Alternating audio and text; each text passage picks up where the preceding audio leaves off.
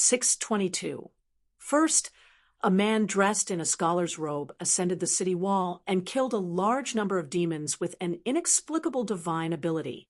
Later, Xie Songhua sacrificed a bamboo box to her sword and completely destroyed the natal flying sword of a Jade Realm Sword Immortal demon, causing the latter to fall to the nascent Soul Realm. Moreover, even the nascent Soul Realm was on the verge of collapse. It was hard to say if he could still be considered a sword cultivator in the future. After all, an innate sword embryo could only be encountered and not sought. It wasn't as if the sword cultivator's realm was high enough and the destruction of his natal flying sword could easily produce another one. Therefore, this great demon that suffered the moment he made a move suffered a great loss in this siege. What he lost was not only his realm, but also the various benefits brought by his identity as a sword cultivator. If he were to switch to other divine abilities and return to the upper 5 realms, it would be even more difficult for him to become a sword cultivator of the Great Wall of Sword Qi. On the battlefield where Qin Pingan, Lu Xianyang, and Qi Shou were fighting, the demon's attacks were obviously stagnant. According to the rules of the Great Wall of Sword Qi, Xie Songhua went all out today and took advantage of the situation. It could be said that she had made a miraculous contribution. This battle merit wasn't small, because the demon that had attacked her was one of the most precious sword cultivators in the wildlands. Xie Songhua could be considered to have killed a half-immortal demon, or the equivalent of a complete, unpolished jade demon. However, the person who saw the sword had to make a choice. If she chose the former, she would have to kill another half-immortal to exchange for the corresponding spoils of war. If she chose the latter, she would suffer a small loss. Fortunately, she could immediately get money and treasures from Master Hidden Official. However, Xie Songhua was obviously not satisfied and wanted to attack again. Qi Shou sighed. Good luck is all given to Sword Immortal Xie. I have to take it easy. Qi Shou decisively took out his last flying sword and formed a sword formation around him to prevent the sword cultivator of the upper 5 realms from sneakily attacking him. Qi Shou turned around and asked, "Do you have a share of such a large profit?" Chun Pingan sat cross-legged on the spot and reached out to press down on the sword workshop's standard long sword on his knees. He shook his head and said, "No." As bait, there wasn't a single copper coin to be gained. Lu Xianyang smiled and asked, "Are you two friends?" Chun Pingan still shook his head. Qi Shou sneered, "Friends my ass. They're enemies.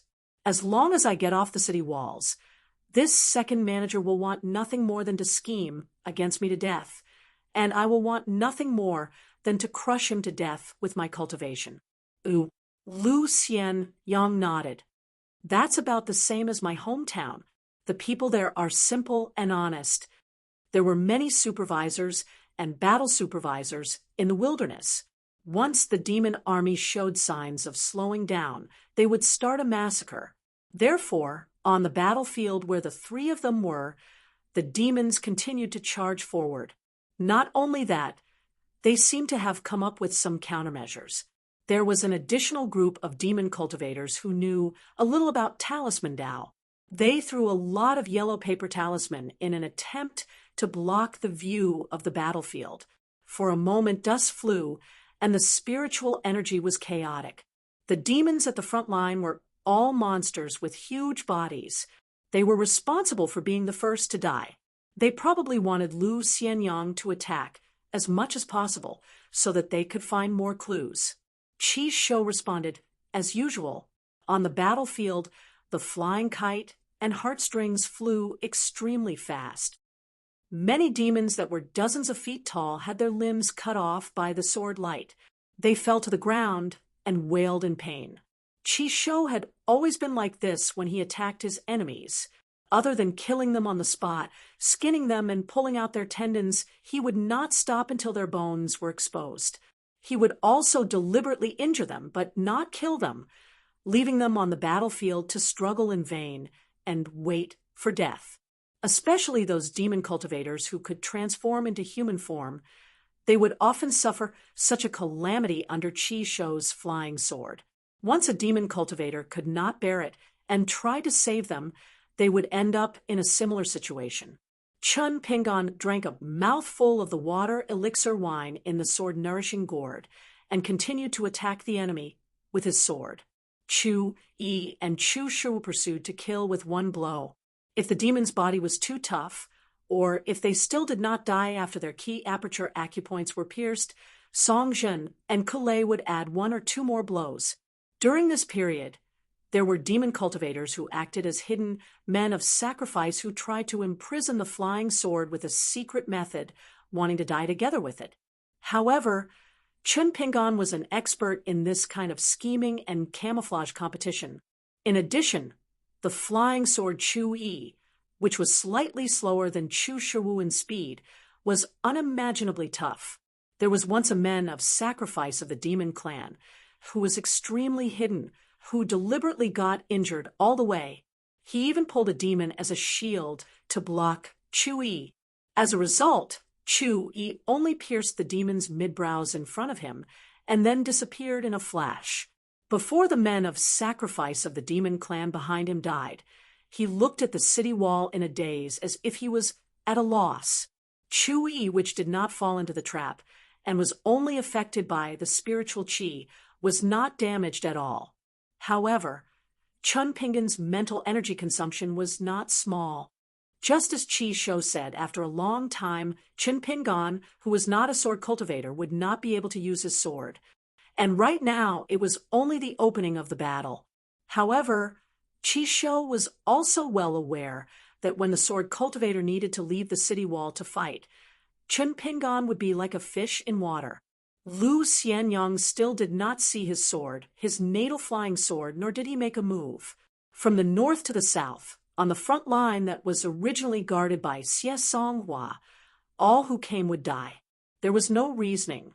Chun Pingon could not help but say, "Be careful. You'll attract the attention of the great demon." Lu Xianyang said to Chun Pingon through the Heart Lake ripple, "The biggest and only problem with my sword technique is the height of its killing power. It's far from being top-notch.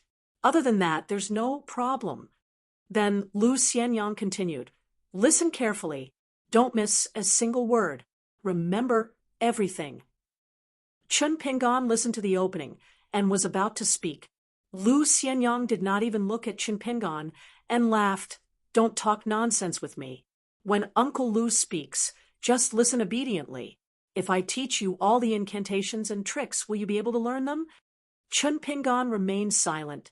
Lu Xianyang continued to impart the incantations telepathically.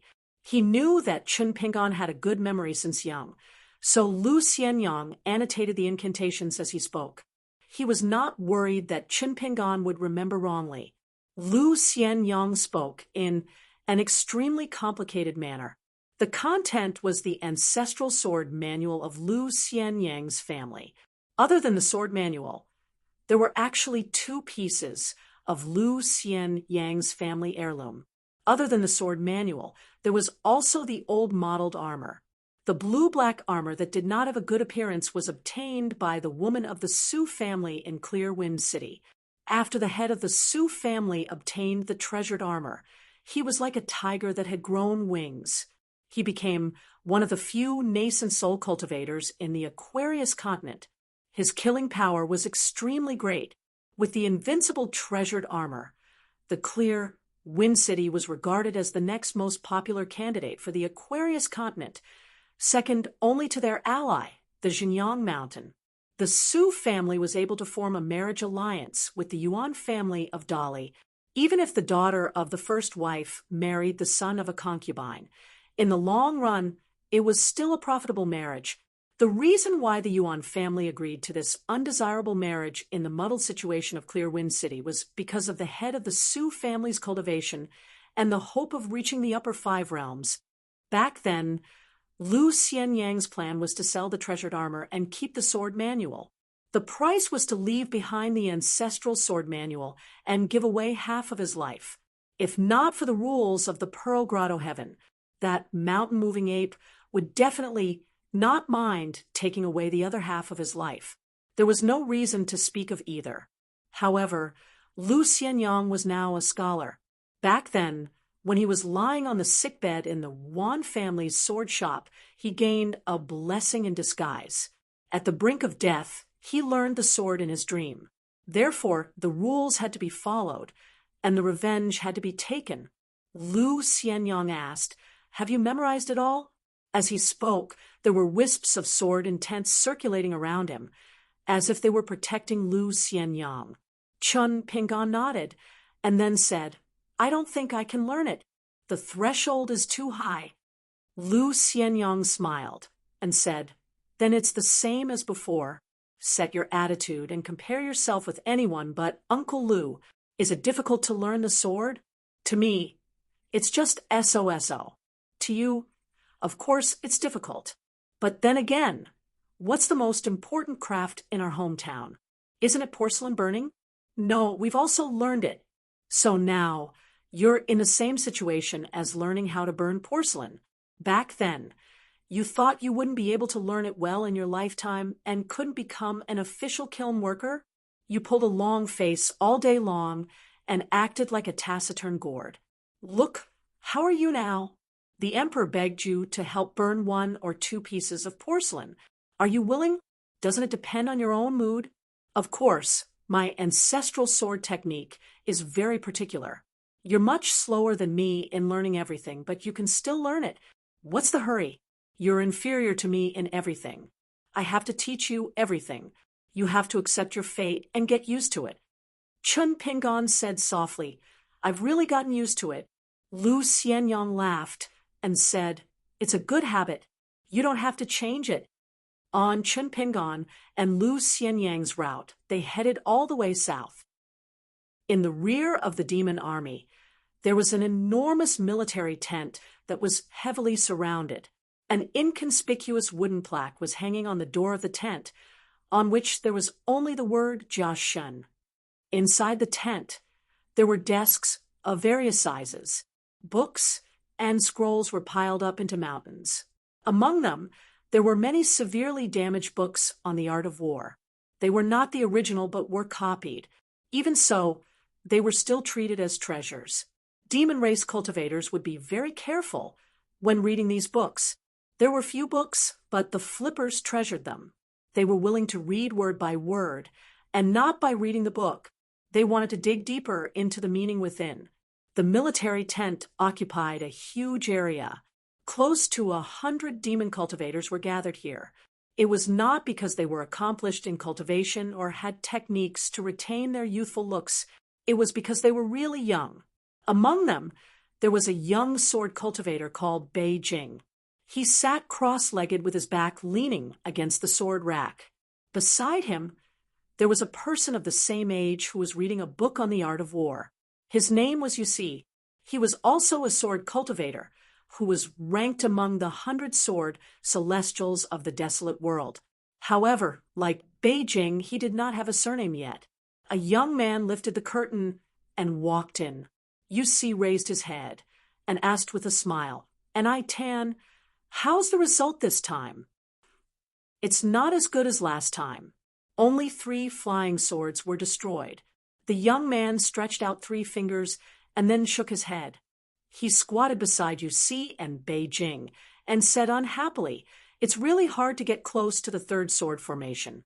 At my battlefield, there were sword celestials who came to hold the line and protect those sword cultivators of the middle 5 realms who were not stable in their attacks. I was almost cut in half by a sword chi.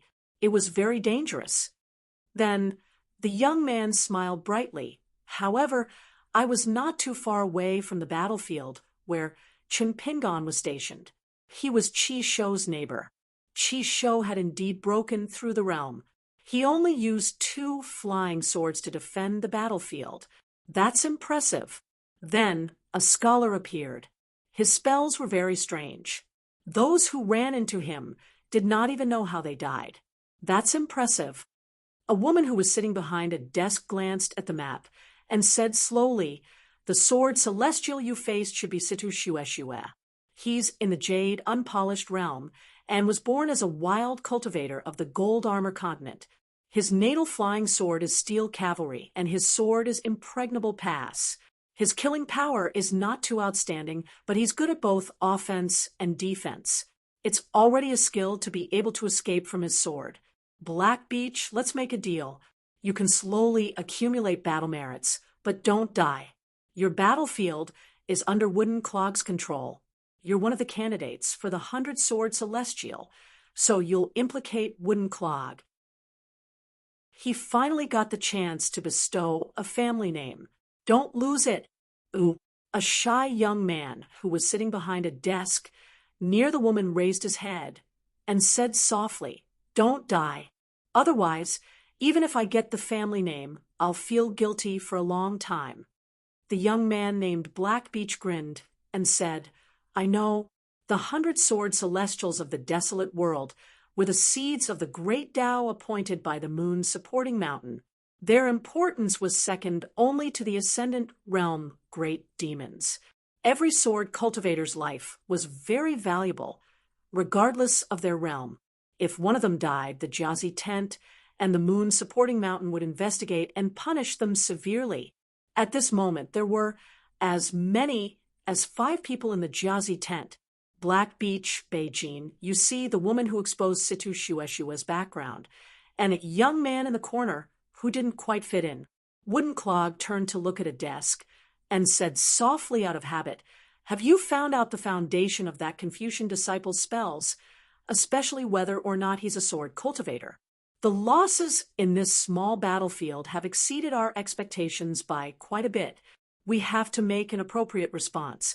Previously, we sent a sword celestial to assassinate Qin Pingan, but we've already failed. However, as long as you give us a conclusion, we really do need to mobilize another sword celestial. I've looked at the plan and found it feasible. Let me send a flying sword message to inform the sword celestial to launch a sneak attack. If that still doesn't work, I'll personally go to the Jazzy Tent. You don't need to feel pressured in this regard."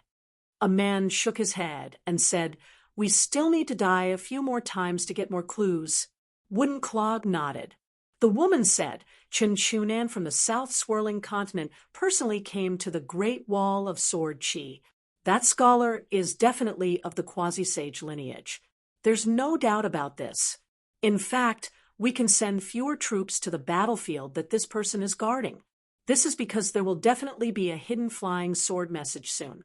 After the Jazzy Tent confirms that there's no mistake, they'll naturally send a letter to us.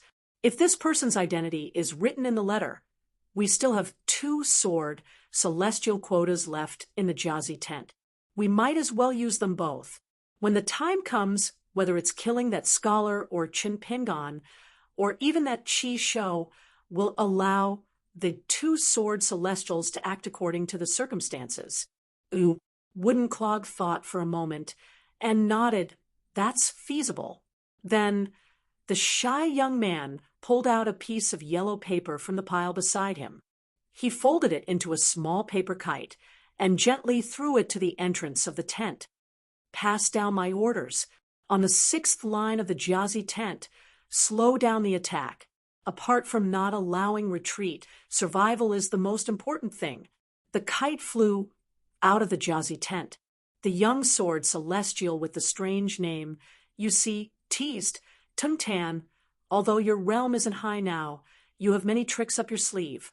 If there's a chance in the future, when the sword celestials leave the city, you should go and meet that Qin Pingan. Compared to idiots like me and Beijing, who only know how to charge around, you'll have an easier time taking advantage of them." Tung Tan thought for a moment and nodded.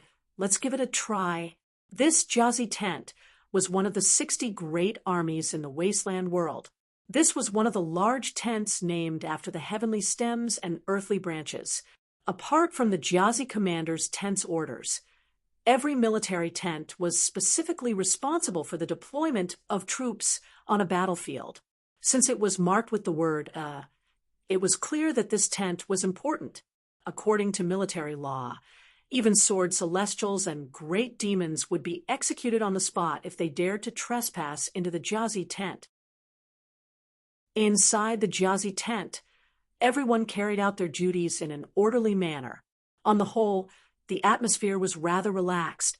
The young woman with the map spread out on the table raised her head and said in a deep voice, "For our growth, for the sake of conquering the vast world in the future, we'll be able to defend a few of the great continents. Now, just talking about the Jiazi battlefield alone, we've already lost close to 10,000 troops for nothing. The records of our contributions are carved on the bones of our corpses. Don't think that this is something fun." A pale-faced youth sat alone in a secluded corner and sneered. "Troops? Can those brainless ants be counted as troops? It's better if those ants die. They'll help us fight for the right time and save food for the army. It's killing two birds with one stone. Our wasteland world can't feed so many useless people in the first place. If they die here, it'll be a worthy death. At least they've made some small contributions." He glanced at Bei Jin and Nai Tan, who were not far away. "Leave that Chimpingon to me. Whoever dares to fight with me, don't blame my flying sword for not having eyes and accidentally injuring my allies." It was Li Shun who had turned from a child into a youth. He still had a part of the ancient Punisher Li Shun's incomplete soul. Then, he used the moon supporting mountain's secret technique to reconstruct his body and finally pieced together a complete soul. Bei Jin was indifferent, and Ai Tan still smiled brightly. "No problem. You see, smiled. I wouldn't dare. I'm not qualified to be young Master Li Shun's ally." That arrogant youth suddenly laughed and stared at Yusi. "I advise you not to learn from the people of the vast world. They like to speak in a weird way." Yusi raised both of his hands and said pitifully, I'll shut up. Mu Shou frowned and raised his head. It was rare for him to speak in a more serious tone, but compared to Li Jun and Yusi's voices just now, he still said softly, "Li Jun lost, and only lost by a little. You see, this isn't a reason for you to gloat. You're all superior sword cultivators, so you should have a superior state of mind." Yusi immediately retracted his expression and nodded. Then Mu Zhou turned to Li Jun and said, "A loss is a loss. Li Jun, you're not capable enough. You're able to survive after this because of your ability as the last disciple of the moon, Tua Mountain. I don't care about this. I'm only responsible for the victory and loss of the Jiashan battlefield. I have to take care of everything. After the war is fierce, you Li Jun still have to listen to orders. Ignoring military discipline and acting on your own will implicate the entire Jiashan camp. You'll have to bear the consequences. But when the time is right, as long as you're still willing to find Chimpingon as your opponent and fight with that person, even if you have to exchange your life, it's up to you. Jiashan camp will not stop you.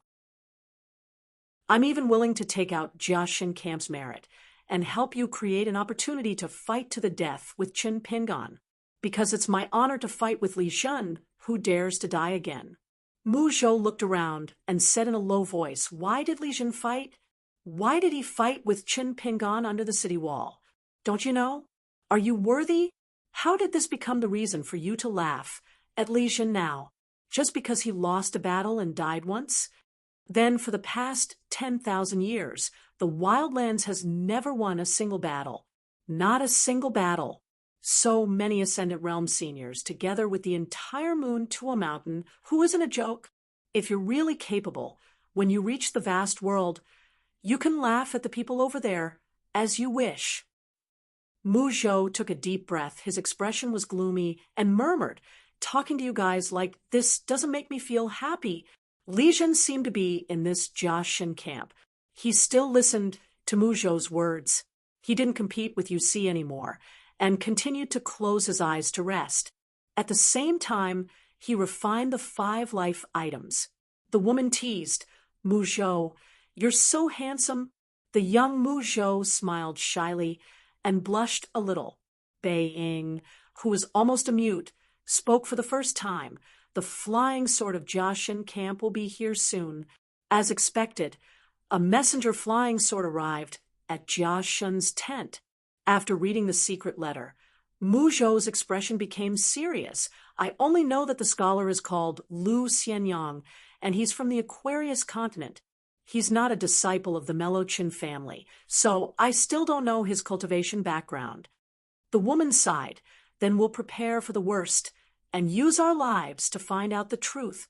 Mu Zhou suddenly said, You see, go to the battlefield personally. Remember to disguise yourself well. After you receive a sword, immediately leave the battlefield without any hesitation. That Chun Pingan's sword power isn't too strong, but his observation of the battlefield is very detailed. With his temperament, I dare say that his backup plan is definitely not just that female sword immortal. As long as you don't die on the battlefield, there will be other sword immortals in charge of keeping an eye on you. Yu Si stood up decisively. His face was full of eagerness, but his mouth complained, Retribution comes so quickly. Mu Zhou turned to look at Beiying. Yu Si immediately dashed out of Jiaxin camp, not giving Mu Zhou a chance to change his mind.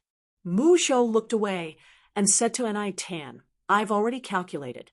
With the contribution you've accumulated so far, you're still lacking quite a bit if you want to buy that Yeluo treasure. It's fine. I'll take the lead and gather the money. In the future, whoever pays will receive a dividend every year. Who else is willing? The woman shook her head. I'm also saving money. I can't give it to you. Mu Zhou said, You can give it to me. You'll earn it back before the curtains of the battle fall. Trust me, it won't delay you from getting that treasure. Li Jun opened his eyes and said, Do you need to buy it? I'll just go and ask for it. Mu Zhou shook his head and was about to refuse. Li Jun had already stood up and said to the woman, Just tell me which treasure you need. I'll go and get it. I can't be bothered to make an extra trip. The woman did not hesitate, directly stating the name of the treasure. Laughing heartily, she clasped her fist in thanks. Li Jun expressionlessly walked out of Jia Xin camp. He raised his head to look at the great wall of Sword Qi. From here, the northern wall was blurry, but from the northern wall overlooking the battlefield, he could see everything clearly. Li Jun drew back his gaze, froze for a moment, and then turned around and clasped his fist in a rare bow as a sign of respect. At Li Jun's side was a man with a large beard and a sword on his back. The man nodded. You go about your business. Li Jun rode the wind and left. Mu Zhou walked out of Jiaxin camp and called out, Master. The man said, Master wants to see someone. So, as his disciple, you have to do something for Master. Kill that Chinpingan. Mu Zhou silently nodded. 6:23. A loud horn sounded on the battlefield, and the demons started to retreat. This prelude battle lasted for more than 2 decades, and the demon army still couldn't reach the city wall. The sword immortals on the city wall were still outstanding. The demons on the wasteland side didn't attack much, and the number of Ascendant Realm and Immortal Realm demons who used their mystiques could be counted on 2 hands. Moreover, they didn't really break through the enemy's formation, so they seemed to be suppressed by the Great Wall of Sword Qi. During this period, the 2 most outstanding battles were publicly acknowledged. One was when the left and right sword immortals penetrated deep into the enemy's territory alone, and almost destroyed the Zhengwu army tent, which was located at the front, and provoked the attack of 2 Ascendant Realm demons. The left and right sword immortals didn't retreat, and their sword Qi was vast and mighty. From the city wall, it was as if a small world had condensed and materialized out of thin air. Endless snow-white sword Qi, with the left and right sword immortals as the center, formed a huge semicircle that covered the sky. Wherever it passed, the demons' bodies and souls were shattered, and they were all turned into powder. On the great wall of Sword Qi, the left and right sword immortals couldn't be seen at all. They could only see Sword Qi and Sword Light. The Immortal Realm sword immortal, Mi Hu, who had broken through the bottleneck not long ago, stood beside his younger brother, Miyu, who was still in the unpolished realm. The two brothers had different feelings. Mi, who felt that if the left and right sword immortals could have more sword chi, that would be delightful. Miyu's face was bitter, and he felt that the left and right sword immortals had too much sword chi. The left and right sword immortals who liked to be alone had brazenly attacked the two Ascendant Realm demons. This was an extremely magnificent battle, and the battlefield was in the human world. As for the other battle, it took place in the sky. Chun Chunan had actually managed to drag down a bright moon from the highest point of the heavens into the mortal world. Almost the entire wasteland fell into a huge panic, and they were all worried that the moon, which was getting bigger and bigger, would really slowly fall into the human world. The gray-robed elder of the moon-bearing mountains still didn't stop him, and instead he looked up and laughed, saying that the scholar had good means. Chun Chunan was indeed worthy of being hailed as the new peak of the second sage lineage. Out of the 8 continents outside the Central Plains, Chun Chunan of the Hassa continent, perfected fiery dragon of the North continent, and god of fortune Lu of the White Jade continent each had their own strengths. Even the arrogant chi refinement warriors of the Central Plains did not dare to say that the pillars of the 3 continents were not powerful enough. The gray-clothed old man let the great demon at the peak of the Ascendant Realm, who called herself the master of the Lotus Nunnery, fight with Chun Chunan with all her strength. The Taoist Ascendant, who had already refined half of the moon soul, was in a favorable position. However, it was still unable to stop Chun Chunan's heaven-defying methods, causing the moon to slowly descend to the ground. The so-called slowness was actually an illusion. If there were really ancient deities and people who had attained Tao who lived in the bright moon for a long time, they would probably be able to experience the rapid descent of the moon. Outside the battlefield, the cultivators in the wasteland, who had cultivated Tao and were of a high level, could feel the overwhelming suffocation as they neared the upper 5 realms. They could also see the scenery of the bright moon's moon palace more clearly. They could also see the lifeless, continuous mountain ranges. The cultivators of the upper 5 realms with better eyesight could even see the lifeless ruins of the palaces, the huge dead trees, the ancient skeletons that could crush the mountain ranges, and the floating clothes that were as big as lakes. In the vast world, there was once a military sage who said something more praiseworthy than derogatory. It's a pity that the scholar is not domineering, and his writings cannot reach the heavens. If the person who said this had witnessed Chun Chunan's attack at the Great Wall of Sword Chi, he would not have made such a fallacy. The Great Wall of Sword Chi was most familiar with the 9 great continents of the vast world, not the central divine continent, but the south swirling continent, which was closest to the inverted hanging mountain. They were also familiar with the scholar Chun Chunan. This was also thanks to Alliance's propaganda that Chun Chunan was a rather unique expert among the scholars. He was like an old man swinging a hammer, skilled in both the pen and the sword. He could write essays, and he could also fight. He was very, very powerful. However, the bright moon was not completely dragged down to the mortal realm. The Lotus Nunnery Master used all her strength and was in a stalemate with Chun Chunan for a full hour. Therefore, on that night, the moon was closest to the ground, and it was extremely bright. These 2 battles should be a true fight between immortals.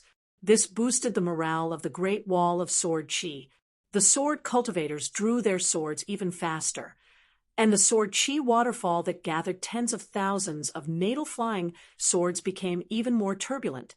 However, in this wave of attacks, compared to the demon race army that swarmed and died, the number of demon race cultivators that were truly trapped was still very few.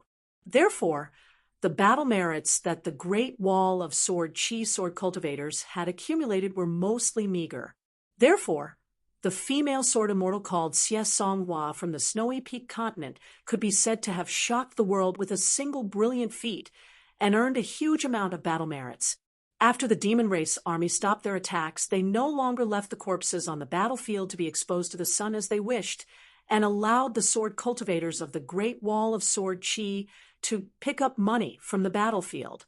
They started to respect the demon race cultivators that had died in battle and tried their best to collect the corpses. Their bones, along with their belongings, were carefully counted, recorded, and returned to their descendants. The Great Wall of Sword Qi naturally would not allow the demon race to swagger around and clean up the battlefield. The key was the temporary retreat of the demon race army.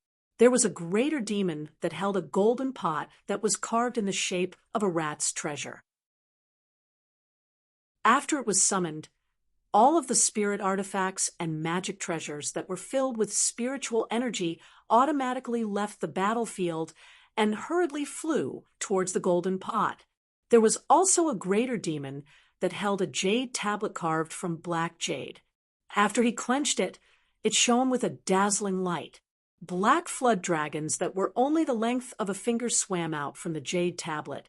After they left the jade tablet, it was as if the flood dragons had lost their advantage. They suddenly transformed into colossal creatures that slammed their claws into the ground, easily stirring up dust that was hundreds of feet high as they attempted to kill the sword cultivators that had left the city. The greater demon Chongguang, who had once been in charge of sieging a city, summoned one of his life items. It was a bowl of water. He gently blew out a breath of air, causing the surface of the water to ripple. Suddenly, an incomparably deep vortex appeared, as resplendent as a river of stars. The demon race souls on the battlefield formed a series of land tornadoes that swept towards the south in an attempt to fuse into the bowl of water. By gathering the souls, they could be released into the wilderness outside the battlefield. They could also be stored in supreme treasures so as to prevent them from being refined by the sword Qi and sword intent here. The extremely pure spiritual energy of the world seemed to be unapproachable to the great Tao, but in fact, to cultivators who had the right time and place, there would be a mysterious feeling of intimacy. The many ancient sword intents on the Great Wall of Sword Qi were the best example. However, the broken limbs, corpses, and blood that seeped into the ground would greatly change the fate of the battlefield. The sword immortals had to deal with them. They definitely could not eliminate all of them, but they had to eliminate as much as they could. Otherwise, the right time that originally belonged to the Great Wall of Sword Qi would tilt towards the wilderness. This was the sword cultivators' greatest reliance apart from the great sword immortal and the city wall beneath their feet. Therefore, the strangest scene on the battlefield occurred. Both armies had clearly stopped fighting. However, the greater demons and sword immortals were attacking more and more frequently. There were constantly cultivation treasures and damaged spiritual artifacts left on the battlefield. Both sides used their own methods to control them and collect them into their pouches. There were even more that were shattered on the spot as the two sides fought. However, compared to the previous confrontation between the two armies, on the vast battlefield now, no matter how big the commotion caused by the attacks of the sword immortals and greater demons was, they were still limited. After the two sides stopped fighting, there was a short period of rest. According to the rules of the past, the sword cultivators could have as long as half a day or as short as 2 to 3 days to rest. Chun Pingon did not immediately leave the top of the wall. He continued to sit there cross-legged, paying attention to the distant attacks of both sides. Lu Xianyang walked to Qin Pingon's side and sat down. He wanted to immediately meet up with his schoolmates and friends.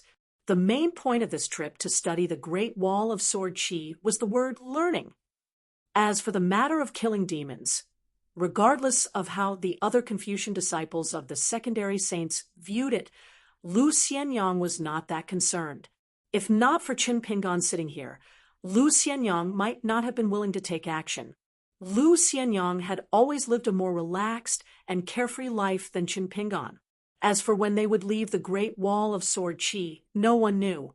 It all depended on the intentions of the Chun clan's saint. Lu Xianyang scratched his head as he gazed at the swift and fierce sword lights that suddenly appeared and disappeared on the distant battlefield.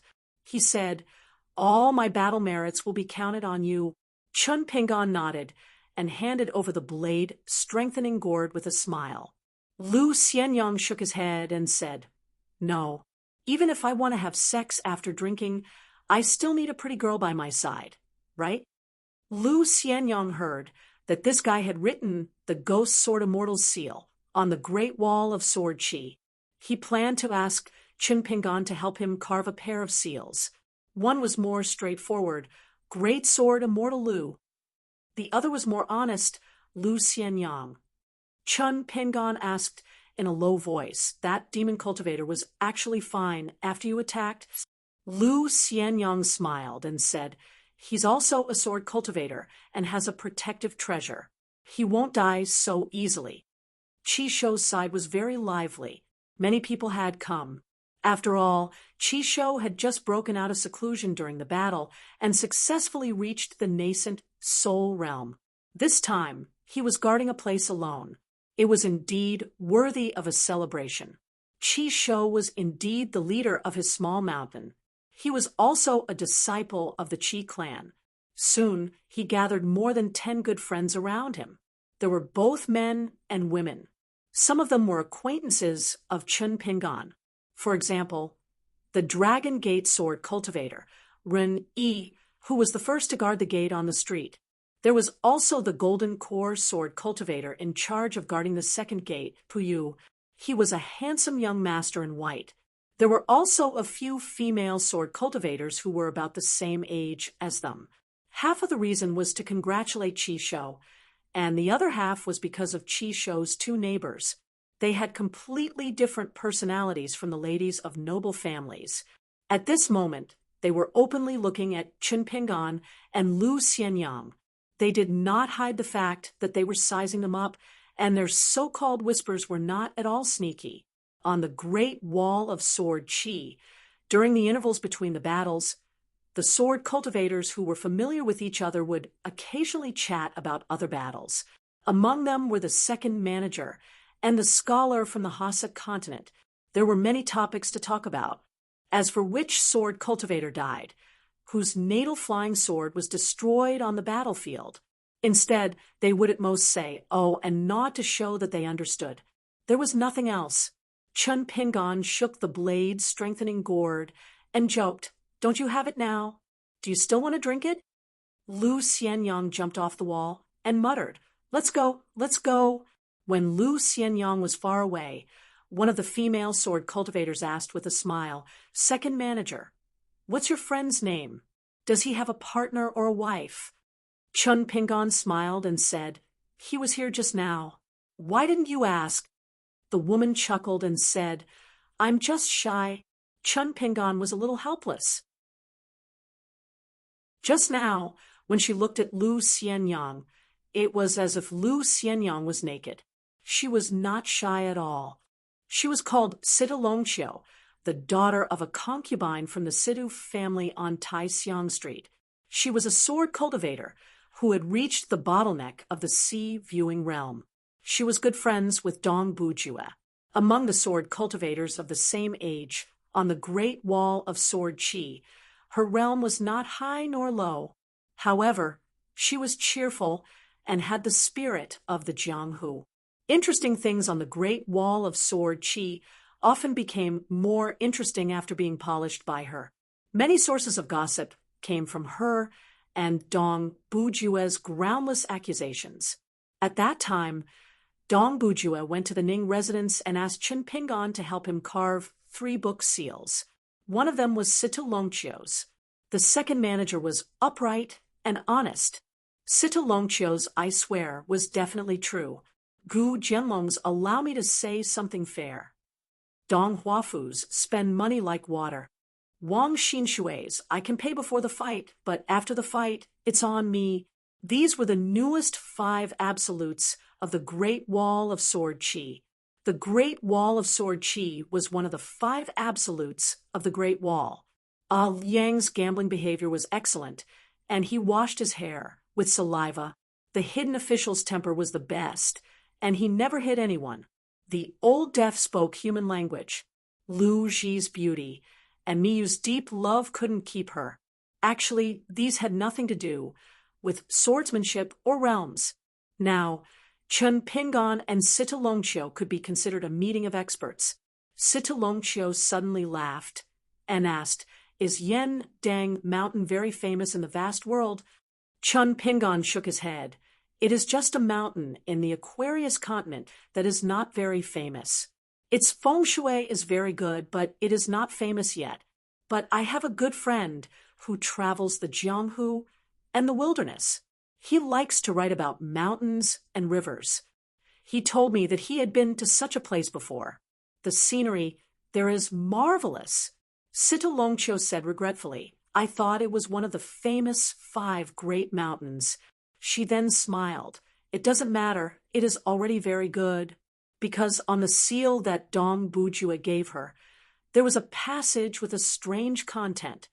Resting at Yen Dang Mountains de Longqiu, in the middle of the night, starfire filled the sky.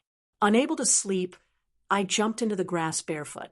After she obtained the seal, she asked many of her good friends who had rich book collections about Yen Dang Mountains de Longqiu, but they could not tell her anything. Chun Pingon thought of something and laughed. "But there is good news. Yen Dang Mountain will most likely become the new East Peak's Deputy Assistant Crown Prince of the Aquarius continent and will be promoted to one of the Crown Prince Mountains. In the future, it will be much more famous." "Oh." Sita Longqiu was startled. "Crown Prince Mountain? What nonsense is this?" She then laughed out loud. "Anyway, it is still a good thing." Sita Longqiu turned and walked back to Qi Shou's side, and together they flew back to the northern city. Guizhuzhou flew over and squatted beside her master for a while. She said softly, "Master, don't worry, I will not tell Mistress. Mistress is the eldest, but I still side with Master more." Chun Pingon laughed lightly. "Whether it is you or Sister Situ, in Master's hometown, you are all fairies." Guizhuzhou asked curiously, "Fairies? Do you know how to fart? Do you stink when you fart? Do you purposely hide it in your skirt? Otherwise you would not be a fairy, right? If I were a man who admired fairies, I would not be able to stand it. So if I were a fairy, I would hide in the blanket and fart secretly. I would lift the blanket and fan myself, and I would not stink." Chun Pingon was already used to Guizhuzhou's wild and unrestrained thoughts. He drank another mouthful of the water pill wine in the blade, nurturing gourd, and the pitiful underwater residents that had almost depleted of Ling Qi felt better. He patted the little girl's head and stood up. "Let's go and find Mistress." The master and disciple duo went to Ning Yao's side. Guizhuzhou was jumping around, but it was a pity she did not have the small bamboo box on her back. She asked casually, "How many great demons did Master kill this time?" Chun Pingon laughed. "It is already good enough that Master is able to stay alive." Guizhuzhou nodded without hesitation and said, "Master has shown mercy. I will leave their heads for a while." Chun Pingon asked, "How is your father?" Guizhuzhou grinned. "I met him on the way. He allowed me to find Master first and return home later." This simple sentence, a met him on the way that could be considered more, made Chun Pingon, who experienced such a large-scale war for the first time, feel a bit of warmth in his gloomy heart, like the clouds opening and the moon shining. Chun Pingon was in charge of the battlefield in the middle, not close to Ning Yao's side.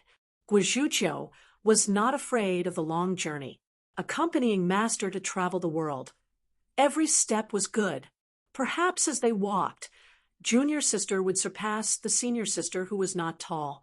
Along the way to the left, they passed by sword immortal Wu Qingpei, who was at the bottleneck of the Jade Pure Realm.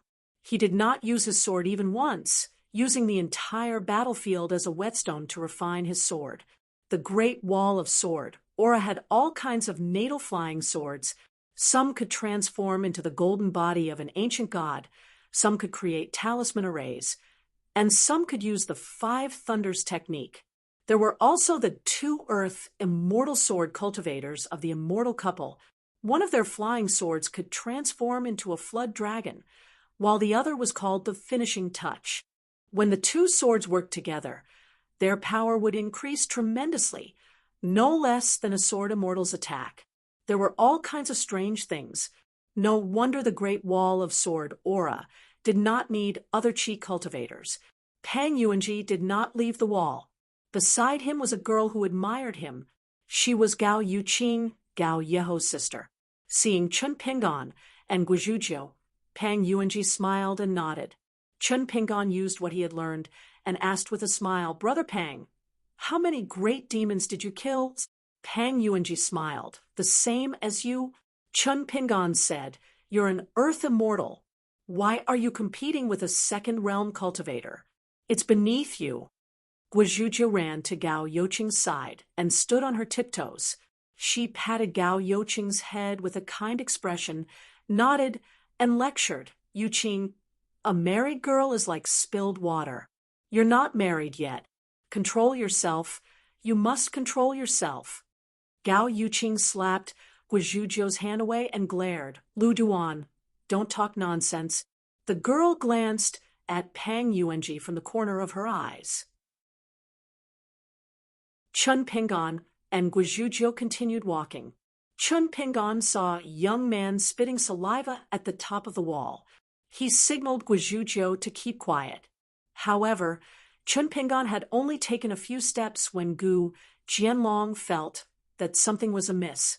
Soon, he discovered the smiling and amiable second shopkeeper.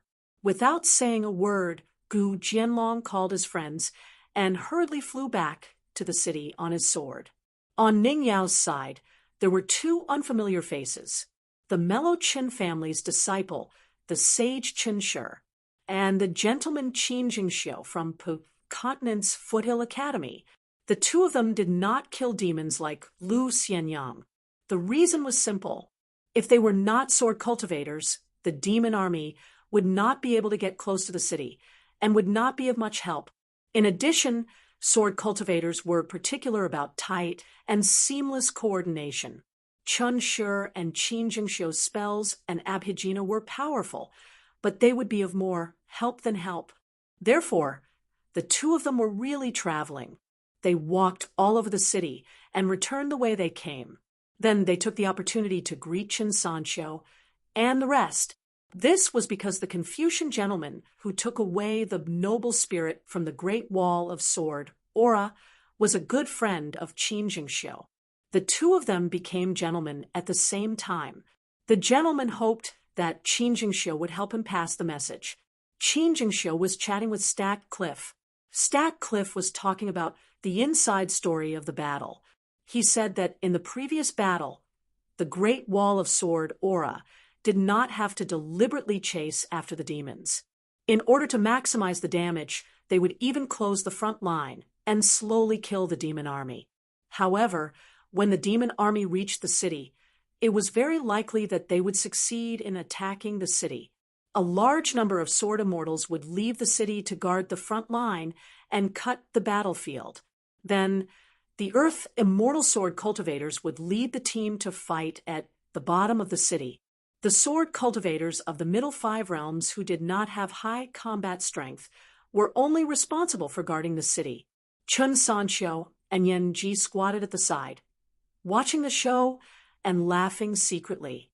They imitated the second shopkeeper and covered their hands with their sleeves. They looked like villagers who squatted on the ridge and watched the harvest. It was rare to see her speaking so softly with someone else. Ning Yao closed her eyes and rested. After Qin Jingxiu announced his name, he also mentioned his relationship with the Confucian gentleman. Ning Yao rarely spoke more. Then she left the crowd and nurtured her sword intent alone. Dong Huafu was chatting with Fan Dash about what to eat and drink when they returned to the city. Dong Huafu said, "Fan Dash, you did well this time. You should buy a pot of Azure Immortal Mountain Wine to celebrate." Chun Shi suddenly said, "There must have been a sword cultivator who betrayed us. He paid the price of a natal flying sword to secretly send a message to the demon race." This was an extremely unpleasant way to put it. This was probably one of the reasons why Chen Shi would inexplicably make enemies everywhere as soon as he left his family. However, Ning Yao and the others did not have any strange expressions. The sky will rain, the mother will marry, the shop will make money. Who can stop that? Dong Huafu turned his head and said, in order to survive, you paid the price of a natal flying sword. I don't know if the scholars in the South Saw continent will dare to use half of their lives to survive in the future. I heard that ordinary scholars who don't cultivate are very knowledgeable, but they can't bear the pain. What's the saying again? Without a knife at home, without a well in the backyard, it's too ugly to hang yourself. The pillars are too hard, and the water is too cold. Qin Jingxiu frowned. Chen Shi laughed instead. There are indeed such sayings. There's no other way around it. There are too many scholars in this vast world. There are both good and bad people. There are all kinds of people. Dong Huafu glanced at the young scholar and nodded. You are easy to talk to. Treat me to a drink later.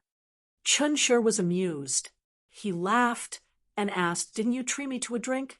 Dong Huafu laughed. Fan immediately said helplessly. Even the second shopkeeper can't make Dong Haiten pay. Qin Jingxiu turned and saw two people. One of them was a young man wearing a robe and carrying a sword. His face was pale, and he looked like a sickly person. However, because of Lu Xianyang, Qin Jingxiu knew that this person was Chen Ping'an from the Aquarius Continent's Dali Longquan. He was a direct disciple of the literary sages branch and the junior brother of the left and right sword immortals. When Lu Xianyang and Chen Ping'an fought next to each other, Qin Jingxiu's horizons were broadened. Lu Xianyang hid his strength well. Even Chen Shi, who had a good relationship with Lu Xianyang, knew that Lu Xianyang was a sword cultivator for the first time. Chen Ping'an smiled and bowed. Greetings, gentlemen. Qin Jingxiu and Chen Shi also bowed back. Dong Huafu muttered, when a disciple of the secondary sage meets a disciple of the literary sage's branch, even if they don't fight, they should quarrel. Ning Yao stood up and said, let's go back. Chen Ping'an took out his talisman boat and boarded the ferry. Qin Jingxiu and Chen Shi tactfully declined Chen Ping'an's invitation, saying that they wanted to walk around the Great Wall of Sword Qi. The talisman boat headed north. On the ferry, other than Chen Ping'an, everyone else was a sword cultivator. Chen Ping'an and Guizhuzhou sat on one side and rowed the boat with all their might. Chen Sanqiu and Yan Ji rowed on the other side. Dong Huafu shook his head and said, it's too embarrassing. Fan Doc deeply agreed. On the city wall, Qin Jingxiu looked at this scene.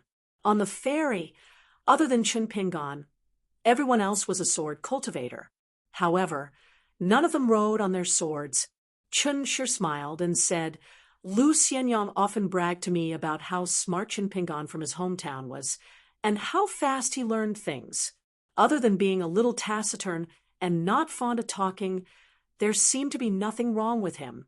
In the beginning, he patted his chest and promised me that Chen Ping'an would be the best porcelain kiln worker in the world.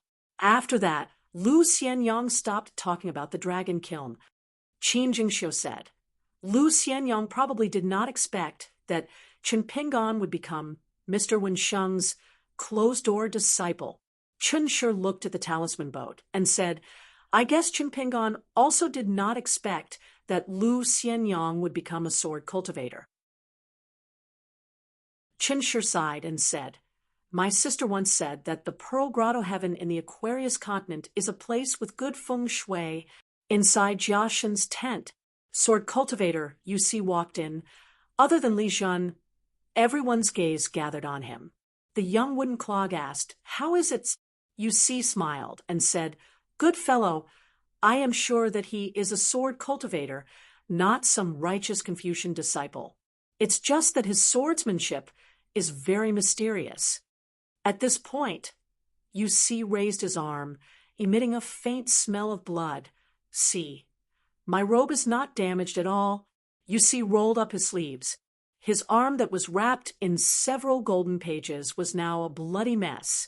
He laughed angrily and said, "Luckily, I have something on me. Otherwise, even if I did not die, a layer of my skin would have been cut off by this person's swordsmanship." Wooden Clog asked, "How did Lu Xianyang draw his swords?" Yu Si shook his head and said, "Sorry, I really do not know how he drew his sword. It came without a sound. It's like being glanced at by a senior. I get goosebumps." Wooden Clog frowned. "It's because Lu Xianyang's sword energy is too fast. It is so fast that it can pass through the river of time without causing any ripples. For example, Qi Shou, who just broke through, his flying sword is called Heartstring. Its innate ability can reduce the natural obstruction of the river of time to the flying sword to the minimum. So it is very fast. Or is it that Lu Xianyang's innate flying sword is even stranger?" The young woman said, "The great sword immortal of the North Continent is Han Huizi. The Taihui sword sect has a new sword immortal, Lu Jinglong. His innate flying sword is extremely mysterious and strange. Although I do not know his name, he is known as Near Dao." Yu Si shook his head vigorously with a smile. He shook his arm, feeling a little sorry for the destruction of the golden pages. His realm should not be that high. He is definitely not an upper 5 realm sword immortal. It is just that his sword art is too strange. A messenger flying sword arrived at Jia Shun's tent. After reading the secret letter, Wooden Clog revealed a smile. In Jia Shun's tent, everyone was smiling. Wooden Clog stood up and went around the desk. He put 2 fingers together and drew a circle. In the tent, a long scroll about 10 feet tall appeared in the air. Wooden Clog said in a deep voice, "Kuei Wei Tent has already sent information to all the military tents. This is the distribution map of the Great Wall of Sword Qi. Every upper 5 realm sword immortal has a rough division of labor. Some relatively fixed positions are recorded and marked on the letter.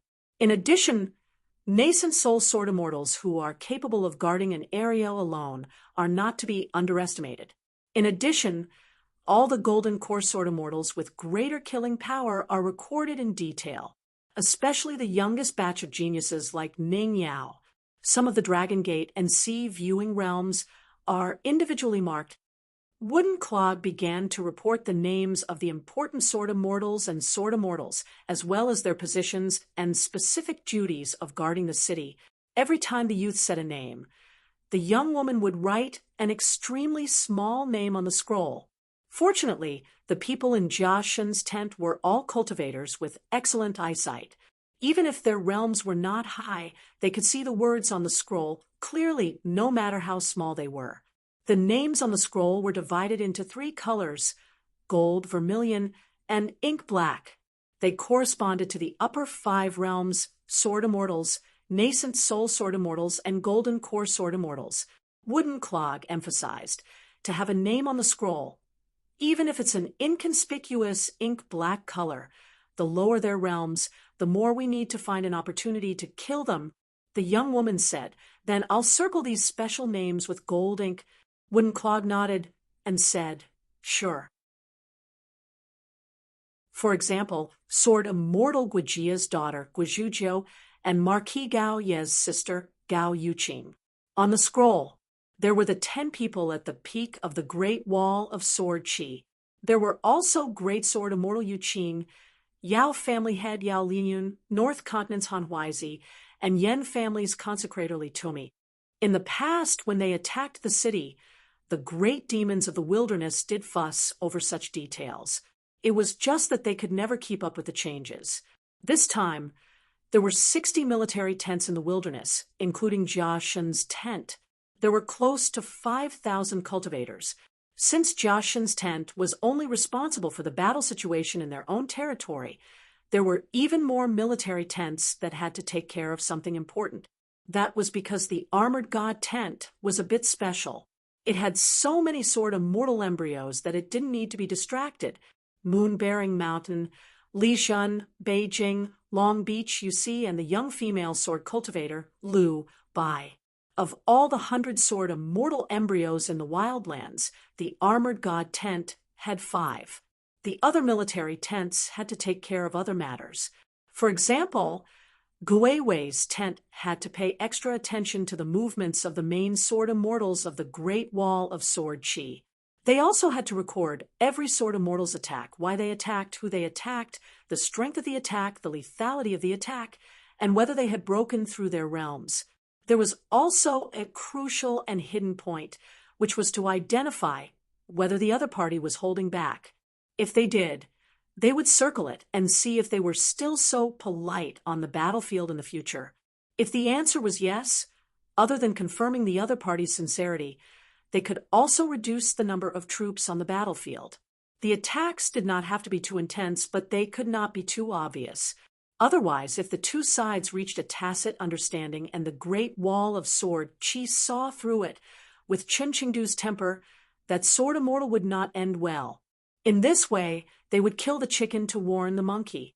How would the other sword immortals dare to secretly express goodwill? There would be Xian Mao's tent.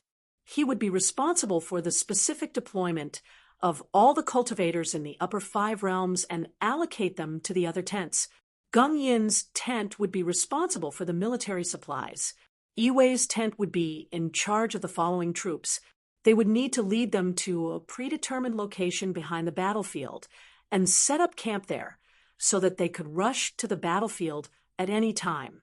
They would also need to arrange a suitable route for them to advance. As for why the peak greater monsters of the wilderness, besides a few that could be counted on one hand, all of them seemed to be absent. This was because there was temporarily no need for these big shots to take action on the battlefield. In truth, they were all very busy. Mobilizing half of the world's factions to attack the Great Wall of Sword Chi was a magnificent feat that had never occurred before in the history of the wilderness. Behind the battlefield, there were many rebellious factions. Not everyone was willing to listen obediently. There were some extremely tyrannical greater monsters that didn't even know how to size up the situation.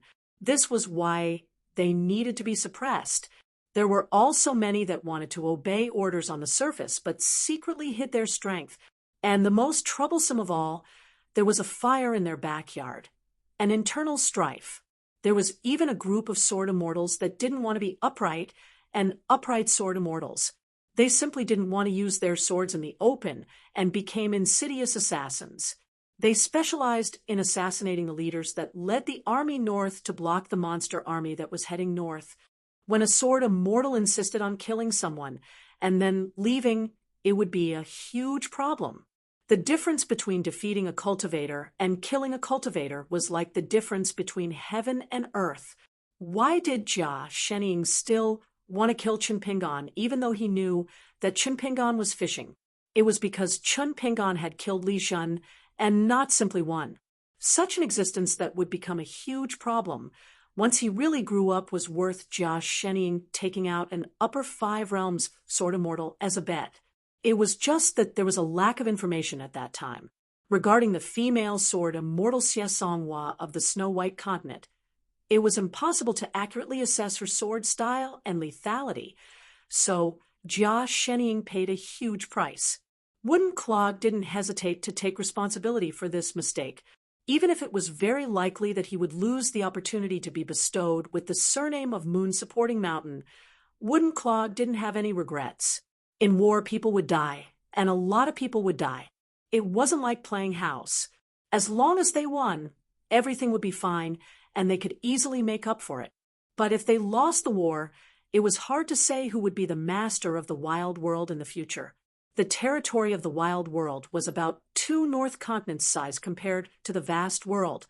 Compared to the rich vast world, the wild world was indeed like an empty shelf to a certain extent.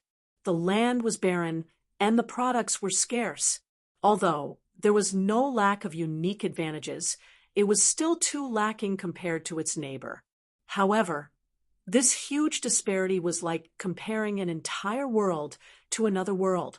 Moreover, the demon race multiplied and spread their branches and leaves extremely quickly. In addition, demon cultivators had almost no moral restraints. There were also some extremely large dynasties that occupied vast territories. They also possessed fertile lands that made other powers drool. There were also many treasured lands that were filled with spirit chi. It was said that they were blessed lands that were not inferior to the righteous world and the green netherworld. Yusi gulped down a mouthful of wine and wiped his mouth. He smiled and said, I went to the battlefield and took a few glances at that Chinpingon. Just like what Li Tan said, he's very cunning. He's an extremely difficult person to deal with in a head-on battle. Li Jun said, his cultivation base has dropped, and he's not an innate sword cultivator. It's natural that he'll have a hard time fighting now. The fact that he's able to defend his territory is thanks to Lu Xianyang and Qi Shou's help. But even so, he's best at calculating the killing power of his flying sword, calculating the combat power of his enemy, paying attention to the details, and fighting a battle of attrition.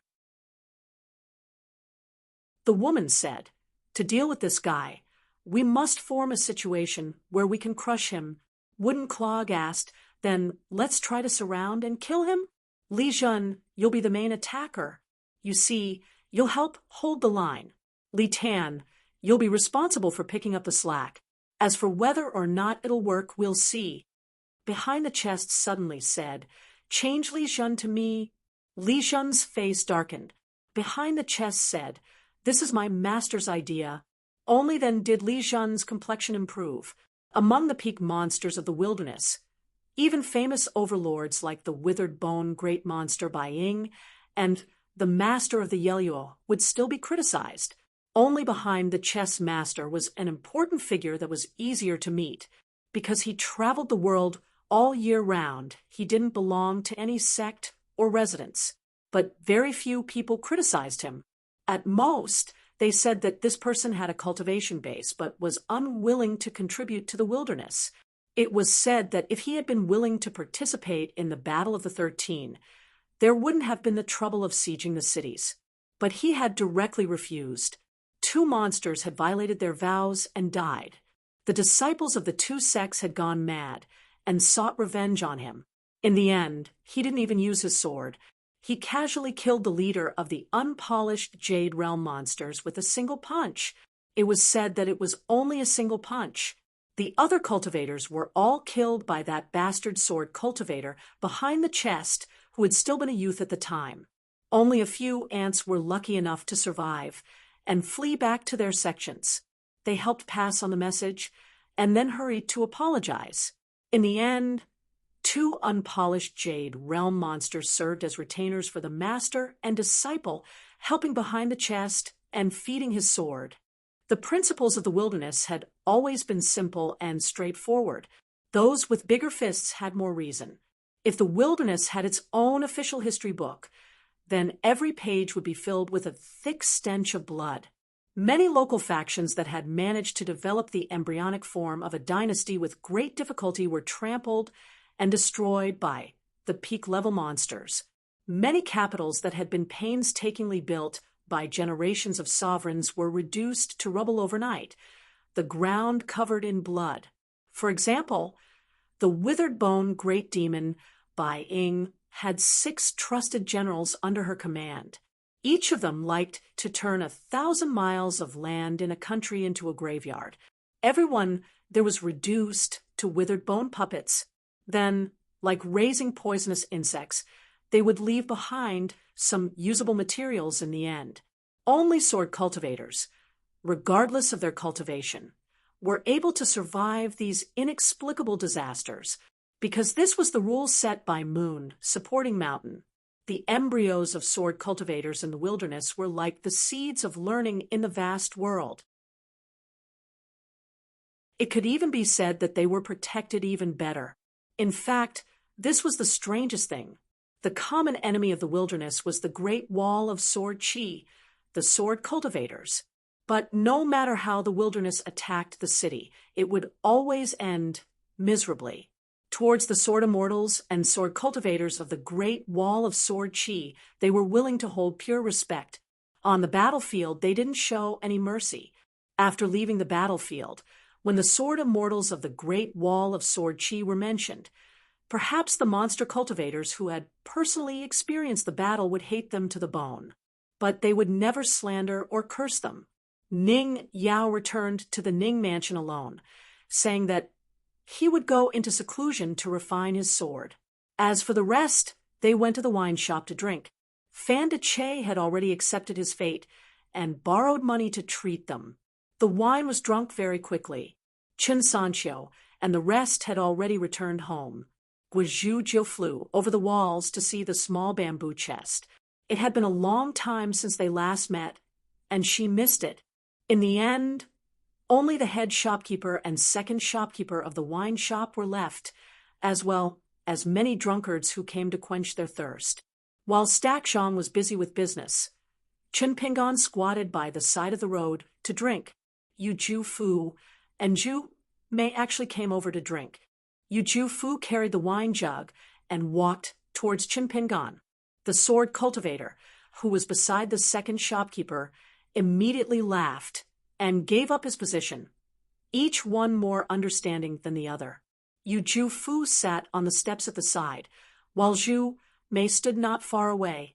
Sister Shi's heroism was something that young girls could never learn. Yu Ju Fu asked, Chen Pingon, your fist technique, is it not widely spread in the Aquarius continent?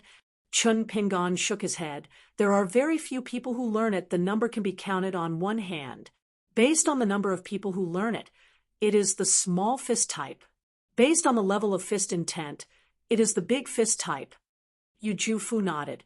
Chen Pingon strive to reach the far traversing realm as soon as possible. You and Chao Ci, regardless of whether you are geniuses or not, on the path of martial arts, even if you walk ahead, it is not a bad thing, at least for me. Don't learn from those cultivators on the mountain, only walking on a single plank bridge. Chen Pingon raised his wine bowl and laughed. Let's encourage each other. Yu Ju Fu drank the wine and left with Zhu Mei. Chen Pingon bid farewell to the child and returned to the Ning residence. But when he reached the gate, he suddenly said to Bai Momo, who was waiting at the gate, that he wanted to return to the city. Riding the talisman boat, he left the city, and below was the private residence of the Sword Immortals. When he reached the city, he first went to look for his eldest senior brother. After he spoke of his thoughts, he laughed and said, It is good that you can think this way. It saves me some trouble. With your current cultivation, how much can you do? Big things? In the end, the direction of the overall situation is how it should be. Your sewing and mending is good, but it is limited to this and not of much use. But before that, I have a question to ask you. Let's not talk about cultivation or identity, but only one possibility. If you die here, you can defend the Great Wall of Sword Chi. Will you die? Chen Pingon was silent.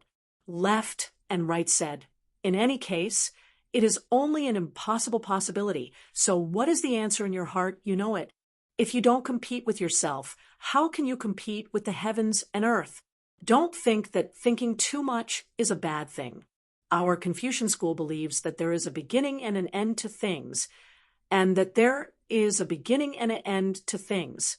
If you know the sequence, you will be close to the Tao. In Buddhism, there is a time of gradual enlightenment and sudden enlightenment.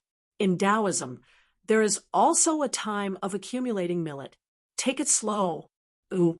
Chen Pingon looked down at the southern battlefield and said softly, I will remember senior brother's teachings.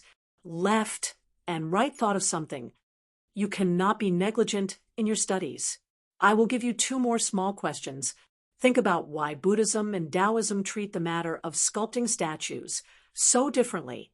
Then there are the 4 bodhisattvas of Buddhism: wisdom, compassion, practice, and wish power. If you follow the order of Sir's teachings, which order do you think is better? The best? Wisdom first, compassion in the heart, great aspirations, and then practice? Or do you have a compassionate heart first, make a great wish, and develop wisdom through practice? Think about it yourself. Think more. Chen Pingon nodded and said, Okay. Then he smiled bitterly. Senior brother, This is not a small problem. Left and right said, "On my side, it is a small problem. On Sir's side, it is not a problem." Chun Pingon bade farewell and left. With a thought, he did not go to the thatched cottage to look for eldest sword immortal. Instead, there was one more thing that Chun Pingon needed to do. Left and right frowned. "Can't you be more straightforward? Do you have to torture my junior brother like this?" If not for the fact that eldest sword immortal's swordsmanship was indeed high, left, and right would have said, "Who do you think you are?" Chun Qingdo came to left and right, hands behind his back, and said with a smile, "It's good to have the best swordsmanship. Every day, I feel refreshed." Chun Qingdo's line of sight was an extremely distant, small world. In the small world, there was a proper school. A man in a Confucian robe was teaching the young boys and girls. First, he talked about the opening of a mountain in poetry, with the white sun at the end of the mountain and spring grass growing in the pond as an example. He talked about 2 sentences that seemed simple and straightforward, but in fact, he took up all the glory and did not leave any room for future generations. This Confucian scholar's pseudonym was Zhou Mi. Behind him was a screen with a golden and jade landscape style. In front of him was a desk full of books and literati's offerings. There were the 4 treasures of the study, the paperweight, the ink bed, and 9 other small items. The more flashy and impractical a spirit artifact was, the more likely it was to be viewed as a precious treasure by many demon cultivators in the wilderness. Even so, the more likely it was to be viewed as a treasure by many demon cultivators. This Shomi was the great demon with the second highest throne in the abyss of the ancient well, second only to the gray-clothed old man. He was even higher than the bearded man with a sword on his back, Lu Cha. He was known as the Sea of Learning in the Wasteland, the moon-supporting mountain in terms of knowledge. He read a lot of books and learned everything. He was proficient in the 3 schools of Confucianism, Buddhism, and Taoism, the 100 schools of thought, poetry, arithmetic, calligraphy, painting, metal, and music. He was very good at all of them. Zhou Mi called himself the Old Bookworm, and was also known as the Old Fox reaching heaven. Among the disciples, Si Chen, Kai Ying, Tong Xian, Tong Yin, Yu Zhao, and Lu Bai from the Jiaxin tent were now in the list of the 100 sword immortals. In addition, a large group of disciples earlier were now people of the military, Shang, and Taoism. The surnames of all the disciples under Zhou Mi could only be obtained after the Great Wall of Sword Qi was breached. In fact, the person in charge of writing this genealogy was Zhou Mi. It was said that in history, the withered bone great demon, Bai Ying, once asked curiously, "Does Mr. Zhou want to be the master of our world's culture and education?" Zhou Mi smiled and answered, "Not enough. Today, Zhou Mi talked about the trivial knowledge of being naive and doing things in the ways of the world. He talked for more than half an hour. Moreover, he often asked the students for their answers first. As a teacher, Zhou Mi would give his own answer. If someone solved the problem well, Zhou Mi would directly give him a bookcase as a tribute. Today, he gave his disciples a bookstore seal engraved with endless stream and mountain. Back when Zhou Mi had first started teaching the Tao, he had told the first generation of students that the scholars of the world didn't care about reason anymore. Of course, they had their own reasons. Right and wrong, good and bad, were complex. However, the scholars of the wild lands were far from that level and didn't have the qualifications to treat everyone with reason. Because their foundation was too weak, when it came to learning, they had to have respect in their hearts. All of Zhou Mi's disciples only had one homework, which was to copy the classics of the 100 schools of thought every day. The last question of the day was Zhou Mi's talk about man and time. This involved a fundamental principle. Zhou Mi believed that the demon race had been enlightened and transformed into human form. However, only those who read books could be considered human. Zhou had a smile on his face as he spoke about what he was thinking about. Before the age of 10, time flowed slowly like a small stream. It was so slow that it seemed like it would never grow, and could not see the distant scenery. After the age of 20, one did not care about the passage of time at all. It was fast and slow. One would be bored out of their wits if they took an extra look. After the age of 30, time began to run wildly, and people were caught off guard. After the age of 40, it was like a rolling river that was about to enter the sea. After the age of 60, it suddenly changed again. It was like a quiet lake that was still and motionless. Before the end, it was like a waterfall that suddenly fell into a deep pool. Some disciples understood what he meant, while others did not pay much attention. Zhou did not decide who was better and who was worse because of this. He only smiled and said, "The purer the knowledge, the more meaningless it is on the surface." However, from my personal point of view, the true power in the world is not a high position or a strong fist. It is a person who can truly affect the hearts of many. It is good that you can listen to it. If you can't, it doesn't matter. You have a skill to settle down as time passes. As long as you don't lock your hearts, you will have a chance to walk up step by step. The scenery of the great Tao is great. When you reach the vast world, you can do whatever you want. When Zhou said this, he turned his head and looked at the screen. In truth, he was looking at a certain spot on the great wall of sword energy. He smiled and said, "Don't say that the heavens have no eyes and ears. Don't say that the earth has no heart."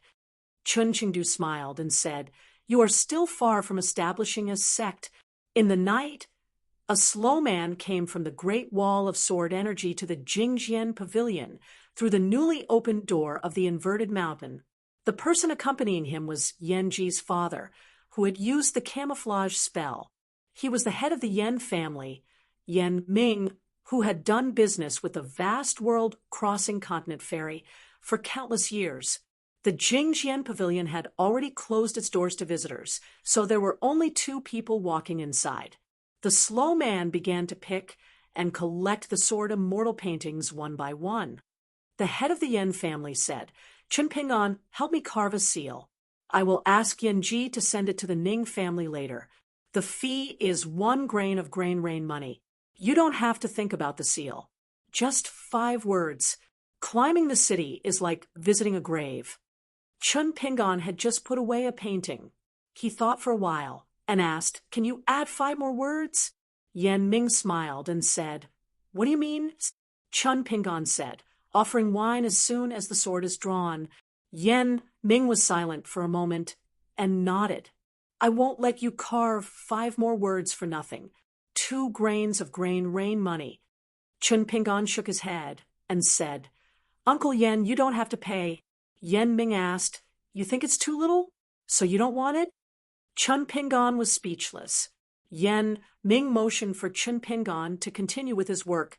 He walked to the side and said with an indifferent expression, "You are a scholar. If you can use your fists and swords on the great wall of sword chi, you should speak more words of conscience. If I were not a businessman, I would feel that I need to pay you for every word." Chun Pingon carefully put away the scrolls one by one. Chun Pingon could not guess why the eldest sword immortal wanted him to do this. Why did he want to come to the Jingjian pavilion to take back all the sword immortal paintings? He just had to do it. The 2 walked out of the Jingjian pavilion together. When Chun Pingon walked down the steps, he suddenly said, "Uncle Yan, can I sit for a while?" Yan Ming nodded and said, "I will wait for you at the gate. Don't stay too long."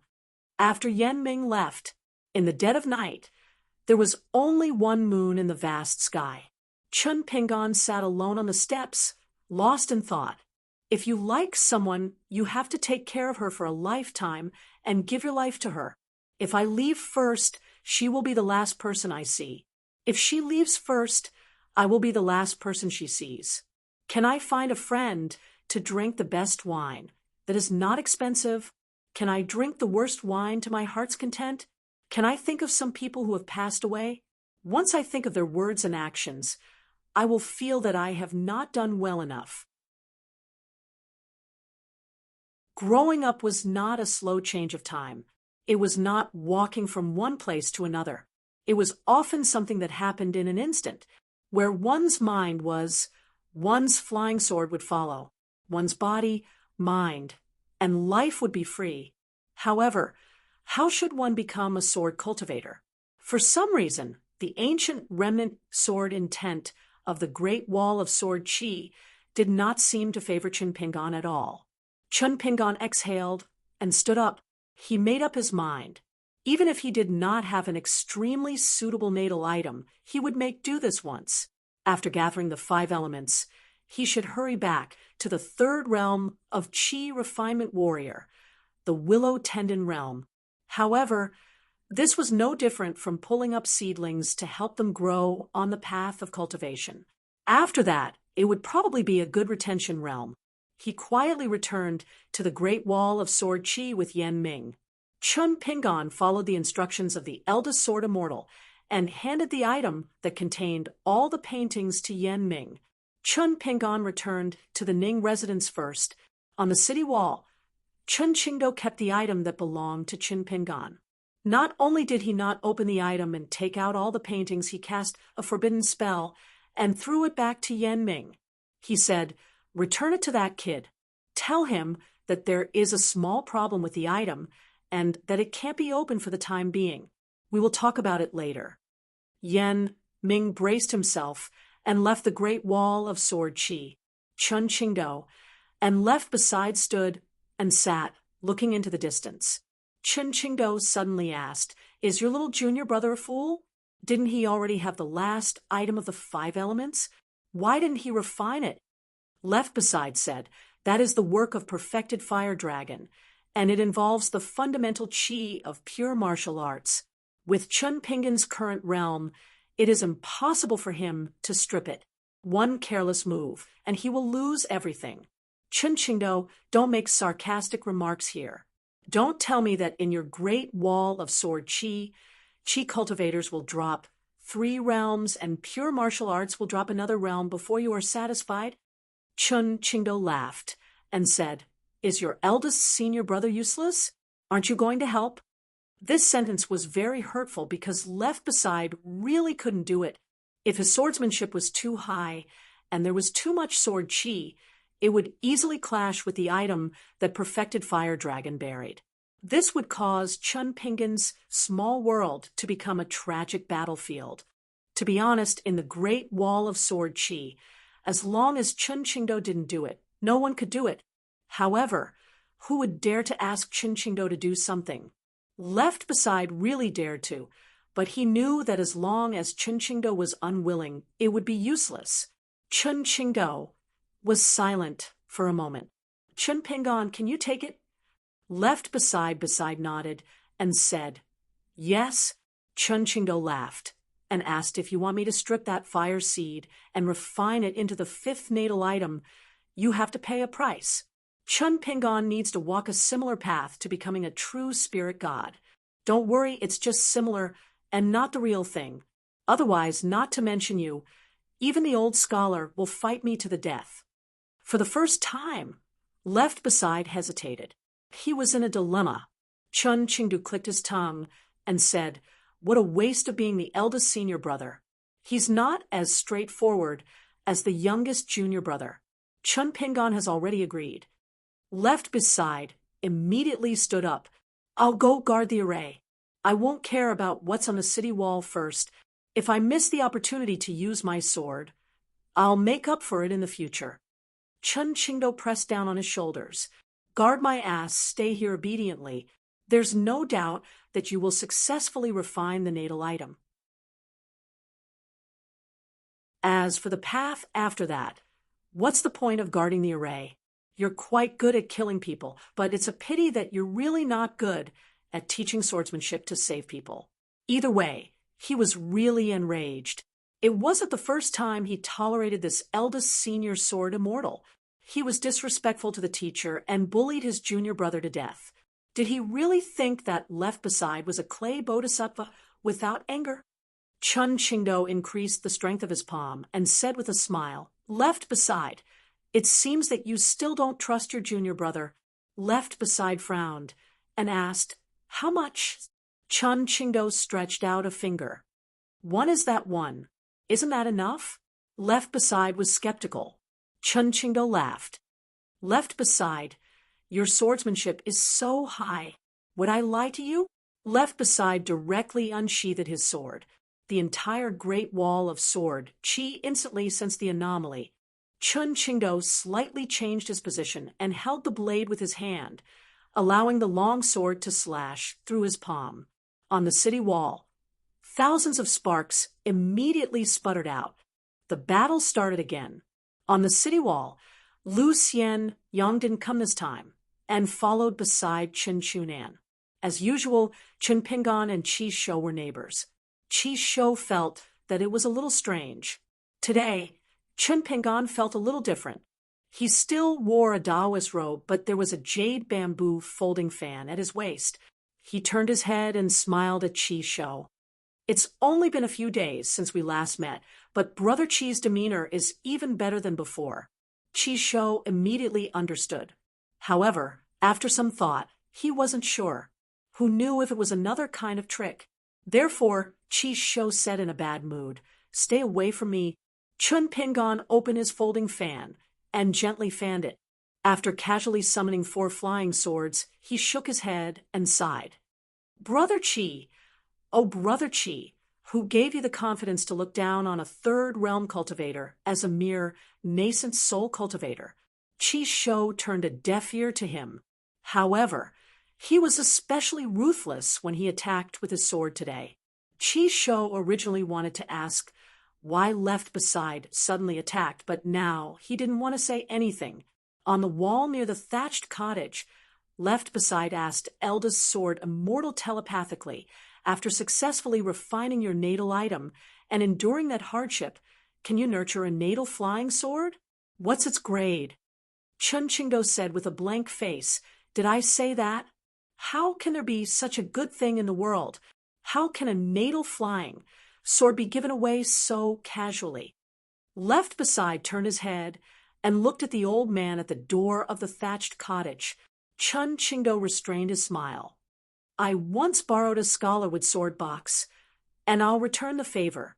I'll let Chen Pingan become a sword box or a scabbard. As for whether or not he'll be able to nurture a life-bound flying sword that's blessed by the heavens, and what grade of life-bound flying sword he'll be able to nurture, will depend on his own fortune." Left Beside took a deep breath and flew out of the city. Once again, he left the city with his sword and went to find an ascendant realm great demon alone.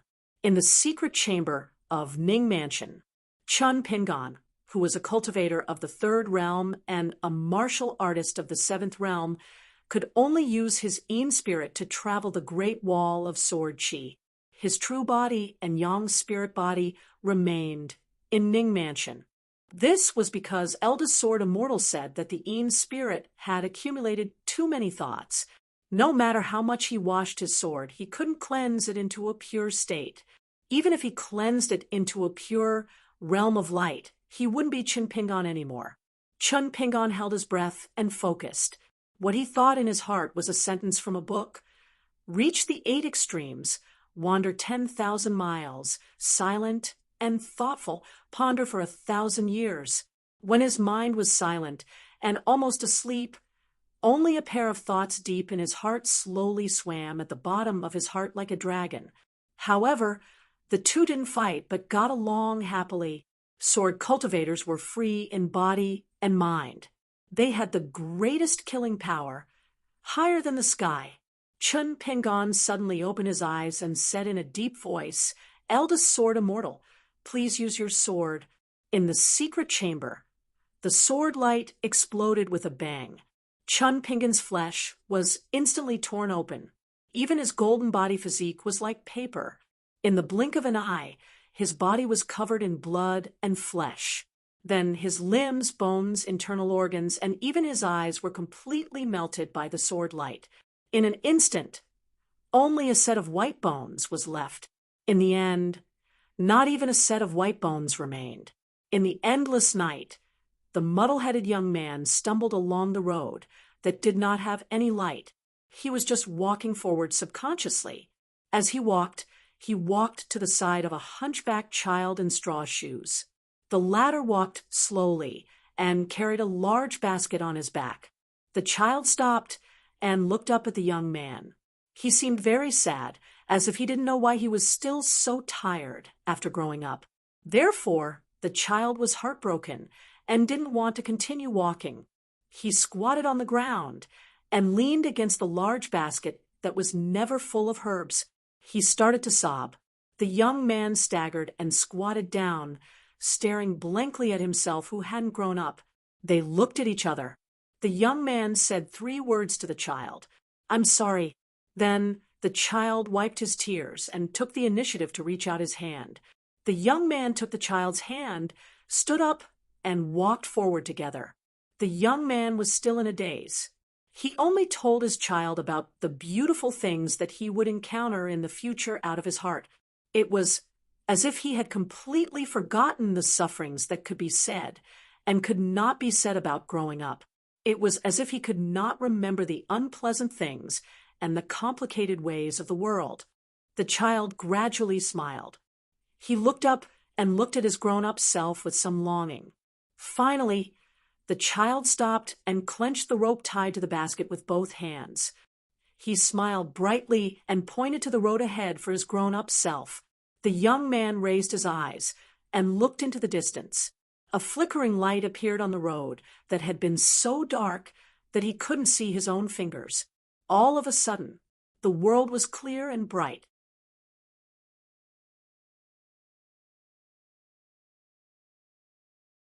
"6:24. On top of the city wall, Chi Shou could not help but turn his head to look. Chun Pingon took out stacks of yellow paper talisman. It felt like the opening of a new shop, but who was he going to sell these low-grade talisman to?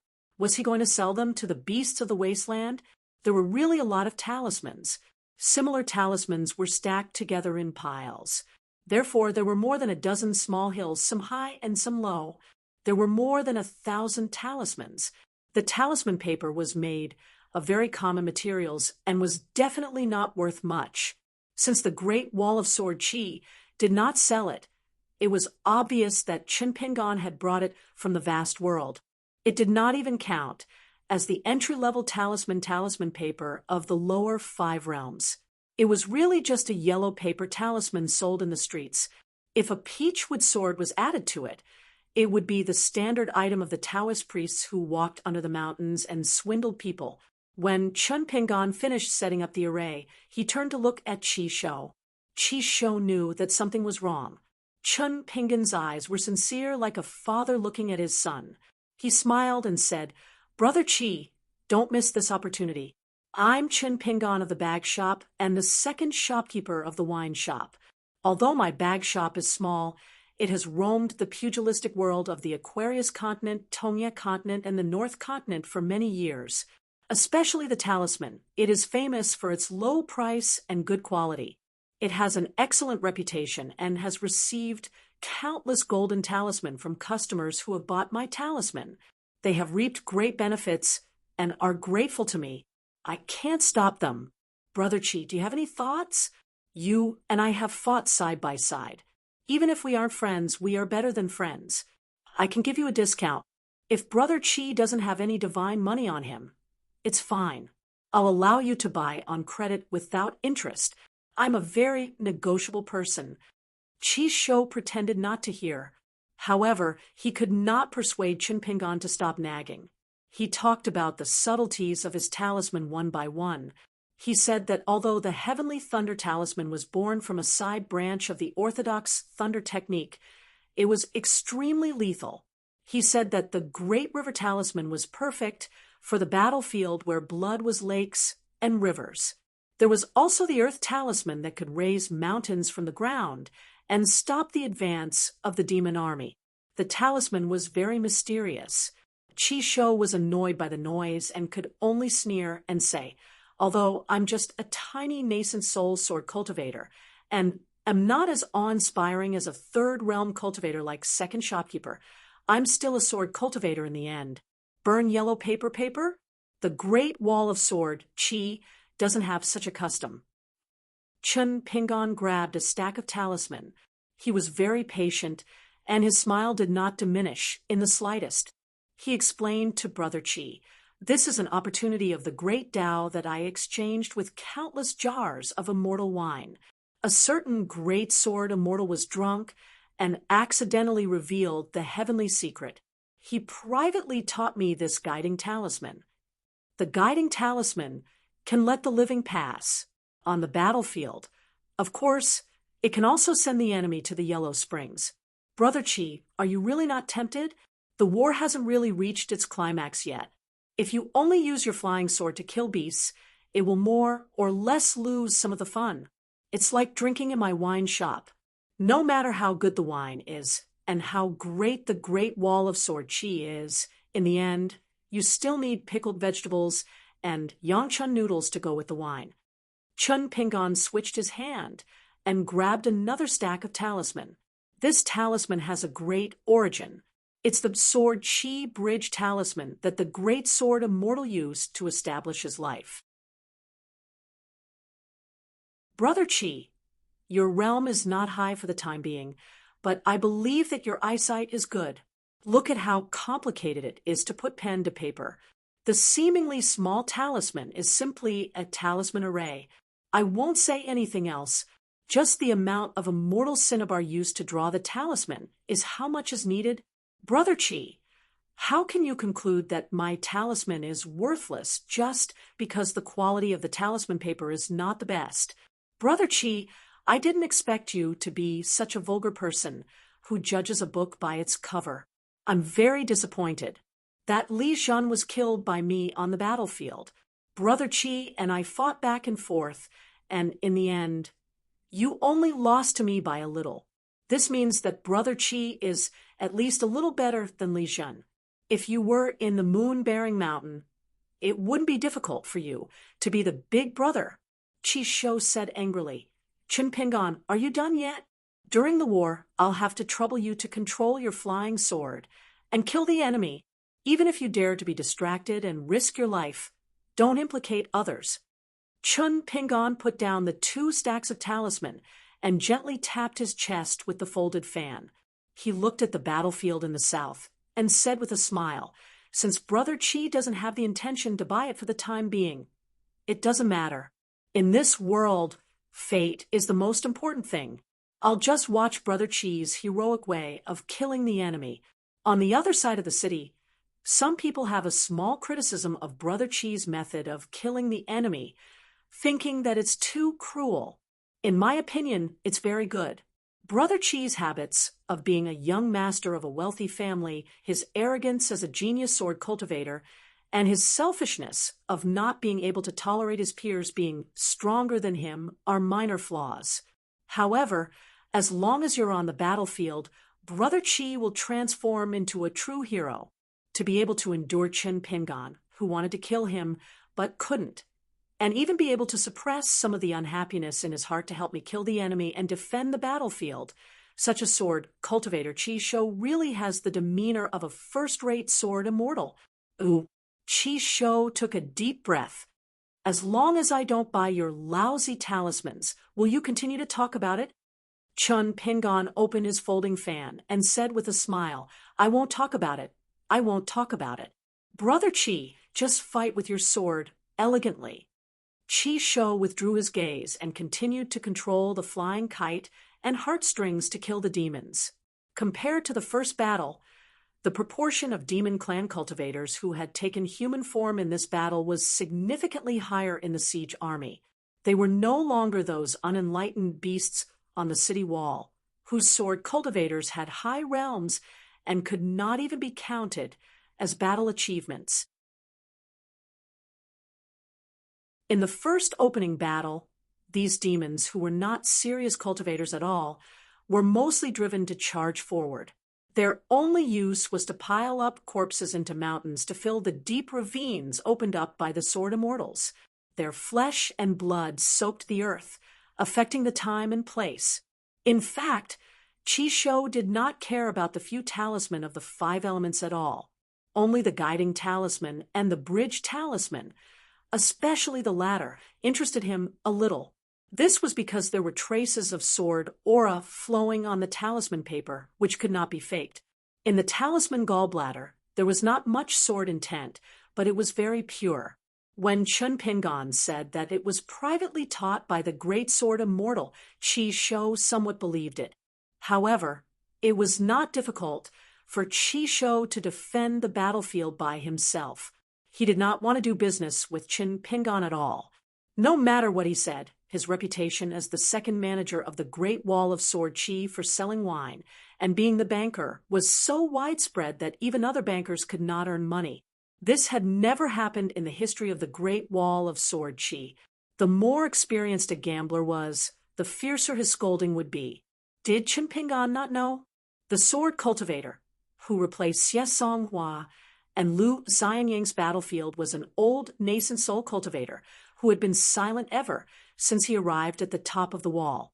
He was Chung Quan, who had fallen from the upper 5 realms back to the nascent soul realm.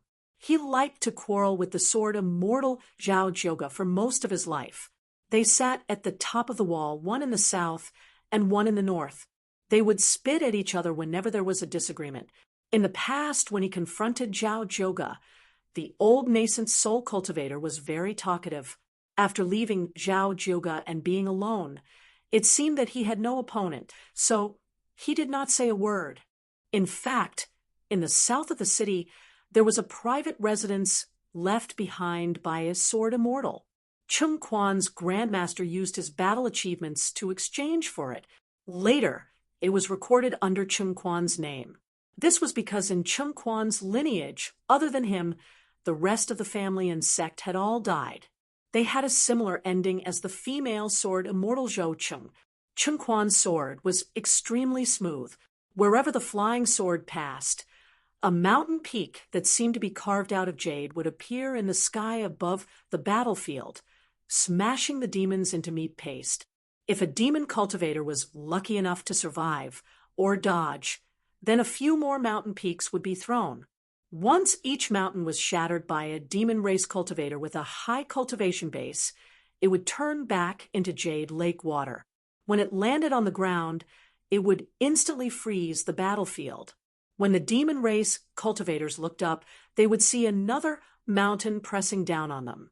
Therefore, compared to the 2 neighbors, Chun Pingan's 4 flying swords and Qi Shou's killing of demons, Chung Quan's battlefield was very clean and refreshing.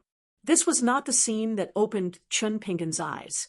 It was the fact that many relatively weak demon souls were easily pulled into the lake involuntarily and eventually shattered together with the frozen lake water.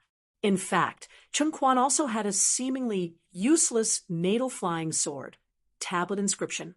Other than that, she also had a natal item of great refinement. Its name was unknown, but it had the wonders of the bonsai. It could turn rocks into mountains and water into rivers. Therefore, in the early years, Chung Quan's teacher was one of the sword immortals who led a team to hunt in the wilderness. He would first refine the rivers and mountains, then bring them back to the Great Wall of Sword Qi, and hand them to his disciple, Chung Quan, to refine them. After Chung Quan brought out the small mountains and rivers in the bonsai, coupled with the tablet inscription ability of her natal flying sword, strange phenomena would occur on the battlefield. The rivers would surge, and the mountains would protrude. Under the guidance of the tablet inscription sword intent, the rivers would suddenly increase, and the mountains would become taller. Therefore, in the battle after the Battle of 13, Chung Quan was targeted by a great demon, Chong Guang. He even used a sneak attack to cause Chung Quan's realm to drop. This was because Chung Quan, who was at the Jade Primitive Realm, might not stand out among the Sword Immortals, but on the battlefield, together with the Jade Primitive Realm Wu Qingpei, who had the Sweet Rain Sword, this kind of Sword Immortal would cause great damage to the attacking army in the wilderness. Chun Pingan turned his head to look, and Chung Quan said indifferently, "Shut up. I don't have money for you to cheat." Chun Pingon smiled and said, "All right." Chi Shou did not know whether to laugh or cry. Good fellow, they were both nascent soul sword immortals, so why was Chun Pingon so easy to talk to when he was with Chun Quan? Not only that, Chi Shou realized that Chun Pingon, who was rebuffed, not only did not hold a grudge, he even threw a pot of azure immortal mountain wine worth 5 snow coins to the old man from afar. Chun Quan opened the mud seal and smelled it. He said disdainfully, "The taste is too bland. How can it be considered wine? Only women like Zhao Zhoga would like it." Although he said that, he still had to drink the wine. He did not expect Chun Pingon to throw a pot of the wine shop's new soja wine. Chun Quan smelled it and nodded. "Now, this is considered wine. No, one of the shop's business is good. If you open a wine shop on the city wall, I will buy it too." Chun Pingon smiled and said, "I don't buy on credit." Chun Quan glanced at the young man and asked, "I heard you were knocked down by a little girl in front of Ning Mansion's gate with one punch." Chun Pingon gently tapped his palm with his folding fan and said, "I won't hide it from Senior Chung. Showing my strength to the enemy is my specialty. No matter who fights with me, the chance of winning is very high. For example, this brother Chi beside me. In the second battle, it was still Chu Yizhu, Song Jun, and Kulei's 4 flying swords. Chun Pingon dealt with them more easily and comfortably, his flying swords extremely fast. When it came to controlling flying swords, he was still the best at it. He did not need to be restrained by principles, so his mind was naturally pure. Principles were good, but too much of it would also suppress people, and the flying swords would naturally slow down by a hair. The difference of a hair's breadth was like the difference between cloud and mud. Chun Quan felt that this kid's words were much more interesting than that Zhao Zhoga. Therefore, this old Yuanying directly moved his seat and sat next to Chun Pingon. He asked, "I heard that the vast world has many strange mountains and rivers that can wash one's ears and brighten one's eyes, allowing one to linger on." Chun Pingon did not even turn his head to talk to him. He only looked ahead and said with a smile, "It's just like that. After seeing too much of it, especially when one has to trudge through it, one will also get bored. Everywhere one's vision is blocked, and it is very difficult for one's mind to be as clear as a bird flying through the south. The cultivators in my hometown have lived in the mountains for a long time. When they are too quiet, they will want to move and go to the mortal world outside of the mountains and rivers. Going down the mountain only to go up the mountain is also very boring." Chun Quan was a little regretful that he had moved to sit here. This guy was talking very enthusiastically just now, but now he was all talk and no action at all. Chun Pingon took out by Sword Deity Seal script from his chest. He turned his head and handed it to Chun Quan with a smile. "Senior Chung, see if there are any seals that you are interested in. My business is really good, and almost all of them have been sold. But if Senior Chung asks for them, not only can I engrave more seals, I can also give you a discount. Even if Senior Chung doesn't like them, you just need to resell them and make money for 1 or 2 pots of wine. Why not?" Chun Quan took the by Sword Deity Seal script and casually flipped to a page. He chuckled and said, "Outside of business, whoever chooses a seal on the surface, they seem to have met by fate, but in fact, they have some kind of attachment.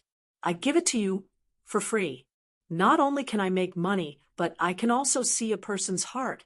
Deputy manager, it's a good deal. Is it better to see a person's heart? Is it better to push the door or knock the door? I don't think it's good." Then Chun Pingon waved his folding fan and said with an aggrieved expression, "Senior Chung, don't talk nonsense and bully a junior, just because your sword arts are profound and unique among sword immortals. However, Senior Chung is currently drinking wine, reading a book, and unsheathing your sword. Sword Chi flips the book, killing demons with wine. Senior Chung, you are a very distinguished person. Although Chung Quan casually flipped through the pages, he was not careless in the slightest when he looked at the seal script. As for Chun Pingon, although he had returned to being a bundlejai, his swordsmanship was not sluggish at all. When Chung Quan saw the side of the seal, she paused for a moment and was about to deliberately turn the page. She never thought that from the corner of her eyes, she would see the shameless little bastard staring at her in a daze. Then the latter smiled knowingly, probably saying that he understood. He would definitely see through it, but would not say it out loud. Senior Chung did not need to feel embarrassed at all. Chung Quan did not mind. He reached out his hand and touched the words, especially the word beauty at the end.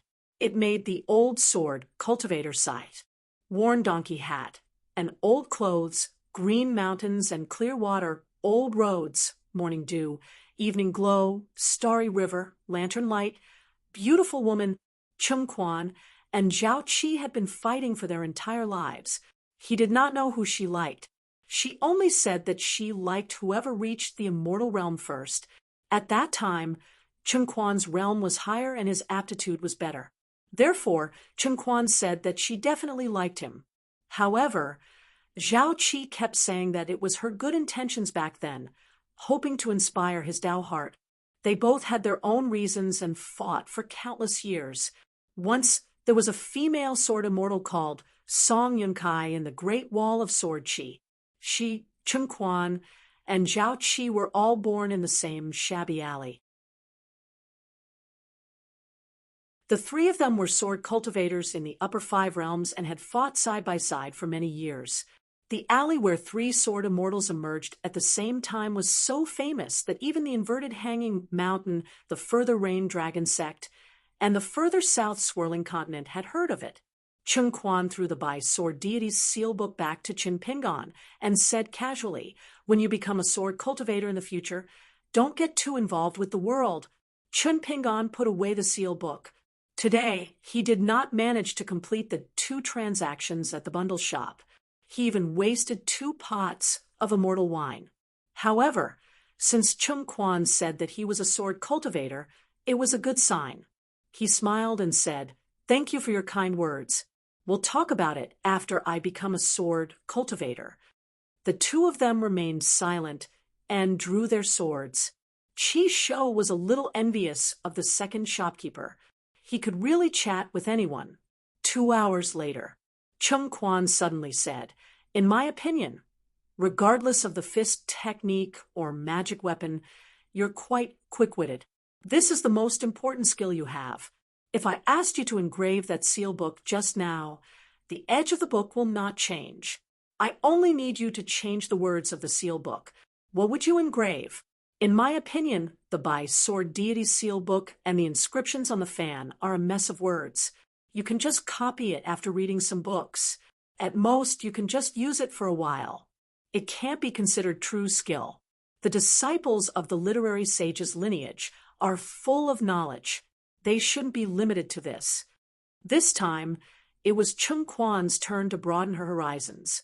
The second shopkeeper actually took out a seal book and said with a smile, "I'll have to trouble Senior Chung to take care of my battlefield. Of course, I'll still take the credit." With Chung Quan's sword helping to block the enemy, it was very stable. Chun Pingon generously took a break from the busy work. He took back his 4 flying swords. 3 of them entered the blade-strengthening gourd to cultivate for a while. He only used Flying Sword 15 as a carving knife. Not only did he change the seal book, he also changed the edge of the seal book. After handing it over to Chung Quan held it in her palm. She raised her head and looked at it. Expressionless, she nodded and said, "It's passable."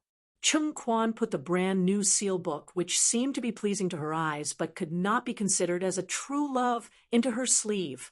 An old friend is even more beautiful, generous, and strange. A peak in a youth's heart is suddenly stolen by the clouds. The seal book, careless. Chun Pingon was not in a hurry to use his sword again. He still let Chung Quan help to clean up the battlefield. He muttered to himself, "A great heart is not afraid of being seen by others." Chun Pingon used the jade bamboo folding fan given to him by his student Cui Dongshan to fan himself and Senior Chung. He laughed and said, "This is a seal tailor-made for Senior. Not only is the material excellent, every word is written with care. The original price is not high, 1 grain of Guyu money. In addition, Senior Chung is a sword immortal, so you get a 20% discount. Now that you've helped me kill the enemy, you get a 50% discount. It only costs 5 grains of Guyu money." Chun Pingon said in a low voice, "If it were me, I would ask for a discount.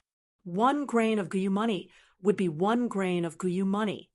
Chung Quan ignored the young man. The old sword cultivator looked absent-minded. A smile slowly appeared on his weathered face. He muttered, "She was the most beautiful woman in our great wall of sword chi. She was very beautiful." Speaking of this, Chung Quan said to Chun Pingon in a serious manner, "She was even more outstanding than your Ning Yao." Unexpectedly, the scholar changed his attitude faster than flipping a book. Chun Pingon immediately cursed, "Bullshit." Chung Quan was in a good mood. This was a familiar scene, so she was not afraid of it. However, after drinking his wine and taking his seal, it was not appropriate for her to curse back. She laughed and said, "Why are you still cursing?" Chun Pingon asked, "If you suppress your realm to the 3rd realm, you'll see if I curse you or not." Chung Quan reminded him with a smile, "Second shopkeeper, if you continue to be so unforgiving, I won't be polite anymore." Chi Shou was a little helpless. The quarrel between the old and the young on the other side was as imposing as a group of 200 people fighting. Fortunately, it did not delay them from drawing their swords to block the enemy. This was normal. One was an old sword cultivator who had been through many battles, while the other was a second shopkeeper who haggled over every detail. The only thing Chi Shou did not expect was that both sides could really curse. It seemed that Chun Pingon had the upper hand, because some of the curses were uttered by Chun Pingon in the dialect of his hometown or the language of other continents Chung Quan could not understand. So she had to guess what the other side was cursing. Sometimes Chun Pingon would look at her with pity and use the dialect of other continents to praise and curse. Occasionally, he would repeat it in the language of the Great Wall of Sword Chi. If Chung Quan wanted to fight back, she would have to guess whether the words were true or false. Therefore, she was in a difficult situation. Her skill in cursing, which she had honed from years of mutual training with Zhao Jiao, was inevitably greatly reduced. It was very lively. When Fan Dash came to deliver the wine to Chun Pingon, his scalp went numb. Fan Dash had only come once and did not dare to come again. He had Dong Huafu, who had temporarily withdrawn from the battlefield to rest, deliver the wine. Dong Huafu liked the liveliness. He sat to the side and listened attentively. Not only could he nurture his sword, he could also watch the show. He felt that he had learned a lot of new knowledge. What's more, Dong Huafu's skill of adding fuel to the fire was a unique talent that no one could learn. 10 days later, the two armies faced each other without a truce. Chung Quan and Chun Pingon once again welcomed a truce. In fact, Chi Shou was the one who suffered the most. Chun Pingon often used him as an example, saying things like how his brother Chi was at such a young age, a 30-year-old young man, but he was already a nascent soul sword cultivator. "Old man Chung, if you want face, you should quickly stay away from Chi Shou. Old man Chung, it's fine if your realm is not high, but I heard that you only have 2 natal flying swords. How many flying swords does Brother Chi have? Most importantly, each of Brother Chi's flying swords are of the highest quality that can only be seen once in 1,000 years. Old man Chung, how can you compare to him?" With Chung Quan's temper, once she got angry, let alone cursing Chi Shou, she would not even let the 18 generations of the Chi family's ancestors off. Chung Quan smiled and said, "Brother Chen, after sparring with you, I'll quarrel with that sissy Zhao Jiao." It'll be a sure win. Chun Pingon waved his folding fan and said with a smile, "Allow me to say something fair. I can scold both of you alone." Chung Quan glared and said, "You're going to open a dye house just because I gave you some color? Let's spar again." Chun Pingon seemed to be silent, but he conversed with Chung Quan through telepathy. Chung Quan seemed to be weighing the pros and cons. In the end, he nodded and said to Qi Shou, that little bastard from the Qi family with eyes on his forehead, "Grandpa Chung sees that you have a good foundation. How about I give you a fated chance?" Qi Shou pretended to be deaf and dumb. Chung Quan took out 2 more stacks of talisman and went to Qi Shou's side. After a while, Chung Quan returned to her original spot. She was not beside Chun Pingon, but at the city wall where the female sword immortal Xie Song Hua and the scholar Lu Xianyang were. Qi Shou took out 2 talisman. They were the guiding talisman and the bridge talisman. He looked at them carefully. The 2 talisman were of higher quality than he imagined. It was really a waste of talisman to be drawn on these crude talismans. Qi Shou hesitated for a while and finally said to Chun Pingon telepathically, "What are you planning?" Chung Quan said that Qi Shou's natal flying sword jumping pearl had not been refined to the acme of perfection. It only had the quantity, but it still lacked power. Then she mentioned some seniors' teachings that Qi Shou had to ponder seriously. They were all Chung Quan and Zhao Jiao's sword manipulation insights. They might not be completely suitable for Qi Shou's sword, but for a nascent soul cultivator who could easily fall into a state of immobility, even the slightest benefit of the great Tao could not be underestimated. Apart from that, Chung Quan also suggested that Qi Shou might as well do business with Chun Pingon. He would not suffer a loss, and if he did, he could ask Zhao Jiao for compensation. Chun Pingon smiled. "Helping others is helping yourself," Chun Pingon added. "As for whether or not you want to give the world of wastelands a little surprise, that's up to you. I've never done business with a Pole. I'm particular about mutual consent, the happiness of earning money, and the happiness of spending money." Qi Shou fell into deep thought. Chung Quan's previous plan was very simple, yet complicated. It was simple. It was because the jumping pearl flying sword that had a chance of becoming an immortal weapon in the future could transform into thousands of flying swords that were true and unmistakable, and had sword intent that would not be reduced in the slightest. Since the number was sufficient, then he would add something extra, just like adding another innate ability to the natal flying sword. The complicated part was this so-called addition in an understated manner. The process was extremely complicated, requiring someone to assist the talisman for each flying sword. The flying swords would be linked to each other, requiring each flying sword jumping pearl to form a talisman array. In the end, all the flying swords jumping pearl would transform into a large talisman array. Apart from that, Qi Shou was also secretly worried that the gains would not make up for the losses. During this process, Chun Pingon would become too familiar with his natal flying sword jumping pearl. After all, this flying sword jumping pearl was even more fundamental to Qi Shou's great Tao compared to his ancestral half-immortal weapon, Gao Zhu. Regardless of whether it was fighting with his life or killing enemies on the battlefield, when Qi Shou was able to control 1,000 flying swords that were truly jumping pearl, what kind of scene would that be? How did the people who fought against him feel? Just as Qi Shou had said once he left the city, he and Chun Pingon would be enemies. Chun Pingon suddenly laughed. "Have you ever thought that with the Qi family's deep foundation, as long as you think of this and learn this talisman ability from me before your flying sword jumping pearl reaches the peak of its grade, as long as you can imitate it and spend money, you will reap great benefits?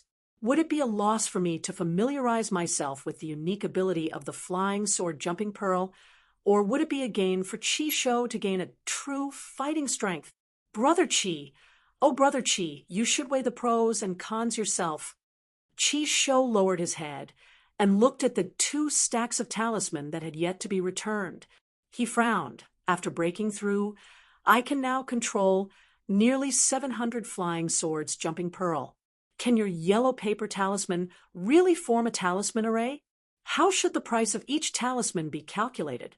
Once it's of little value, will it be easily destroyed in a confrontation with a demon sword cultivator of the upper 5 realms? How should it be calculated? The most important thing is, will you really teach me all the intricacies of the talisman array one by one? Taking 10,000 steps back, I'm a pure sword cultivator. How can I learn that talisman on my own when I'm constantly engaged in battles?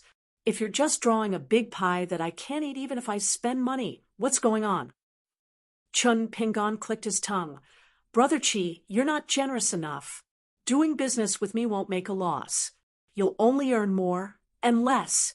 This isn't something I said casually. It's a fact that I did it, and all of you can see. Finally, Chin Pingon turned his head and closed his folding fan. With a regretful expression, he shook his head and sighed. Brother Chi, if you treat me as a mortal enemy outside of the battlefield, am I worthy of the great Tao of the sword immortal that Brother Chi thinks is already in your bag? Chun Pingon waved his folding fan and summoned the 2 stacks of talisman back to his side. He smiled. Even if the deal doesn't work out, we can still be benevolent. I'll give you a word of Brother Chi's teachings. A gentleman respects those who are in himself, but not those who are in the heavens. That's how he progresses. Chung Quan smiled and asked telepathically, Is the deal over just like that? Chun Pingon said, It's human nature. If it were me, I wouldn't agree so casually either. Chung Quan nodded and said, The talisman array is indeed of little value. Chi Shou isn't fooled by you. At least he has some brains. Chun Pingon smiled and said, That's not true. My talisman art is extremely difficult to come by. Once it's completed, its power is really not small. Chun Quan was stunned. Wait a minute. According to you, you don't even have a guarantee whether it'll succeed or not. Chun Pingon answered, Do you think I can guarantee that it'll succeed immediately with you or Chi Shou? Besides, talisman drawing relies on talent the most. Practice makes perfect. It's a matter of course. What's wrong with wasting a few hundred talisman pieces? Chi Shou has a lot of money. Why would he be afraid of such a loss? If I didn't have a F*** conscience, I would have just taken out a stack of yellow talismans. That's what a deity would feel when spending money. Chung Quan laughed and said, Brother Chin, after helping someone, you can practice talisman drawing and even make money. Killing 3 birds with 1 stone. What a good plan. Chun Pingon said with a smile, killing a pig and complaining that it's too fat. Chung Quan was overjoyed. However, Chun Pingon said in the end, but looking at the biggest war in the world, I'm really looking forward to Chi Shou's 1,000 swords coming out together. Even if I'm not a sword cultivator, just thinking about that scene will make me fascinated. A gentleman respects those who are in himself, and not those who are in the heavens. This is how he progresses. This sage's teachings, this good principle, actually came from Chun Pingon's works. If one could envy what others have, and at the same time respect those who are in themselves, wouldn't that be better? In the future, this little doubt, this little bit of reading experience must be shared with his teacher. Chi Shou asked, How much is each yellow talisman sold for? Chun Pingon fastened his folding fan to his waist, got up, and bowed. He ran over to Chi Shou while muttering, I'll have to trouble Brother Chi to help me kill the enemy for a moment. I'll tell you in detail. In short, I can guarantee that the more talisman you buy, the greater the discount. Our brotherhood, which clearly distinguishes between gratitude and grudges, can't be bought with money. Then, when he reached Chi Shou's side, Chun Pingon turned his head and shouted, Brother Chun, help Brother Chi out a little on this battlefield. Show some of the demeanor of a senior. At most, Brother Chi will be able to return to the top of the wall in half an hour. Chun Pingon led Chi Shou away from the top of the wall and squatted together on the horse path at the corner of the wall. He piled up the yellow talisman at his feet and converged his voice into a line. He said softly, "Different talisman have different prices. Brother Chi isn't the kind of person who haggles over every ounce, so I'll give you a fair price and give you a 50% discount. 1,000 talisman, not a single one less. I'll only charge Brother Chi 3 grains of grain rain money." Chi Shou was about to get up and leave. How many taels of silver could 1,000 yellow talismans cost in vast heaven? At most, a few dozen taels. Even if the cinnabar used to draw the talismans did consume a lot, with Chinpingan's stingy temperament, the quality of the talismans couldn't be too good, since he could draw more than 1,000 celestial cinnabar in one go. How many grains of grain rain money could he spend? At most, it would be a few grains of grain rain money. Chinpingan didn't stop him, and just said, "This talisman formation of mine is related to the 3 mountains and 9 marquises. Of course, it's not an exact copy. To be honest, with my current level, I don't have the ability to draw it. However, the foundation of the talisman formation does have a great origin and is related to the 3 mountains and 9 marquises. Other than that, I'll definitely use my lifetime's talisman drawing skills without hiding anything. If I can save a talisman for Brother Chi, I'll do it. Of course, I'll say this in advance.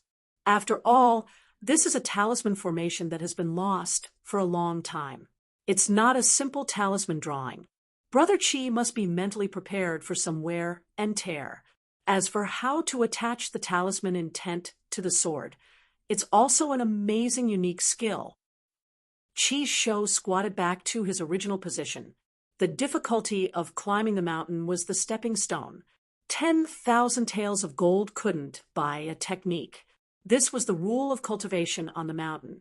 Chi Shou squinted his eyes and said with a smile, "How can these 1,000 talisman pieces be used to supplement my flying sword? Could it be that you've thought about this from the beginning? You wanted to make this deal with me. So each talisman was targeted? And you could even guess that we're neighbors? Look, Brother Chi, you're gauging the heart of a saint with the heart of a gentleman again. You've wronged me." Chinpingan was a little embarrassed. He picked up a stack of talisman papers and used his fingers to open them one by one. It turned out that other than a few at the beginning and the end, the rest were all blank. Chinpingan said helplessly, "The path of talisman drawing is the most difficult thing to do. Last time, I fought with Li Jun until the sky turned dark and I lost too many priceless talisman. I was severely injured and dropped 3 realms in a row. Brother Chi, in all honesty, can you imagine this kind of suffering? After that, I was always busy. I had to practice my fist and repair my realm. I didn't even have time to draw these talisman papers. That's why I forgot to mention the labor costs of talisman drawing and the loss of so many demon-slaying battle merits." Chi Shou sneered. "Chun-Quan helped you kill demons. The battle merits can't run away." Chinpingan made an O sound. "Then we'll just talk about the labor costs of talisman drawing. In our vast world, we all pay attention to the cost of polishing the brush. Brother Chi, it's fine as long as it's just a small sum of money." Chi Shou said, "There's no such thing in the Great Wall of Sword Chi." Chinpingan said, "Then I really can't give you a discount for those 3 grains." Chi Shou said, "You're deliberately killing pigs." "Brother Chi, I won't allow you to humiliate yourself like this. It's fine to call yourself a sucker." After saying this, Chinpingan let out a rare hearty laugh. He patted Chi Shou's shoulder. "I thought of an old friend who parted on good terms. Brother Chi, you'll definitely be like him.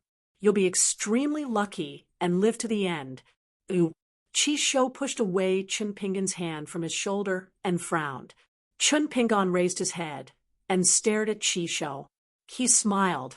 "I didn't misjudge Brother Chi. There's no need to fight to the death on the battlefield." Chi Shou asked, "What do you mean?" Chinpingan said with a smile, "Take a guess." Chi Shou laughed. "Aren't you afraid that I'll beat you at your own game? Don't forget that there are many jumping pearl flying swords. You still don't know how many I have. Don't tell me you're going to keep watching every detail of my battlefield? Chun Pingan nodded. I have nothing to do. I'm still very good at it. Chi Shou recalled something. He had heard from his clan's patriarch that all the sword immortals at the Great Wall of Sword Chi had received a strange order not long ago. At different stages, different sword immortals would hold back their strength. This was definitely not something the eldest sword immortal was willing to do.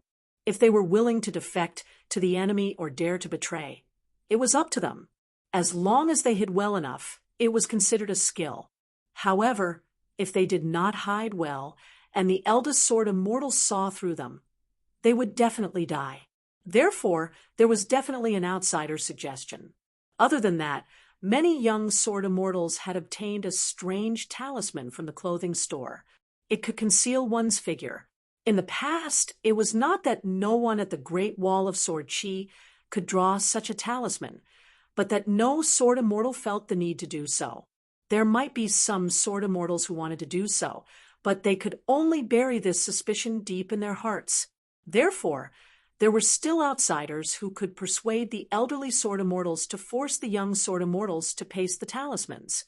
Furthermore, on the city walls, other than the top 10 sword immortals and the great sword immortals who were in critical positions, the other sword immortals began to silently change their positions. Chi Shou asked, "Did you say something to the eldest sword immortal?"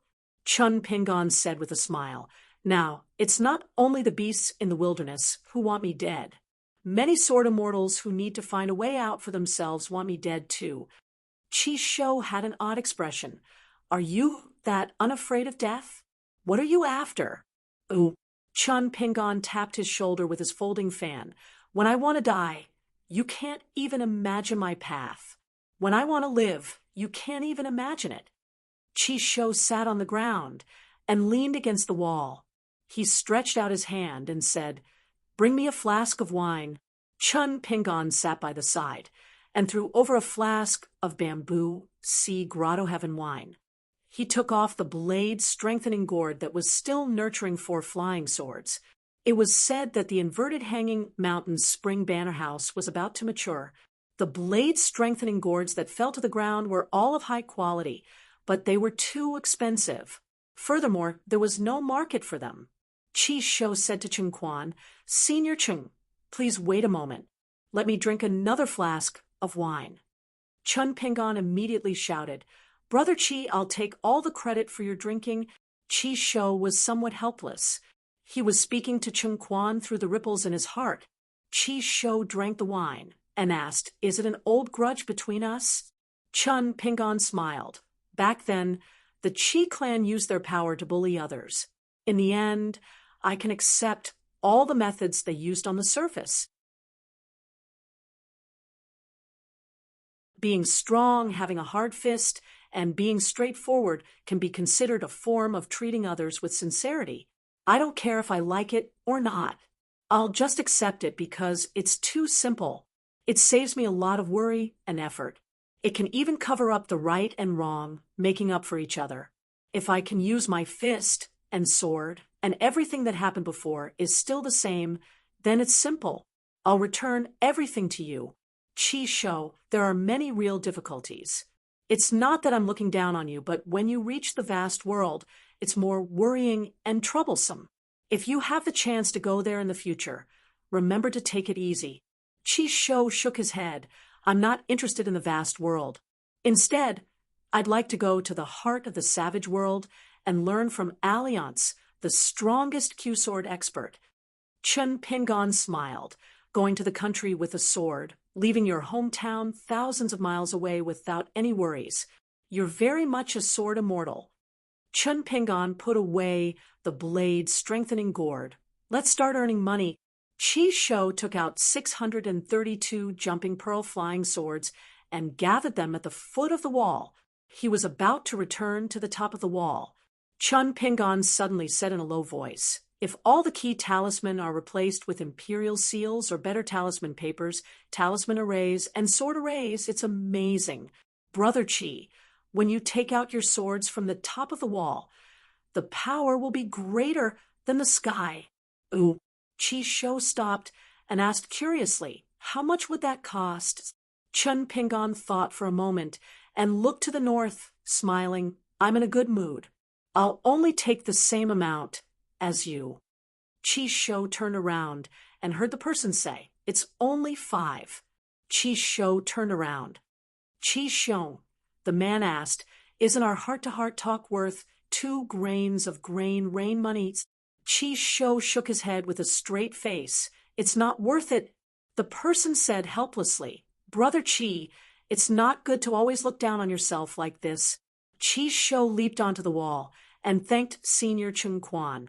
In the secret chamber of the Ning residence, Chun Pingon opened his eyes. He found that his body was intact and unscathed. Puzzled, Chun Pingon walked out of the secret chamber in a daze and came to the training field. The world was silent along the way. He didn't see Grandma Bai. He walked all the way to the dragon-slaying cliff, as if he was the only one in the vast world. Chun Pingon raised his head and looked over. It was as if someone had opened the heavens and arrived at the martial arts arena. Chun Pingon's mind stirred slightly. It was inexplicably unbearable. A qi dwelling that had never been deliberately opened was agitated. However, this strange feeling was fleeting. The person who came to the Ning residence was the eldest sword immortal who had separated his soul. Chun Pingon cupped his fists. Thank you, eldest sword immortal, for using your sword. Thank you again for covering heaven and earth. Chun Qingdao smiled. It's true that you used your sword, but how did you cover heaven and earth? Chun Pingon was even more puzzled. Chun Qingdao said, in the past 10,000 years, there have been countless sword cultivators. It's rare to have a natal flying sword without knowing it. Chun Qingdao smiled and looked around. He nodded, being in the middle. What a caged bird. Chun Pingon suddenly understood. He was very happy. Chun Qingdao asked, is it enough to detain the enemy in heaven and earth? What about the second natal flying sword? In an instant, other than Chun Pingon and Chun Qingdu, the world was filled with flying swords, layers upon layers, densely packed and innumerable. In my heaven and earth, all are caged birds. If I'm not a sword cultivator, who is?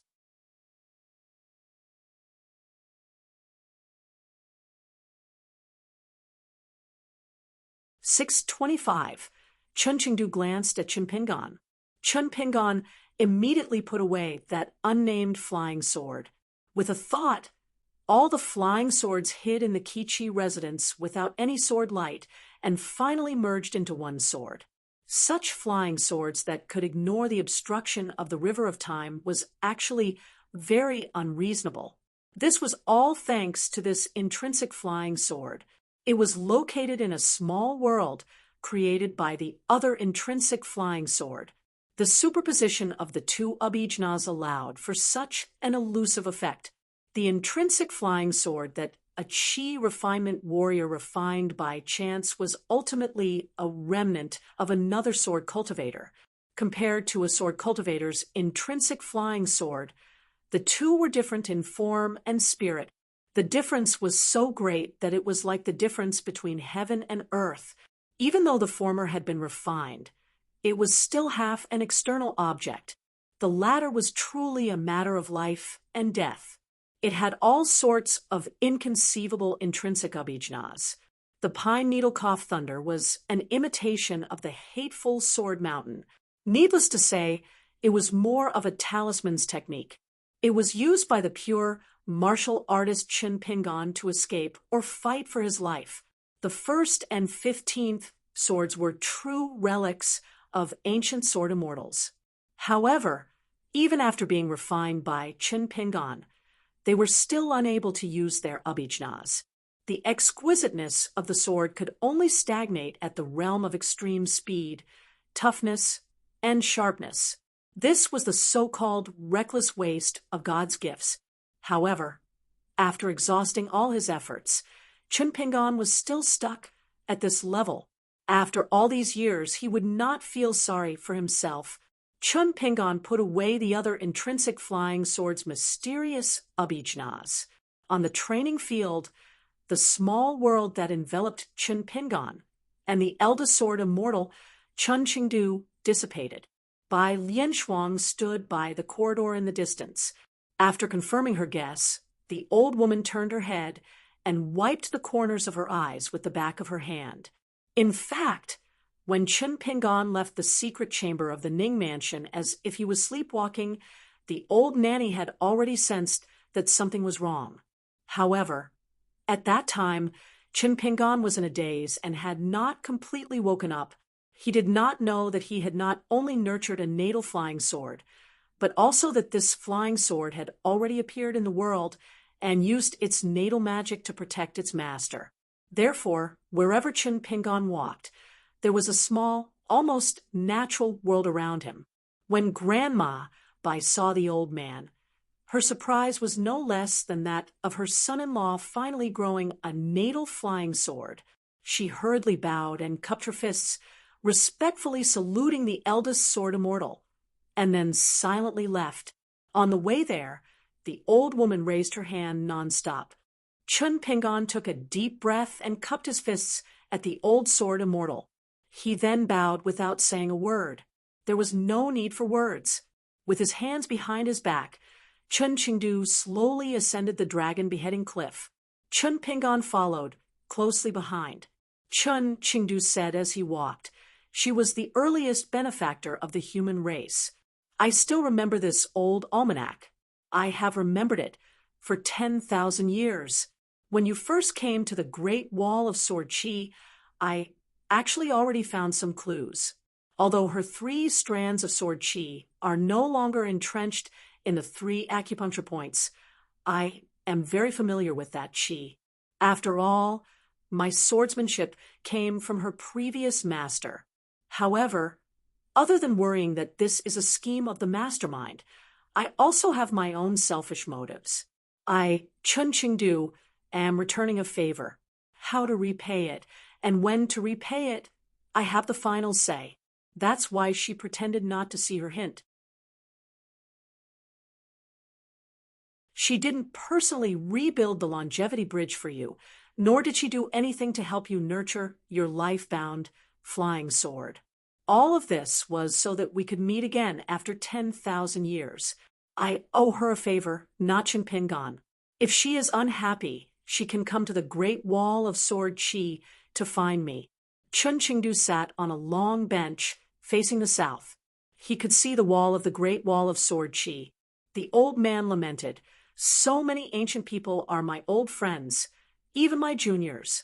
So many ancient gods and barbarian demons are my enemies. They are even souls that died under my sword. You won't understand how lonely it is." Chun Qingdu laughed. "It has been many years since I saw the wall from so far away. I remember when it was first built, I once stood on the side of today's Taixiang Street. I joked with my 2 good friends, the Dragon Monarch and Guan Zhao, that with such a high wall, we can defend for 10,000 years. We finally did it." Chun Qingdu turned his head to look at Chun Pingon and said with relief, "Today's fortune is not something you asked for from others, nor is it given to you by others. You fought for it yourself." Chun Pingon stood up and clasped his fists. "I still have to thank Boss for imparting the Tao and protecting the Tao." Chun Qingdu said, "If you really put it that way, it is barely acceptable. It's just that looking at the process with a good outcome, there is kindness everywhere.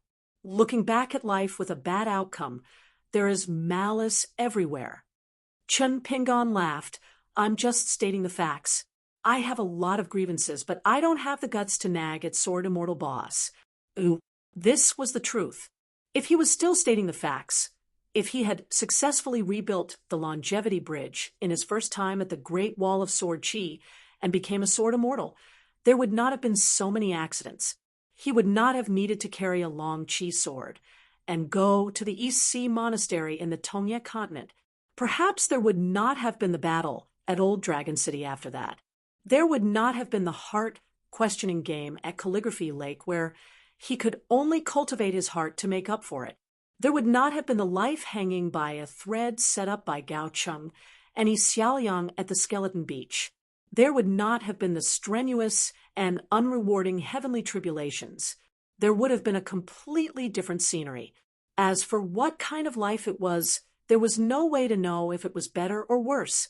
There was also the predicament at the Great Wall of Sword Chi today. If he really wanted to nag, Chen Ping'an could argue with Sword Immortal Boss for a few days. Chun Qingdao nodded. Kid, you still have some affinity with your elders. Chun Ping'an asked softly, when can I reopen that item that's so close to me? Once the war gets intense, I'll definitely have to accompany Ning Yao, and the rest to leave the city to fight. He only said half of it. The other half was, of course, the lack of an item that's so close to me that I can't use it. It will hinder me from picking up scraps to earn money. If I have to carry a big sack and run around like Gu Jianlong, I'll have a basket full of righteous words. Chun Qingdao was puzzled. Why don't you ask Yan Ming about such a trivial matter? Why are you asking me? Chun Ping'an was skeptical at first. He always felt that with Uncle Yan's style of doing things, how could he, who was personally appointed by Sword Immortal Boss to help him sneak into the inverted mountain to worship the Sword Pavilion, make such a big mistake in an item that contained the painting of Sword Immortals? However, Chun Ping'an quickly understood. It was indeed a trivial matter. He could just borrow an item that's so close to him from the rich and overbearing Uncle Yan. Chun Qingdao did not care about Chun Ping'an's little scheme. He guessed that this kid had borrowed something from him. As for whether he would return it, it was hard to say. However, Chun Qingdao's so-called affinity with his elders was very accurate. Yan Ming, who had high hopes for his only son, Yan Qian, would not be stingy with an item that's so close to him. Yan Ming's attainments in the way of the sword were not high, but he was good at making money. Therefore, he liked Chun Ping'an very much. This was very different from Yu Qing's impression of this young outsider. Yan Ming was a patriarch of a big clan who had high hopes for Chun Ping'an from the start. Chun Qingdao looked like he did not care about anything, but in fact, he cared about the younger swordsman. Chun Qingdao suddenly said, "Your two natal flying swords are not as simple as one for attack and one for defense. They are different from people of the same age like Qi Shou and Gao Yeho. Their flying swords are not weak and their skills are not shallow. It's just that in the future, the possibility of connecting multiple flying swords together will not be as high as yours." One had to know that the scholarly sage was in charge of the academy, while the mountain lord and the water deity were in charge of the mountains and rivers. As for Chun Ping'an's intrinsic flying sword, which had been praised by the elder as what a fine sparrow in a cage, it was still up to Chun Ping'an to discover if it possessed such a supreme divine ability that could raise a realm. As long as he became a swordsman and had a natal flying sword, he would be able to survive the most difficult stage of creating something out of nothing. In the future, he would have the confidence to talk about high and far places and be free in body and mind. Chun Qingdao stood up and said with a smile, "Finally, you have some decent skills." Just as they were about to return to the Great Wall of Sword Chi, the old man turned his head to look at Chun Ping'an and asked, "Previously, when the sword wills and the river of time washed over your body and soul, how did it feel to be so thin that your bones stood up?" Chun Ping'an also stood up and said with a bitter smile, "It was countless times more difficult than when I practiced in my hometown. I definitely don't want to do it again." Chun Qingdao smiled and said, "What a coincidence." Chun Ping'an's forehead was covered in sweat. He shook his head with a straight face and said, "Boss, Sword Immortal, it can't be a coincidence." Chun Qingdao said, "It is." Chun Ping'an accepted his fate and said helplessly, "Senior, you have the final say." Chun Qingdao laughed and said, "This time, the process of your bones standing up and body melting will be much, much slower." Chun Ping'an asked with a trembling voice, "You are already a swordsman. Why do you still have to do this?" Chun Qingdo gave an answer that Qin Pingan would never have thought of. The resentment of young people is not good. After the old man finished speaking, he disappeared. The whole Ning mansion's dragon-slaying cliff and the small pavilion appeared out of thin air in a small world that sword immortals could not break even in 100 years. Chun Pingan was suppressed and sat in the middle of the pavilion. From the top of the pavilion, the sword light was like a strange waterfall that flowed at an extremely slow speed, smashing onto Chun Pingan's head. The body of a martial artist in the golden body realm was like a porcelain that had not broken after being smashed on the ground, but countless cracks appeared, especially the head and face that were the first to be bathed in the swordwell waterfall. It was the first to suffer. If Chun Pingan could still use his Een spirit to travel far away, he would discover his true body. The current scene was even more tragic than the face of the lady of the Flying Eagle Fort in the Tongye continent. Not only the skin, even the pair of eyeballs were starting to crack slowly. The most torturous part was that the changes were spreading out bit by bit, like the growth of plants and trees. Compared to Chun Pingan's experience in the secret chamber of the Ning mansion, one was fast and one was slow, two extremes. After the waterfall touched the ground, it did not rush out of the dragon-slaying cliff and the small world of the pavilion. Instead, it was like an ancient well that bore the weight of the rain from the heavens. The well water gradually deepened, and the water level gradually reached Chun Pingan's knees. This was more than just being buried in a white blade. It was clearly like being ground to death inch by the boundary between heaven and earth. Sword cleansing, sword cleansing, sword cleansing. It had always been sword cultivators who cleansed their swords. When had there ever been a sword cultivator who used his physical body as a sword to be cleansed and refined? The old woman sensed the strange phenomenon of heaven and earth again from afar. She was gratified and said, "I never thought that young master would become a sword cultivator. He's even more diligent in his sword practice." Over at the Great Wall of Sword Chi, Swazwa asked, "How is it?" Chun Qingdu laughed and said, "First, there was the beast ancestor who held a long sword and pointed the tip of the sword at the wilderness. Then there was the natal flying sword that imprisoned Chun Qingdu. As the senior brother, what else do you want from your junior brother?" Swaz's face was tense as he said, "It was eldest senior brother and youngest junior brother." Chun Qingdu clicked his tongue and said, "I beg you people of the sage of literature lineage to have some dignity." Swazwu was in a good mood and really did not pursue the matter this time. However, he could not help but frown and asked, "Since he has the natal flying sword, why didn't he immediately rush to the battlefield?" Chun Qingdu said, "I begged him to come. That kid has become a sword cultivator and is so arrogant that he refused to come." Swazwa laughed heartily and said, "It's still eldest senior brother, who is a sword cultivator." Chun Qingdu suddenly said, "A war is ultimately not a fight. Your youngest junior brother understands this better than you. However, there are some things that I will tell you later." This time, the demon army's attack on the city quickly created an extremely spectacular accident. On the battlefield, the physical bodies of 5 towering mountains were directly erected. They were all extremely tall mountains in the wilderness. This was the great demon Zhongguang's mountain-shifting divine art. After this battle, this ascendant realm great demon directly damaged his Tao foundation. It was equivalent to him withdrawing from the upcoming siege battle. He could peacefully recuperate in Commander Jiazi's tent. The price that the wilderness had to pay to move the 5 mountains was definitely not limited to the great demon Zhongguang's cultivation base.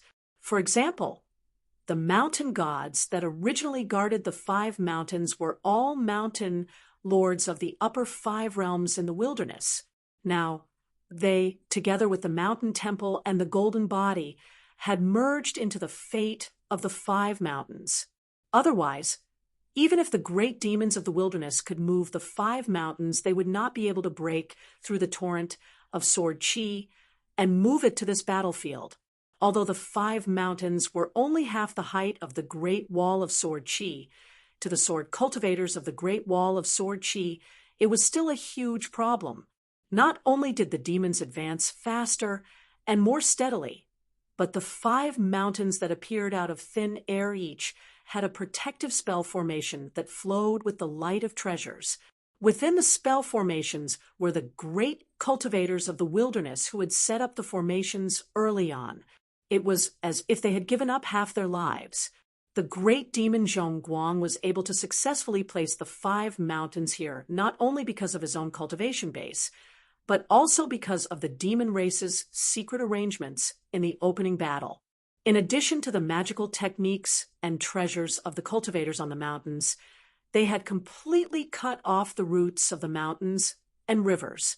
In the end, they had worked together to refine the 5 mountains and hand them over to the Ascendant Realm Great Demon Zhongguang. Thus, the price was enormous, but if they succeeded, it would be the turn of the sword cultivators of the Great Wall of Sword Chi to pay with their lives and flying swords. In addition, the sovereign great demon who had once been the ruler of the Yelluo, the woman in the dragon robe, who wore the imperial crown, seemed to have replaced the withered bone great demon Baiying and was in charge of the latest phase of the siege. She was called Yang Ji, and it wasn't as if no one in the world of wastelands didn't know her true name, but those who had the right to know were ancient existences who knew her well. Whether or not they knew her true name was meaningless, and neither side would truly fight to the death. She had already given all the rivers and lakes under her command, including the Yelluo, to another great monster. But before handing over her property, she had naturally held back some of the water from several rivers and stored it in her natal artifact. At this moment, the 5 great mountains towered above the earth. She personally oversaw one of the mountains. She didn't reveal her true form, just like a young lady from a noble family who was enjoying the scenery. At the foot of one of the great mountains, she was all smiles. She gently bent down and shook out a total of 5 jade green water droplets from her dragon robe. She smiled and said, "Go. The mountains don't move, the water flows. Act as a moat." In the end, a raging river appeared at the base of each of the 5 peaks, circling around the 5 mountains. The water was extremely vicious and filled with baleful energy. Many of the ghosts, and ghosts that had managed to survive on the battlefield, had not been able to do much, and would have been refined by the sword chi sooner or later, but when they entered the water, they became malicious ghosts that swam aimlessly through the river. In truth, before the mountains and rivers interconnected, many of the sword immortals in charge of their respective duties had attacked almost at the same time, both to cleave the mountains and to save the life bond flying swords of the middle 5 realms. Even though the sword immortals attacked very quickly, there were still hundreds of life bond flying swords that were suppressed by the 5 mountains that suddenly appeared, shattering on the spot.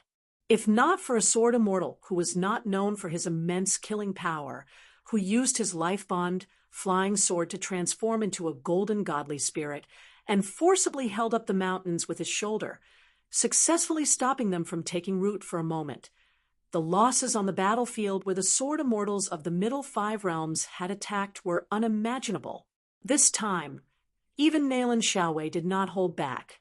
He struck out with his sword, and the red life bond sword that was as slender as a reed disappeared in an instant. It eventually transformed into an extremely long red flood dragon that was covered in flames. When it wrapped its body around a mountain and sank into it, not only did the mountain's rubble and vegetation were destroyed, but even the entire mountain was about to shake. Nalan Xiaowei's flying sword flood dragon and the peak great demon's river clashed with each other. The flood dragon created countless huge waves that slammed against the mountain. Lu Ji attacked almost at the same time. Yu Qing, Yao Lianyun and Li Tumi also attacked. Indeed, the Savage World's move was far too troublesome. Its influence on the future of the battlefield was extremely far-reaching.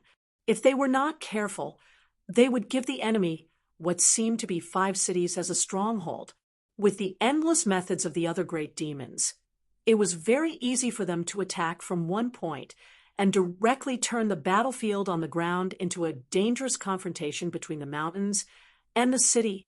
Flying maidservants wrapped in ribbons and hugging peepas appeared around the 5 mountains.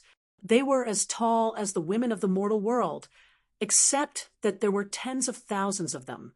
As a result, it was an additional protective formation of the mountain. They each played their peepas, and various sounds of nature rang out. Some were graceful and gentle, while others had the forceful charm of a general taking off his armor. Strands of water spiritual chi were guided by the peepas, and mist rose. In the end, they transformed into jade-green threads that swept into the sky. They connected with the multicolored ribbons that fluttered in the wind, as if they had draped a green veil over the 5 mountains. Li Tumi directly confronted his sword on a mountain peak. The woman wearing the imperial crown summoned a pitch-black Dharma idol that grabbed one of Li Tumi's massive flying swords. The flying sword was originally meant to slay some of the demonic cultivators at the peak of the mountain. However, after it was stopped by the great demon Yangji, not only was he not worried that the flying sword would be taken away and hurt the foundation of a sword immortal, but Li Tumi, the chief consecrator of the Yen family, instead became ferocious. Not only did he summon his second natal flying sword, Silver Thread, he drew a long silver sword radiance between the mountain and the city wall and pierced towards the center of the Dharma form's brows. Li Tumi himself flew forward with the wind. He held the long sword in his hand and stood straight like a rainbow in the sky. The Dharma idol was so large, and the sword immortal was so small. It was like an ant trying to shake a tree. Li Tumi's immortal companion and 3 direct disciples had all died at the hands of the great demons of the Yeluo. In any case, he was all alone. If he did not confront his sword now, when would he? The woman smiled charmingly. The great sword immortal's courage is indeed a little big. Then let me make you lose your courage. 5 mountains, 2 defensive formations, thousands of demon race cultivators who specialized in attacking the Talisman faction, more than 1,000 Dharma treasures, and Yangji personally overseeing one of them. Even if the sword immortals attacked together, they would not be able to easily shake the foundation of the Dharma idol. He did not care about this. He knew that Li Tumi, who was in a killing frenzy, was already determined to die. He wanted to blow up his own body and 2 sword orbs. He also wanted to destroy most of the great wall of sword chi, which had lost the initiative, and win a chance for the sword immortals behind him to destroy the mountains. Once the 5 mountains were allowed to take root on the battlefield, they would become more and more stable. Future battles would only become more troublesome. Even if the 5 mountains were all gathered, even if only one of them was lost, there would still be 4 remaining. If none of the sword immortals of our generation died in a great battle, could it be that everyone would just stand by and watch the juniors like little fatty Yen die first? There had never been such a saying in the 10,000 years of the Great Wall of Sword Chi. The left and right swords cleaved the pitch-black Dharma idol into 2. Not only did Li Tumi not take the opportunity to retreat to the top of the city wall, he even released a resplendent sword beam. Together with his 2 flying swords, he crashed into the middle mountain peak. Everyone, Li Tumi will take his leave first. Yangji frowned. The black dragon robe on his body suddenly floated away from his body, like a cloth covering a bonsai. It instantly enveloped the entire mountain, preventing the suicidal sword immortal from completely destroying the mountain's array formation and roots. If that happened, the great wall of sword chi would not be able to withstand the continuous attacks of the sword immortals. It would also cause the trap hidden deep in the Great Wall of Sword Chi to surface prematurely, with the mountains gathered on the battlefield. If the Great Wall of Sword Chi's attacks were not strong enough, the Sword Immortals would naturally be able to gain a foothold. It would be equivalent to pushing the battlefield a few hundred miles closer to the Great Wall of Sword Chi. If the Sword Immortals did not give up and did not go overboard with their attacks, it would be even better. It would be like adding fuel to each other's fire. Every time the Sword Immortals sent in their forces, they would be slightly weaker. This was the situation that the savage world wanted to see the most. That was because the Sword Immortals at the Great Wall of Sword Chi were qualified to add fuel to the fire. In the opening battle, the savage world had purposely made it so that it did not hurt, but in the second battle, the Great Wall of Sword Chi would be severely wounded. A group of Sword Immortals would be killed, but Li Tumi's suicide attempt had already infuriated the former mistress of the Yeluo. Yang Ji communicated mentally with the other 4 peak great monsters hidden in the other 4 mountains, telling them not to panic. In particular, Yang Ji was adamant that the old man in the middle of the mountain was not allowed to act on his own. What surprised her even more was that left and right had failed to save Li Tumi and even made an unimaginable attack. After Li Tumi had resolutely destroyed his golden core, nascent soul, all of his soul, and 2 sword orbs, Yang Ji's immortal armament robe had actually suppressed his momentum. If everything went as expected, he would only have destroyed half of the protective array and would not have much of an effect on the mountain's foundation. But left and right had thrust out his sword, using his vigorous sword intent to tear apart the mountain covered by the black dragon robe and slash at Li Tumi. Li Tumi, whose sword light had been half restrained by the black dragon robe, laughed noiselessly as he departed the mortal world. After this strike, Li Tumi's body and Dao vanished. His 2 life-bound flying swords exploded with a thunderous boom. An immortal sword cultivator did not even leave a trace of his soul behind, causing the entire mountain peak to be blown apart.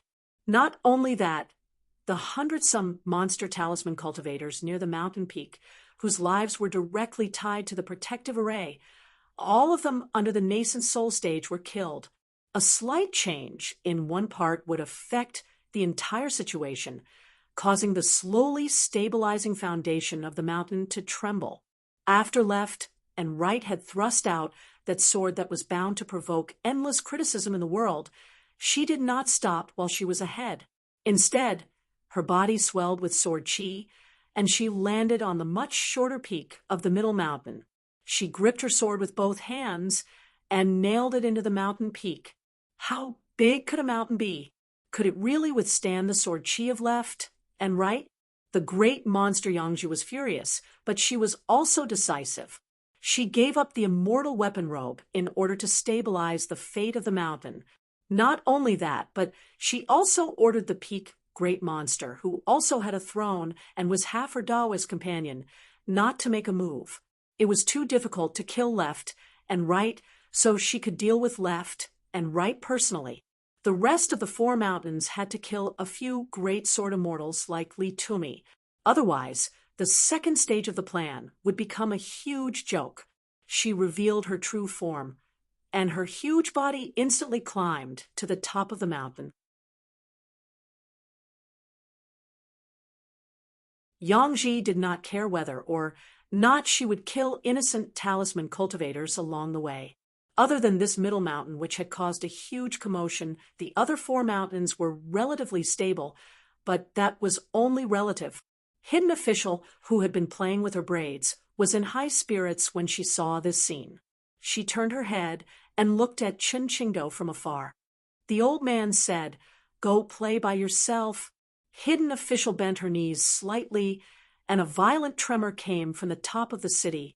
Hidden Official, who looked like a little girl, left the city.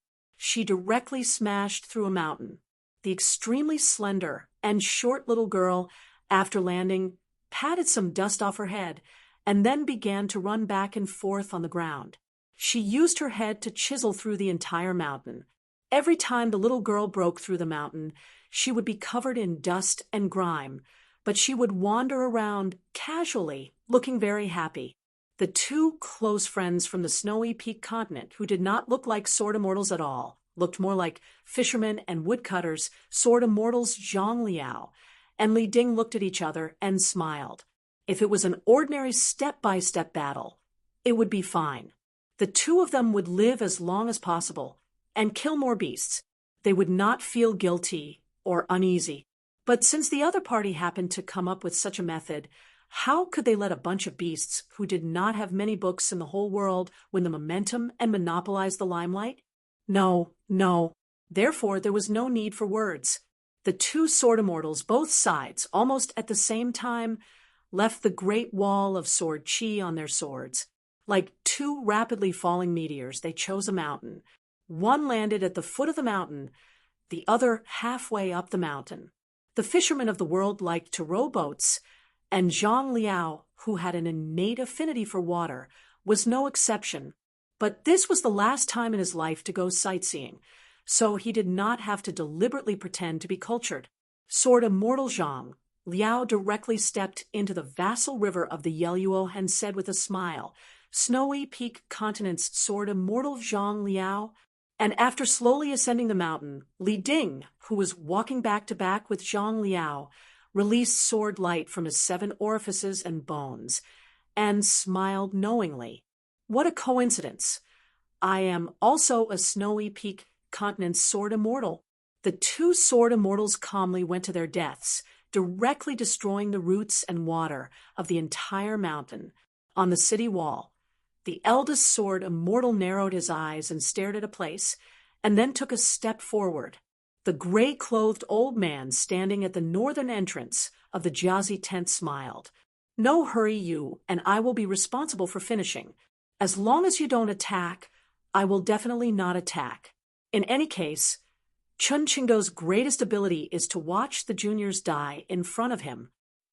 The gray-clothed old man looked at the great demon of Middle Peak, Yang Ji, and gave her an order. The greatest trump cards of each of the 5 peaks no longer concealed themselves, whether they were Ascendant Realm Great Demons or Immortal Realm Sword Immortals. They all left their original hiding places. As for whether the mountain could continue to take root in the battlefield, the lives of the thousands of talisman demon cultivators on the mountain, and how long the protective formation could last against the sword immortals, it was no longer important. The 4 great demons all rushed toward Middle Peak, wanting to meet up with Yang Ji, who had revealed her true body. Surround and kill. In the territory of Middle Peak, a short old man hovering on a sword appeared. He was suddenly dozens of feet tall, with white hair and eyebrows.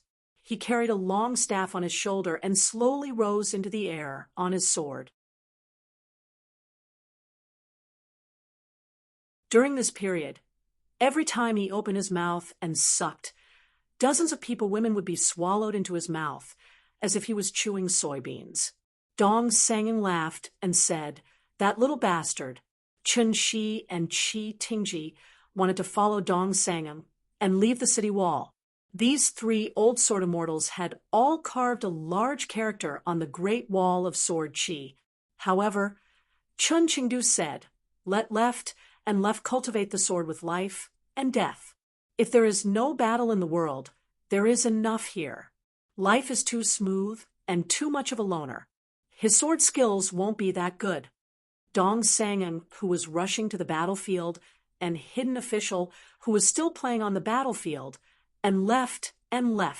They needed to confront Yang Ji and the sword immortal, 2 of the most powerful great demons in the wilderness, and the other 4 great demons. On the wall, Yan Ji bit his lips and remained silent. On the other side, Chen Quan and Qi Shou were fully focused on the battlefield and did not notice Chen Pingan. He was motionless, and his face was full of struggle. When Chun Pingan's out-of-body yin spirit could move freely, it was already too late. On the battlefield, there was an even bigger accident than the sudden appearance of the mountain. Hidden official broke through the sword chi with a punch and directly pierced through left and right's abdomen. If left and left had not dodged on the line between life and death, their hearts would have been smashed by the punch. Left and left had already retreated a few miles away when Dong Sangin grabbed him by the shoulder. Dong Sangin took the full force of the old man's attack and left the battlefield with left and right, apart from a few sword cultivators. Everyone else on the Great Wall of Sword Chi was astonished. They were shocked to the extreme. Hidden Official spat out a mouthful of blood, then tilted his head and looked at Chen Qingdu. He raised his middle finger and said, "Old farts deserve to die the most. Go to hell." Chen Qingdu's face was expressionless as he glanced at the Hidden Official.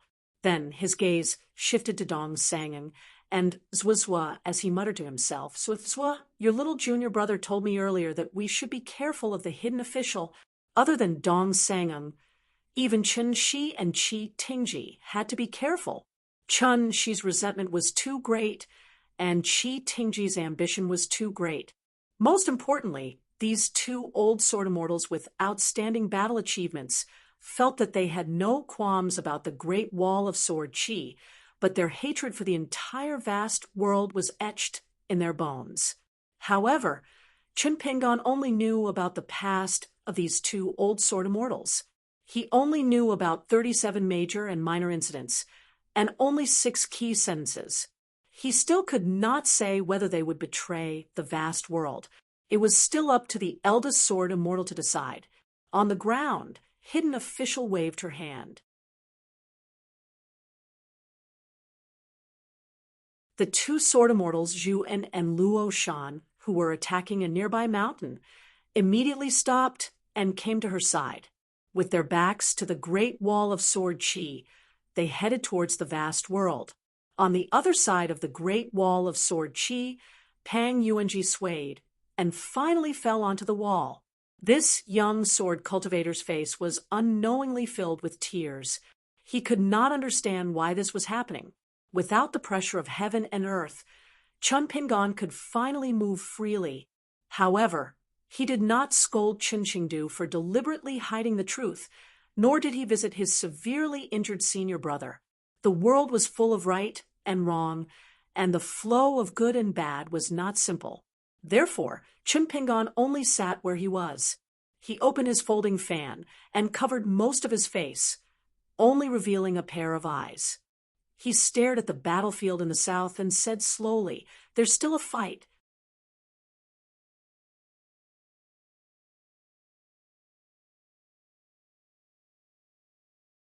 "626. This battle was extremely short and short. The scale was small, and people died quickly. It was like a border army meeting on a narrow path. The wasteland world did not immediately launch the next round of attacks. Obviously, many of the key military camps did not expect this result. There were too many surprises, and they had to adjust the details of their strategy under the established framework. Instead, they gave up the remaining 3 mountains on the battlefield. The large mountain in the middle was completely shattered by the battle between Zhuozhuo and Yangji. The other mountain was destroyed by the 2 foreign sword immortals of the Snowy Peak continent at the cost of 2 lives. Then it was forcefully split apart by Lu Ji's sword light. The remaining 3 mountains were in shambles. One of the mountains was destroyed by the Hidden Official's Luo Shan and the Bamboo Nunnery sword immortal. This was probably the last battle achievement of these 2 traitorous sword immortals. If they met again in the future, they would exchange swords with each other. They would fight to the death with their former comrades and fellow sword immortals. On the 3 mountains, the few demon cultivators of the talisman lineage who were lucky enough to survive could only wait for death. Even if they escaped far away, it would be meaningless. Their lives had long been linked to the survival of the mountains. There were also some fierce and ruthless ones who were decisive. They called for their friends, gave orders, and reactivated the Great Mountain Barrier Formation. Even if they died, they would make the sword immortals of the Great Wall of Sword Chi send out as many swords as they could. Sword immortal Zhao Jiuqi found Cheng Quan, and together they flew on their swords to a mountain. Zhao Juqi wanted to protect Chengquan and refine the mountain as much as possible to help Chengquan use it. Mother asterisk Kerr, if I leave the city now, I will feel like a traitor. Chengquan was inconsolable on the way. F asterisk King Bamboo Nunnery, Loli Luo Shan, before today. You were all friends I was willing to exchange my life for. Zhao bastard, tell me, will you also stab me in the back in the future? If you will, give me a quick death. When we reach the top of the mountain, I only ask that you don't stab me like a wishy-washy woman. Let me die faster. Zhao Juqi cursed. Why would Song Kaiyan like a trash like you? Chengquan's face turned pale. Although the Great Wall of Sword Qi had won this battle, none of the sword cultivators on the city wall were happy about it. The hidden official actually betrayed the Great Wall of Sword Qi and brought the 2 sword immortals from the Luo Shan Bamboo Nunnery to join the wilderness.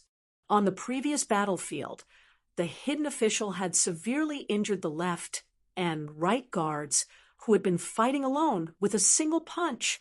Apart from those sword immortals whose sword hearts were sufficiently clear, almost all sword cultivators, especially the young ones, were shrouded in a haze that could not be dispelled.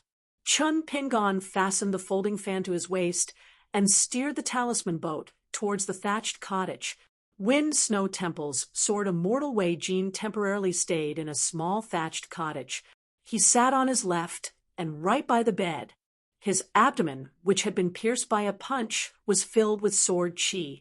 The sword qi could not produce flesh and bones because this was simply the second round of the dangerous battle. Senior brother needed to use the sword qi to resist the aftereffects of the hidden official's punch. Otherwise, for a sword cultivator of the upper 5 realms who had tempered his body, no matter how serious his injuries were, it would not make Dong Sanging feel shocked and feel that something was wrong. Dong Sanging, who was guarding the door, said angrily, "Chun Qingdu, what the hell is going on? Is the hidden official possessed?" Chun Qingdu, who was standing on the wall in the distance, said without turning his head, "You are not blind. What your eyes see is the truth." Dong Sanging flew into a rage because this old sword immortal had always had a good impression of the hidden official. He felt that the hidden official was a rare, kindred spirit. The old sword immortal's most valued grandson, Dong Guanpu, who was once regarded as the next candidate to become the sword immortal of the engraving sword, was very close to the hidden official in the early years. Dong Sanging had already seen the young man, who floated to the ground, and put away the talisman boat. He was still angry and continued to shout at Chun Qingdu, "Then you should have killed him just now." Chun Qingdu sneered. Dong Guanpu's defection to the wilderness was exposed. The entire Great Wall of Sword Qi knew about it. Did I know? Did I kill him before you guys made a big deal out of it? Chun Pingon pretended not to hear anything. Back then, when the sword immortals gathered on the city wall, the eldest sword immortal personally killed Dong Guanpu. Chun Pingon saw it with his own eyes. It was just that at that time, Chun Pingon's thinking was still very shallow. He did not really understand the Great Wall of Sword Qi. And what puzzled Chun Pingon the most was that Ning Yao said that Dong Guanpu was a good person. As a sword immortal and a descendant of the Dong clan, it was true that he betrayed the Great Wall of Sword Qi. He was a good person, but it was also true. How should he settle this score? Perhaps to this eldest sword immortal, guarding the Great Wall of Sword Qi was really just guarding the Great Wall of Sword Qi. Dong Sangeng suppressed the anger in his heart and told Chun Pingon that his senior brother would not die. Then, the Dong clan's patriarch left the place. Chun Pingon did not enter the thatched cottage. Instead, he gently closed the door. After witnessing such a magnificent and tragic battle, where sword immortals and demons could die, one would feel even more insignificant. After witnessing the choices made by his eldest sword immortal, Chun Pingon felt that if he were to walk through the mind-examining game at Calligraphy Lake again, he would be able to do whatever he wanted even if he was at the same cultivation level as before. Chun Pingon did not stay at the thatched cottage for long. He went to where Ning Yao and the rest were. Ning Yao looked at Yan Ji and then shook her head at Chun Pingan. Chun Pingan nodded, indicating that he understood. Yan Ji's eyes were red. He clenched his fists and placed them on his knees. The family's head consecrator, the immortal realm sword immortal, Li Tumi, was dead. This old man was the person that Yan Qinian hated the most when he was young. This was because Li Tumi, who looked down on Yan Qinian the most, had personally said many terrible things about Yan Qinian when he was young. Li Tumi, who looked down on Yan Qinian the most, had personally said these things. That was why Yan Qinian had become the laughingstock of the Great Wall of Sword Qi. Otherwise, with the status and wealth of the Yan family on Xuanhu Street, and with the temper and shrewdness of Yan Kei's father, Yan Ming, the head of the Yan family, who would dare to trample on Yan Kei, who was the only son of the Yan family, even though Yan Ji had risked his life again and again to become a true swordsman and become friends with Ning Yao, and Chen Sancho Li Tumi, who was worshipped by the Yan family, was still unwilling to look Yan Ji in the eye. Yan Ji humbled himself and begged Li Tumi to teach him swordsmanship. Li Tumi only said that he was old and poor. How would he dare to teach the young master of the Yan family swordsmanship? That would be misleading him. Yan Xie did not expect that when Li Tumi was willing to teach him swordsmanship with a straight face but a hint of a smile in his eyes, the old man would die just like that. He would become the first great sword celestial to die on the battlefield. Chun Pingan sat beside Yan Ji and did not console him. This was the Great Wall of Sword Qi. The person beside him was Yan Ji. There was no need for him to console him. Anyone could get through this. Who would be unfamiliar with the death of a loved one? Other than the dead Li Tumi, there were also the temporarily living Wu Qingpei, Tao Wen, Zhou Cheng, and the rest. Who was not like that? Even sword celestials were no exception, much less sword cultivators, as well as so many people whose intrinsic flying swords had been shattered, each of them living a life worse than death. It was fortunate that only he had heard the last words of Sword Celestial Elder. That was because there were too many hidden meanings in his words. For example, the hidden official knew that Dong Guanpu was a traitor, but he did not convict him. Chun Qingdu would not say much about this. If he dragged it out, so be it. Dong Guanpu was a child who thought too much. Even if he deserved to die, he was still alive. Every day he lived was a day.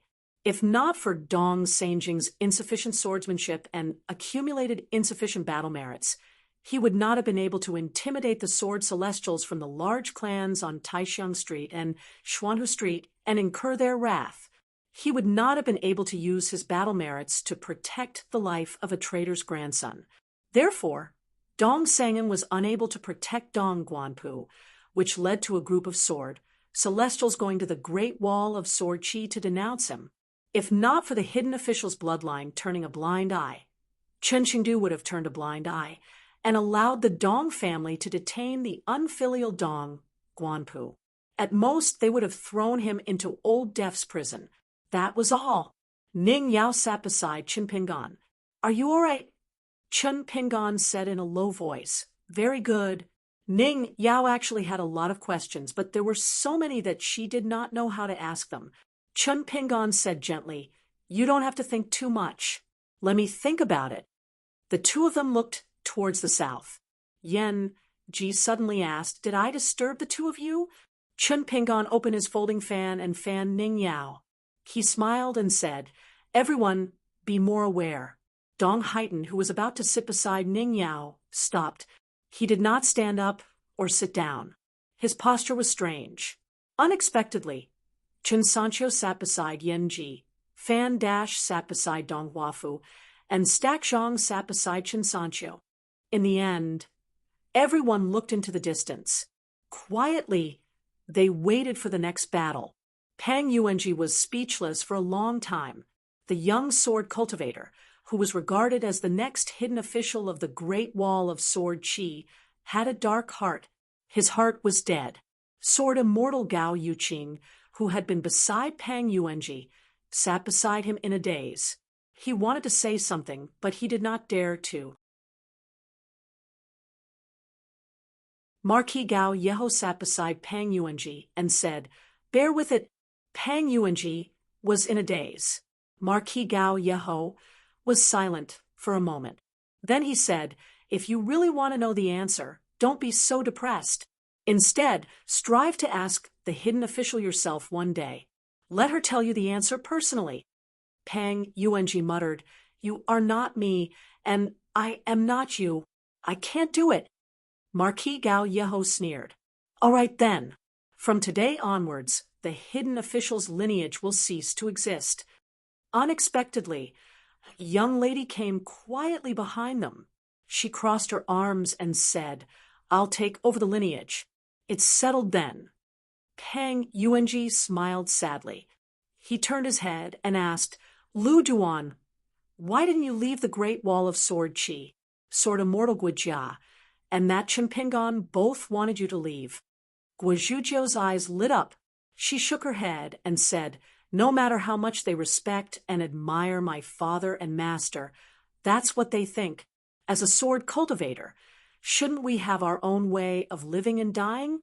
Pang Yuanji smiled bitterly. Even if she understood the logic, what could she do? Marquis Gao Yeho gave her a thumbs up and laughed. "Lu Duan, well said." Guizhuzhou looked at Marquis Gao Yeho and said helplessly, "Why are you praising me? You should praise my master for teaching him well. This is called praising two at once. You don't know how to do it." Marquis Gao Yeho was speechless. Only Ning Yao and Dong Budi could gain the upper hand in dealing with Lu Duan. Gao Yuqing could not help but laugh through her tears.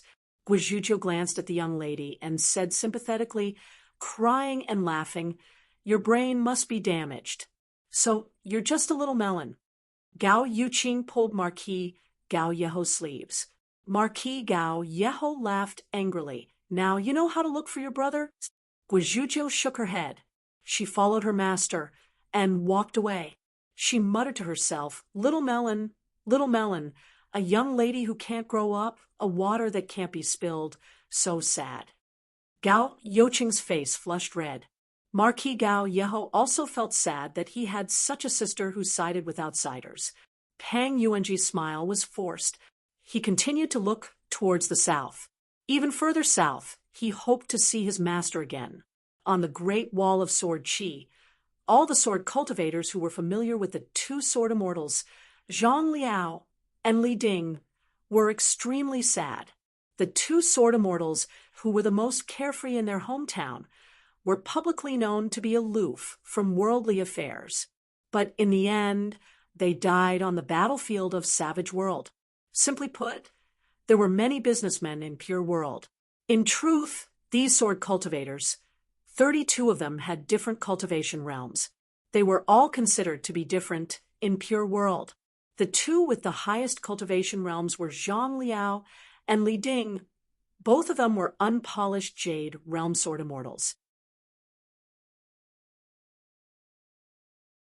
Over at the Great Wall of Sword Qi, when they looked at the sword cultivators of Pure World, who had the least number of people, they never looked at them differently. But deep in their hearts, they were unhappy. There was no need to say much about the North Continent. It was the continent with the most sword cultivators in the vast world. It could not be compared. The South Swirl Continent was the closest to the inverted suspended mountain and the Great Wall of Sword Qi. It had a few hundred sword cultivators. There was no need to compare. But other than that, the Fuyao continent, Lu Xia continent, Jin Jia continent, these three continents had more sword cultivators than Pure World. There were only two continents with fewer sword cultivators than Pure World. The smallest continent in the vast world, Aquarius continent, had the Wind Snow Temple Sword Immortal Wei Jin, a young sword immortal who could compete with the native sword immortals in terms of talent and attainment. Then there was Chun Pingon, who was not a sword cultivator but was able to win the respect of sword cultivators.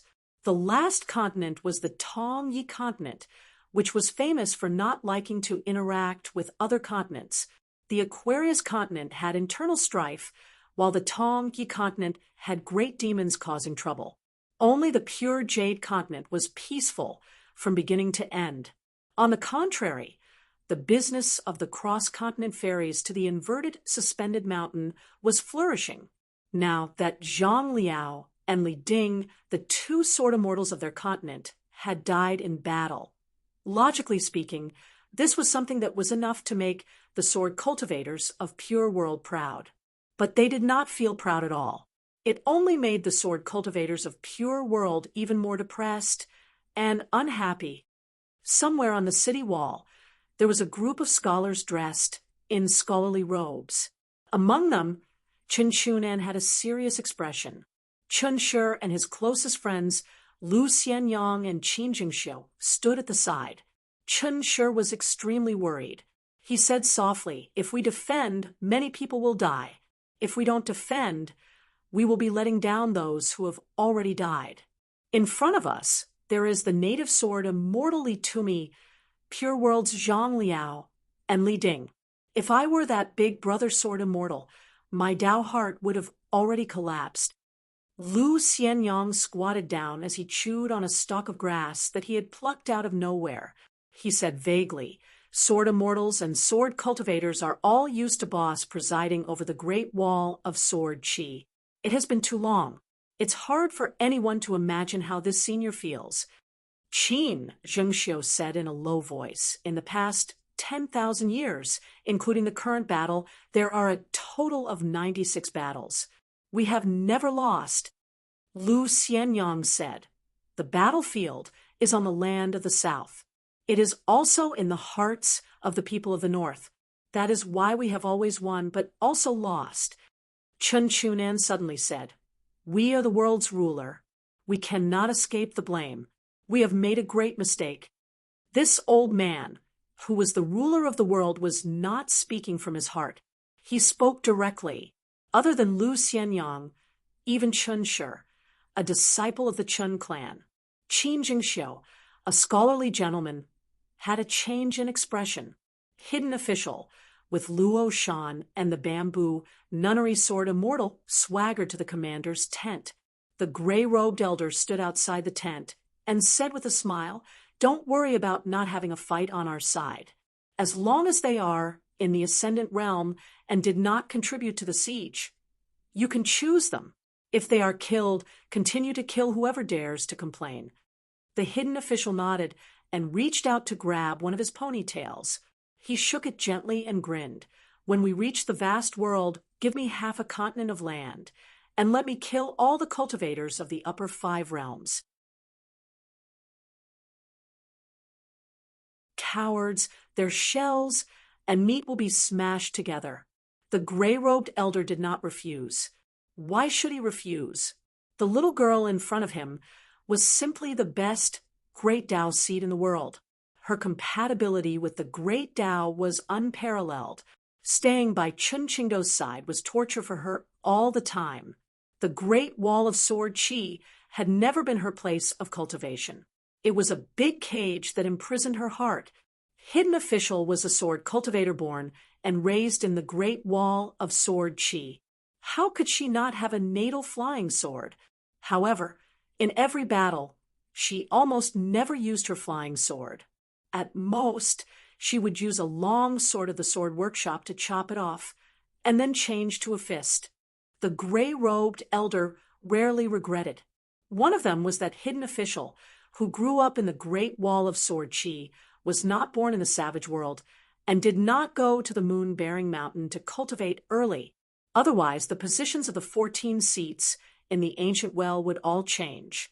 This ancestor of the savage world was accompanied by only one person at the moment. It was the bearded man with a sword on his back.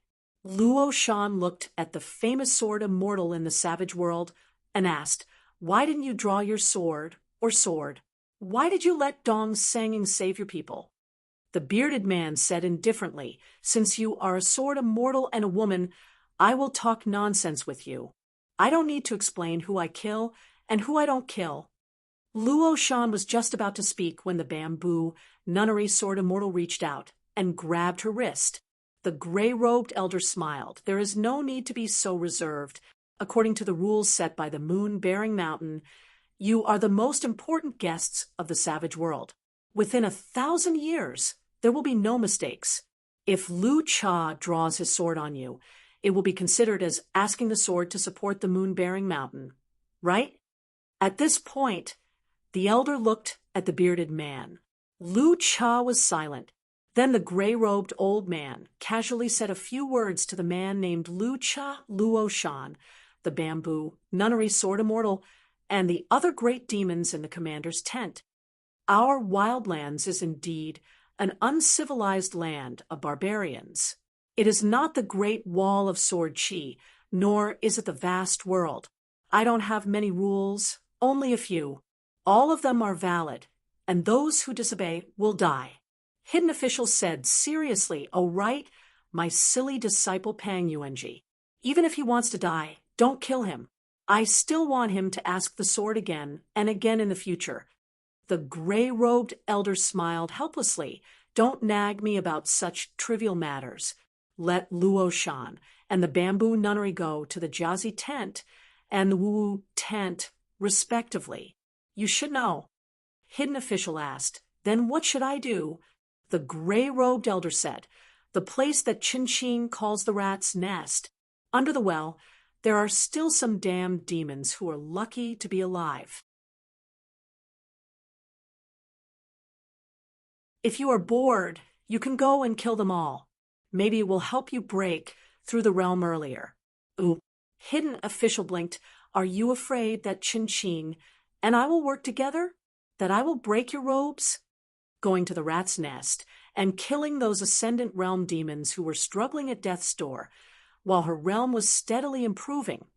It was actually a kind of mysterious integration with the savage world. From then on, her life and death would be related to the whole world.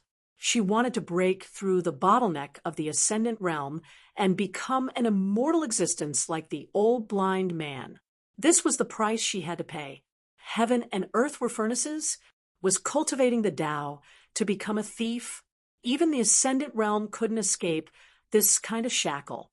If she really wanted to break through this barrier, she had to do something magnificent. She had to use her own small world to refine a part of the big world. After refining all of it, she would be the Confucian sage, the Buddha, and the Tao ancestor. The gray-robed elder laughed heartily. "Just tell me if you want to go or not." Hidden official smiled brightly, rose from the ground, turned into a rainbow, and went straight to the rat's nest. What kind of world could she refine in the Great Wall of Sword Chi? The Great Wall of Sword Chi? The Great Wall of Sword Chi was Qin Qing, and Qin Qing was the Great Wall of Sword Chi. But the savage world was different because the gray-robed elder hadn't really refined the whole world. So she still had a chance. Maybe in the future, she could even wrestle with this demon clan ancestor. Lu Cha frowned and asked, "Do we have to give way to her like this?" One sword principle, one knowledge, two of the biggest advantages. Enough for you and Zhou Mi. You two can't take all the good things. The gray-robed elder laughed. Chen Qingdu died again. When I reach the vast world, the sage of rites should come out of the mountain. I want to see if the scholars of the vast world say that in every troubled world, there will be heroes to save the world. Lu Cha asked, "What about Bai Zhe?" The gray-robed elder sneered. "He's almost the same as the old blind man. He's so disappointed that he won't help either side." Lu Cha suddenly said, "When the darkness is gone, the light can be seen." The gray-robed elder laughed and asked, "Then have you ever thought about which world is the most suitable for this sentence? If you only talk about purity, which world has the purest mind?" The gray-robed elder stretched out two hands. "In the vast world, people's hearts are going down, but we're going up. This is the most unstoppable trend." The elder clenched his fists and whispered, "When you reach the vast world, it's your turn to draw your sword." Lu Cha nodded. "It should be so." The gray-robed elder suddenly patted the bearded man's shoulder.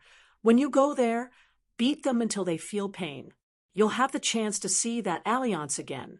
When the time comes, I'll allow you to use one of the continents in the vast world as a small wager for your sword competition. Alliance had been to many places in the wasteland and killed many demons.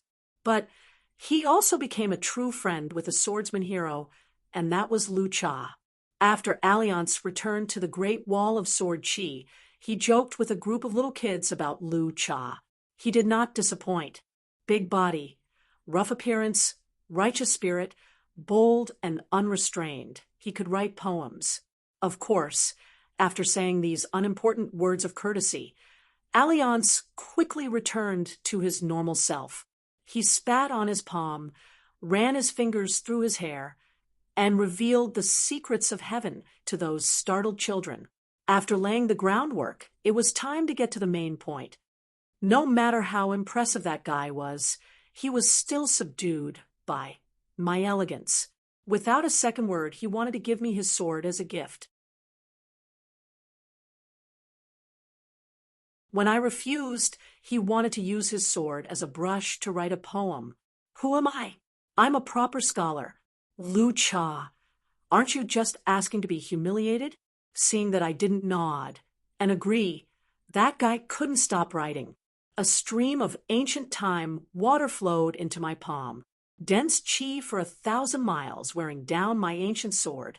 Don't be petty. What? You guys haven't heard of a single line? It doesn't matter. It's just average anyway. If you can't remember, then so be it. But in the future, if any of you meet that Lu Cha on the battlefield, don't be afraid. If you can't beat him, immediately tell him that you are Alliance's friends. But that self-proclaimed scholar Alliance was even more of a hoodlum. Unknowingly, he had stayed in the Great Wall of Sword Chi for more than 100 years. He never wore a green robe and had a jade pendant hanging around his waist. He never looked like a real scholar. When he left, the swordsman didn't even have a sword. He just wore a bamboo hat and a saber. No one knew that when Qin was sending him off, he said solemnly, "Since you're leaving, don't ever come back again." How could an outsider like you stay in the Great Wall of Sword Chi for so long? Even if you don't leave, I will chase you away. That man only rubbed the shoulders of the Sword Immortal Elder, while smiling mischievously. "If there's any good wine, help me keep it. Whether I drink or not depends on my mood. But whether I keep it or not is the law of the martial world." But in the end, the man straightened his bamboo hat. Before leaving the thatched cottage, he turned his back to the old man and said, "If the Great Wall of Sword Chi had turned around, I wouldn't have come. No matter how good the wine is, who can I, Alliance, find to drink it?" After the withered bone great demon by Ing and the old Yelua's common lord Yangji, the role overseeing the demonic army was changed to that great demon with thousands of palaces and jade pavilions. Her name was Huang Luan. Huang Luan still sat alone on the railing. She seemed to be in a celestial city filled with the cries of phoenixes and cranes. In the city, there were the different climate changes of the 20 solar terms. Some immortal residences were filled with the cries of autumn cicadas. Some courtyards were filled with willow leaves that resembled little eyebrows. There were also Taoist temples where jade was planted incessantly, and snow covered the ground.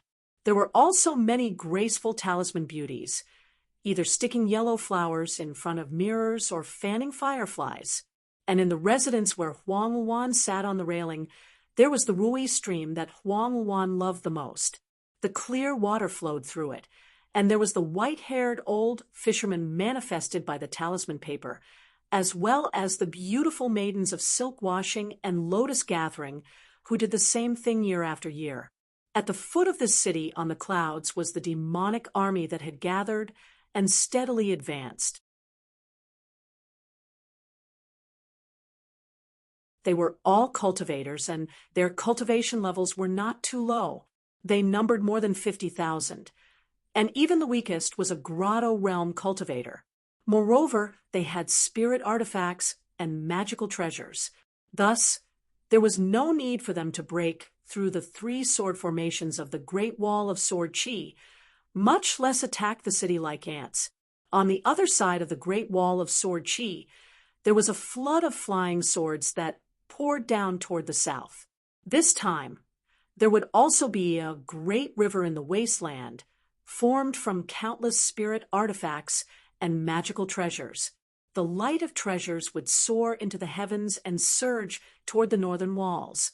You have the river of Sword Qi, and I have the great river of treasures. It would be a head-on collision between the two rivers, since they had already decided to use half of the world's power to attack this lone Great Wall of Sword Qi. How could they not have a battle formation to show for it? They would exchange their spirit artifacts and magical treasures with their natal flying swords to see who would feel more heartache. There were no schemes or intricate arrangements. It was just a competition of resources. If that old woman Yangji was slightly more capable and not so useless, and could rely on the 5 mountains to stabilize their footing, the losses on the Great Wall of Sword Qi would be greater. Who would have thought that Li Tumi's and Zuo's attacks would mess up all the arrangements? Not only were they unable to kill more immortal sword cultivators, they almost lost everything. It also caused Huang Wan's own siege battle to be greatly affected. Otherwise, the closer the battlefield was to the city, the faster the casualties on their side would be. However, the damage to the natal flying swords of the Great Wall of Sword Qi would also be greater. 5 upper 5 realms mountain monarch deities and thousands of talisman cultivators sacrificed their lives to refine the mountains. Then, Chongguang moved the mountains and suddenly threw them onto the battlefield. The military tent remembered all the accounts clearly. If not for the hidden official's betrayal, which could be considered a great help, Yangji would be in big trouble. After all, the siege of the city was no longer as crude as it used to be. So many military tents were not just for decoration. Even if the cultivators in the military tents did not have high cultivation realms, and there were even many young children in the eyes of the Grand Ancestor and Tuiwa Mountain, as long as any military order was out of the military tents, even Huang Wan, Yangji, and Bai Ying would have to think twice. Huang Wan raised his hand high and waved it forward lightly. The demon army's treasures were all deployed. In the night sky, it was as if a bright river of stars had suddenly hung up. Even an ancient existence like the great demon, Huang Wan had to admit that the scene in front of him was spectacular. It was very fresh, but he did not know how many times he would have the chance to see it in the future. As long as he reached the vast world, according to the previous calculation, it would be very difficult to have such an opportunity. Huang Wan was surprised and took the initiative to open the restriction. He turned his head and smiled. Rare guest, rare guest. It was Yangji who lost more than half of his immortal weapon robe. During the battle, most of the fragments were collected by this nostalgic woman. However, if he really wanted to repair it, not only would it be troublesome, it would not be worth it. It would be better to just go to the vast world and snatch a few pieces by force. Today, Yangji, who was wearing plain clothes and wearing a wooden hairpin, sat by the railing with a gloomy expression. Huang Wan smiled. Why, do you want to snatch the credit from me? Yangji said, I'm just helping you to earn some credit. Although the great ancestor did not say anything harsh, he was obviously not too happy.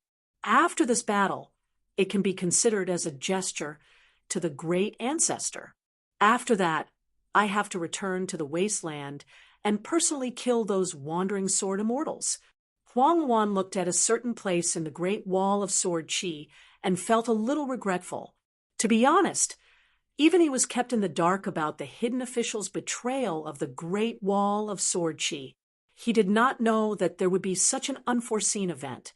Yangji asked, the city in the north and the inverted mountain, when will our chess pieces attack? Huang Wan smiled. How would I know that? Of course, the army under his feet was not standing still. They took out all kinds of life source items from afar. The entire formation was constantly advancing. The torrent of sword chi collided with the river of treasures. It was incomparably dazzling, like thousands of sparks from an ancient god's sword. They kept sputtering and sprinkling down like a rain of fire, illuminating the great wall of sword chi and Huangyuan City in the sky. Other than that, there were ants similar to the first opening battle. They were madly charging forward from the two sides of the army.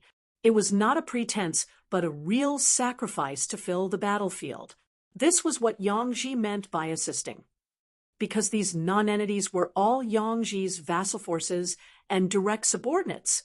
A great demon at the peak of the great demon realm naturally did not just sit beside Huangyuan and enjoy the scenery or fight against the torrent of sword chi a few times.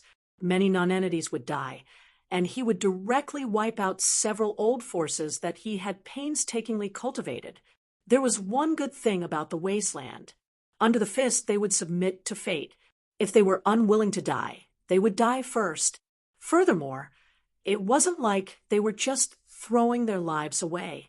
There were many military tents that kept detailed records of the casualties and battle achievements. If they died, it wouldn't be too much of a loss. If they didn't die, they would make a huge profit. The world was vast. And as long as they could get past the Great Wall of Sword Chi, they would be able to earn money every day. There were innumerable heavenly materials and earthly treasures, as well as the immortal clans and organizations that were at the mercy of the wildlands. Huangyuan suddenly smiled playfully. When did the Great Wall of Sword Chi become so orderly? When sword immortals attack? This handsome man with an immortal aura reached out and patted the railing lightly. He complained incessantly. It's over. In this way, the other side's losses are destined to be lower than the military tent's expectations. Yangji, is it because you are too unlucky that you implicated me? Look, Yu Qing, Mi Hu, and many other sword immortals who were rumored to not be on good terms with each other are so particular about formations when they use their swords. Those unruly sword immortals can fight in a small area and work together seamlessly. It's very normal.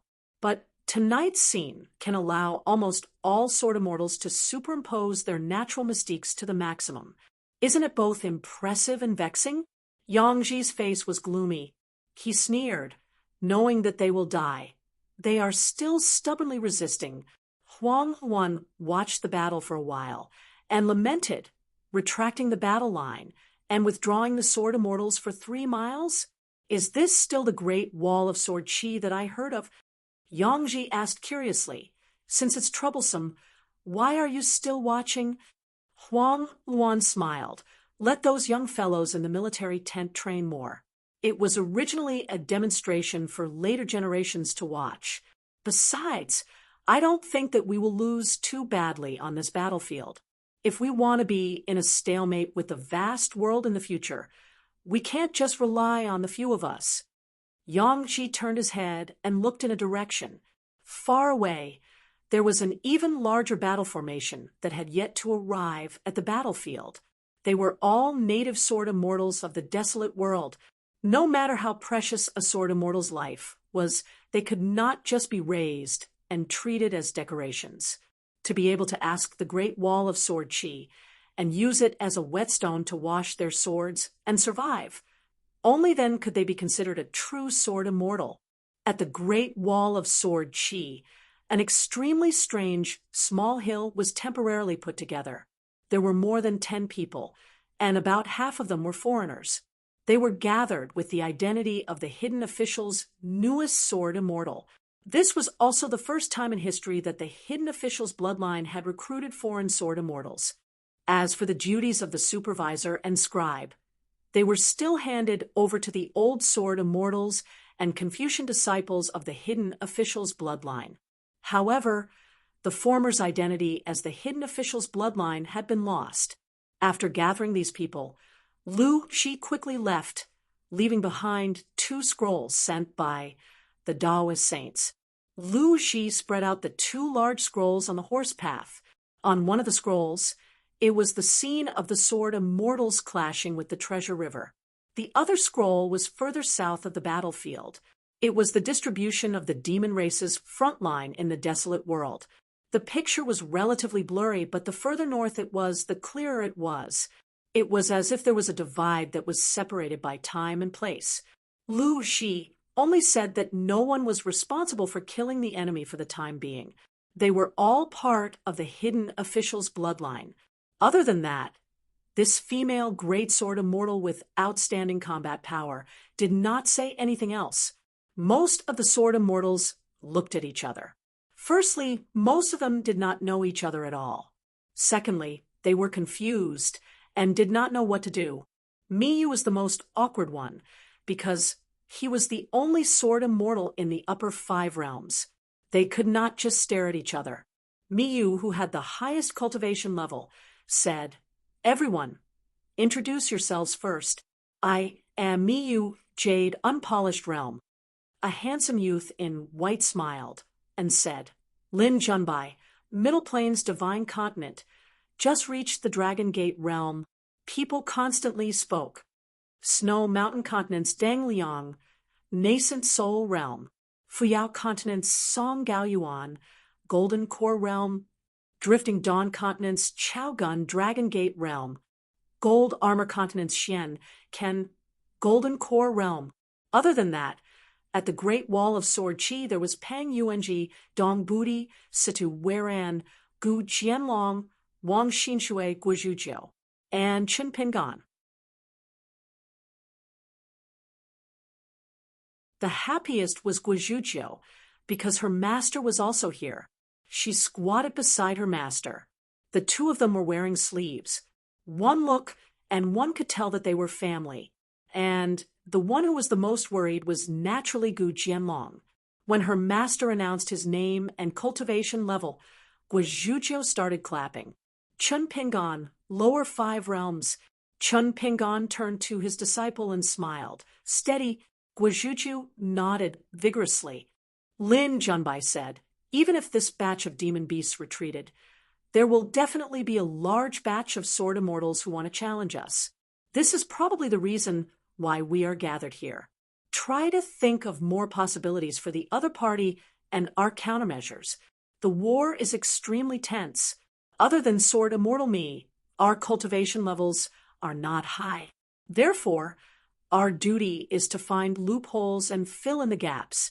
We are destined to not be of much help, but if we pool our thoughts and help out a little, we should be able to." While Lin Junbai was speaking, Chun Pingan sat cross-legged at the edge of the painting. He held a folding fan and tapped his palm lightly as he stared at the painting. Lin Junbai looked at Miyu. This awkward sword immortal smiled and nodded. Miyu was not at all as relaxed as Gu Jianlong. Lin Junbai then looked at the deputy manager. Chun Pingan did not even raise his head. He smiled and said, "Capable people do more work. Junbai, just give the orders." Lin Junbai was also not used to it. However, there was no need to be coy about it. He had to prioritize his priorities. At this moment, Lin Junbai felt as if he had stepped onto the chessboard and was playing against the entire desolate realm. If he could help the Great Wall of Sword Chi win a little, he would be helping himself, and Xiao Yuanchao win a lot. Therefore, Lin Junbai did not hesitate. After thinking for a while, he began to assign tasks to everyone. He let Pang Yuanji and Dong Budi in charge of counting and categorizing the natal flying swords and mystiques of the sword immortals on their side. Situ Weiran and Deng Liang were in charge of recording the enemy cultivators' half-immortal weapons and key treasures. Xian Kan and Song Gaoyuan were in charge of recording the wear and tear of both sides' flying swords and treasures. Chao Gun and Wang Xinshui were in charge of observing the changes in the demon cultivators' battle formations. If they could be distracted, they would look for enemy great cultivators who were concealing their cultivation levels. Chun Pingan looked at Gu Jianlong and greeted, "Brother Gu, what a coincidence. It's a small world." That Gu Jianlong ran over to Chun Pingan's side and squatted down. He said righteously, "What kind of joke is this? How would I dare to let the second shopkeeper call me Brother Gu? Call me Little Gu. Finally, a short table appeared on the horse path at the top of the city wall. Everyone sat cross-legged on the table. Mi Hu had to copy the documents that he had to compile, and then hand them over to Guozhuzhou to distribute so that everyone could read and exchange information. As for important information, they were not far from each other anyway. They could speak directly. Only Chun Pingan did not have any substantial tasks. The reason was simple. After Lu Ji sent someone to deliver the table, ink and paper, she said something. From this moment onwards, Chun Pingan is the new hidden officer of the Great Wall of Sword Qi. Mi Hu was helpless. Pang Yuanji felt relieved. As long as it was not him, it did not matter to him who took over as the hidden officer. It would be best if it was the second manager. Lin Junbai's expression was complicated, but it disappeared in a flash. He became more certain of his guess. Now that there were many sword immortals changing their sword formations, it was this person's suggestion. Gu Jianlong went against his conscience and smiled. When Guozhuzhou clapped alone, it was as loud as thunder.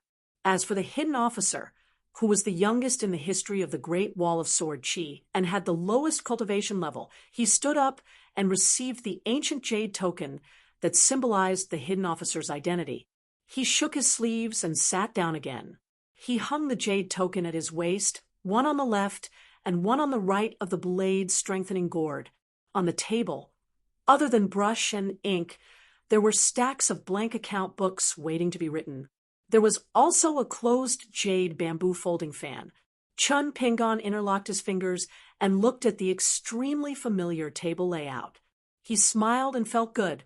It was as if he was overseeing a small world without using his intrinsic flying sword. What do you mean by a new hidden official?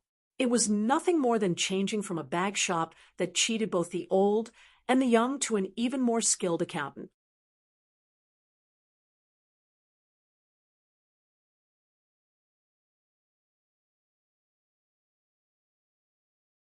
627.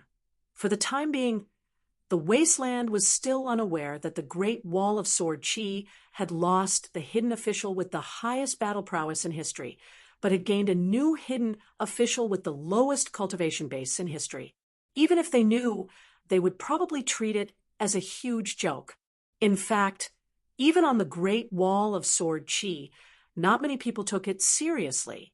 This was especially so for the Sword Immortals. They only felt that their boss Sword Immortal was acting indifferently. A new broom sweeps clean. After Chun Pingan sat down, he did exactly 3 things.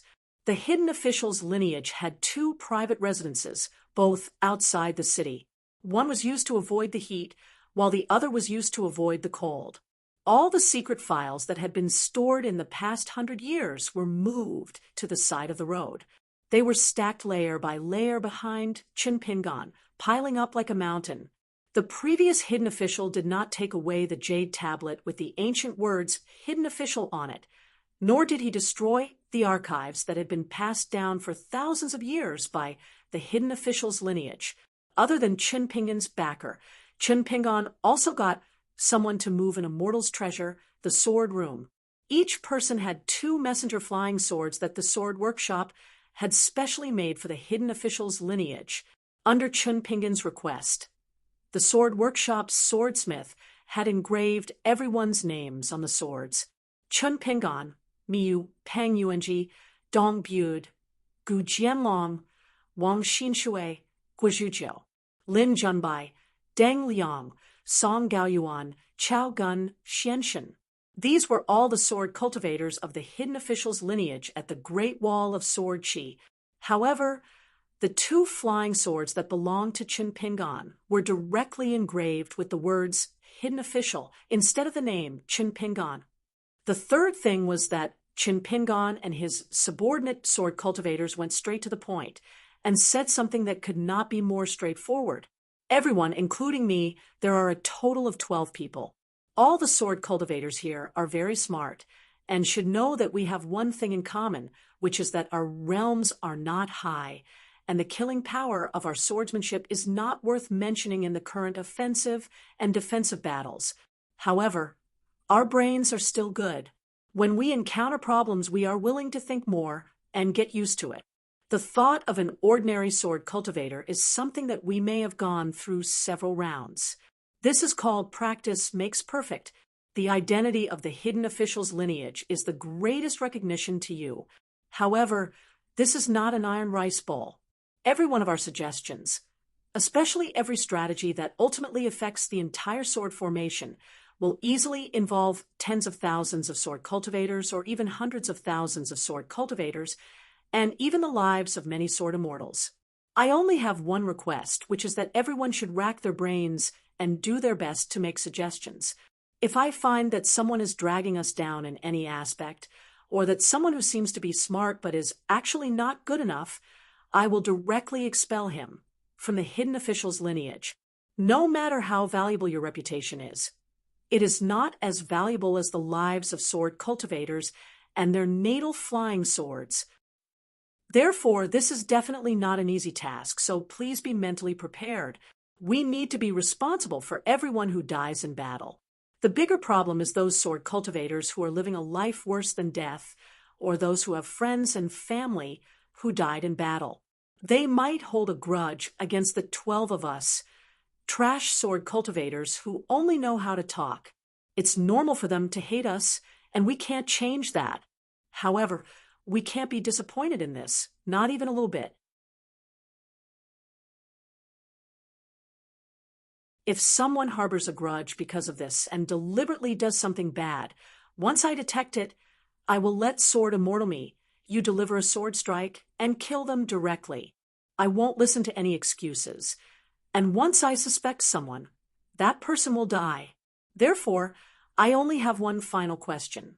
Who wants to leave the lineage of the hidden officials? It is not too late to withdraw now. Otherwise, instead of scheming against me, Chinpingon, and comparing the depths of our shrewdness, it is better to do it cleanly and go to the top of the city to kill demons with your swords. Even if you can obtain a little merit, it is definitely better than wasting your time here, only to die, harming others and yourself. The other 11 sword cultivators were silent, but their eyes were resolute. Chun Pingon nodded. Very good. Even a young sword cultivator like Junbai, with great prospects for the great Tao, did not hesitate at all, daring to stake his great Tao and his life here. I feel that the hearts of the people can be used. Lin Junbai immediately felt like he was sitting on pins and needles. Chun Pingon would not use this opportunity to avenge a personal grudge. Would he? Chun Pingon narrowed his eyes, and his gaze wandered across the faces of the sword cultivators. He slowly said, "We are not sitting here to cultivate nor to refine swords. We are only sitting here to represent the great wall of sword chi, to make the biggest deal in the world with those beasts in the wilderness. We want to make the most profitable deal for the tens of thousands of sword cultivators in the great wall of sword chi. We want to use the least amount of our lives to exchange for the most amount of the enemy's lives. Everyone, we will never have such an opportunity again in this lifetime. Even if you have great fortune in the future, you will be able to reach the peak of the great Tao, become a mortal's ascendant realm, and then reincarnate. Even if there is a next life, you will never have such an opportunity again. Even if you become the leader of a sect in the vast world, there will be countless sword cultivators in your sect. How many sword immortals can you mobilize to make them willing to use their swords and sacrifice themselves? You have to cherish the present, because this is a magnificent feat that only the 12 of us can accomplish in the several worlds in the past 10,000 years, and 10,000 years later. Guizhujo sat behind the table, and his eyes were resolute. He suddenly cupped his fists, but did not say anything. Dong Buji followed behind, also in high spirits, and cupped his fists high. Lin Junbai, Gu Jianlong, Wang Xinshui, and even Sword Immortal Miyu cupped their fists one by one. This was especially true for the young sword cultivators from other continents. All of them were agitated.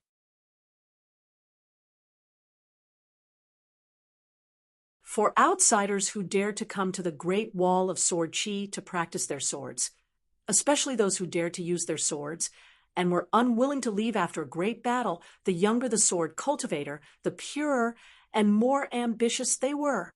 Chun Pingon said, "Don't be in a hurry to give orders to the Great Wall of Sword Chi. Let's first familiarize ourselves with the battlefield. Follow Lin Junbai's plan and perform your duties. After an hour, I will make another decision." To Chun Pingon, Lin Junbai's plan was too crude. However, it was the result of Lin Junbai's quick thinking, and he could not ask for more. However, after an hour, or rather after this, the Great Wall of Sword Chi would deal with the 60 tenths of the wilderness in the same way. Chun Pingon did not feel that his lineage of hidden officials had any chance of victory. Chun Pingon began to flip through the secret files of the old hidden officials. He flipped through the books very quickly, and there were more than 10 books with blank pages beside him. When he saw the key points, he would copy them down.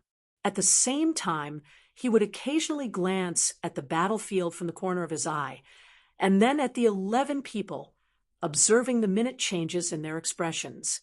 The graceful handwriting was the bamboo nunnery sword immortal's handwriting.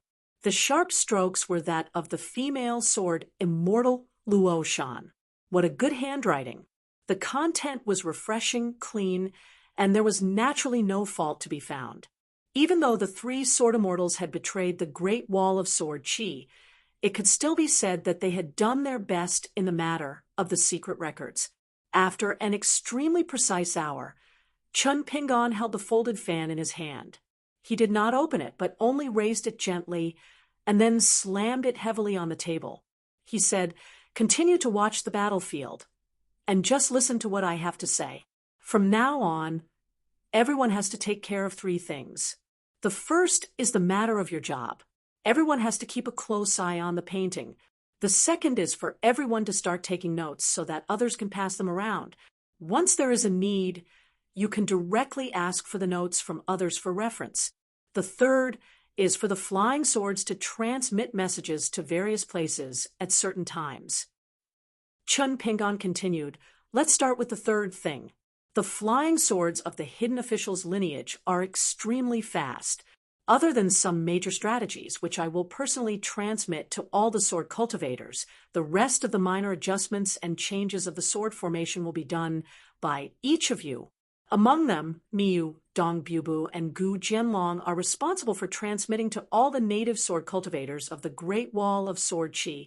The entire Great Wall of Sword Chi will be divided into the left, middle, and right territories. Guizhuzhou and Wang Xinshui are responsible for all the flying swords to all the sword cultivators of the upper 5 realms."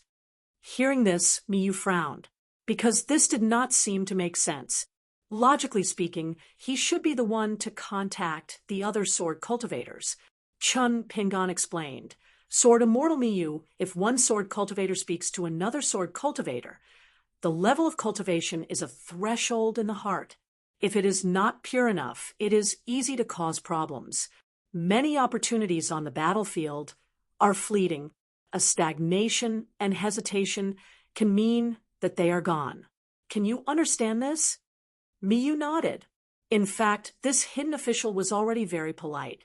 Some of the things that he did not say were reasons.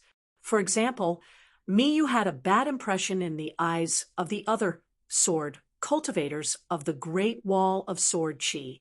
Comparatively speaking, Guizhuzhou and Wang Xinshui, who had extremely low cultivation bases, were communicating with sword immortals through flying swords.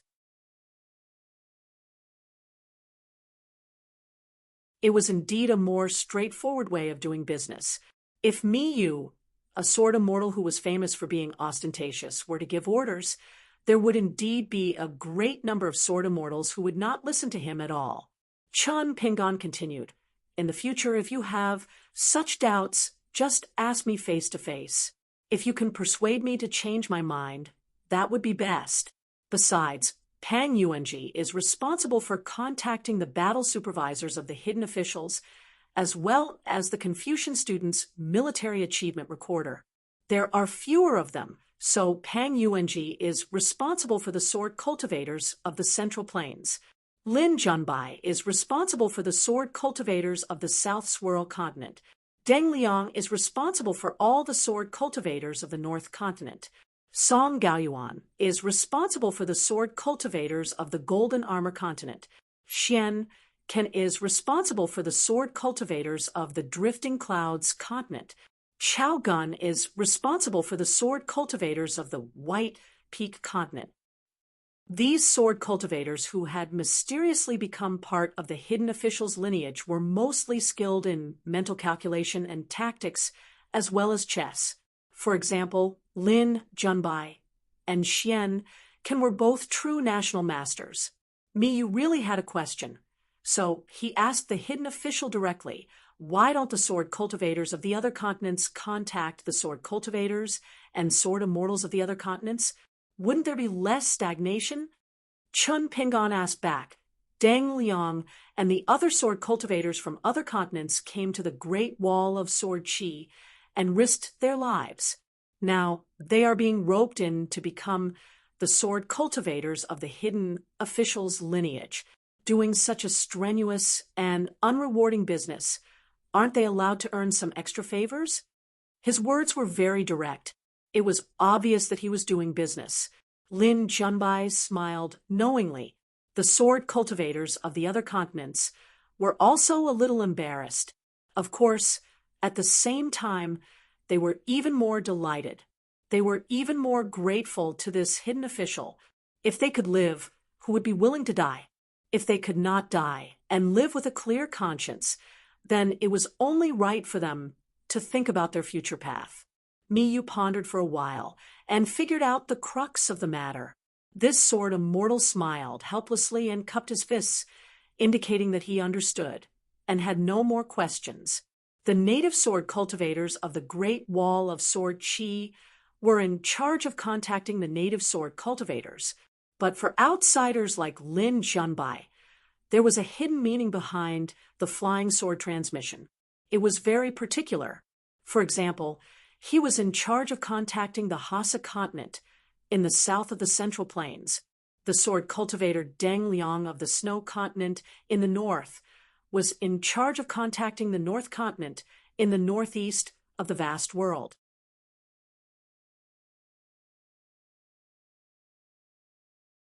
It was the same for the other sword cultivators.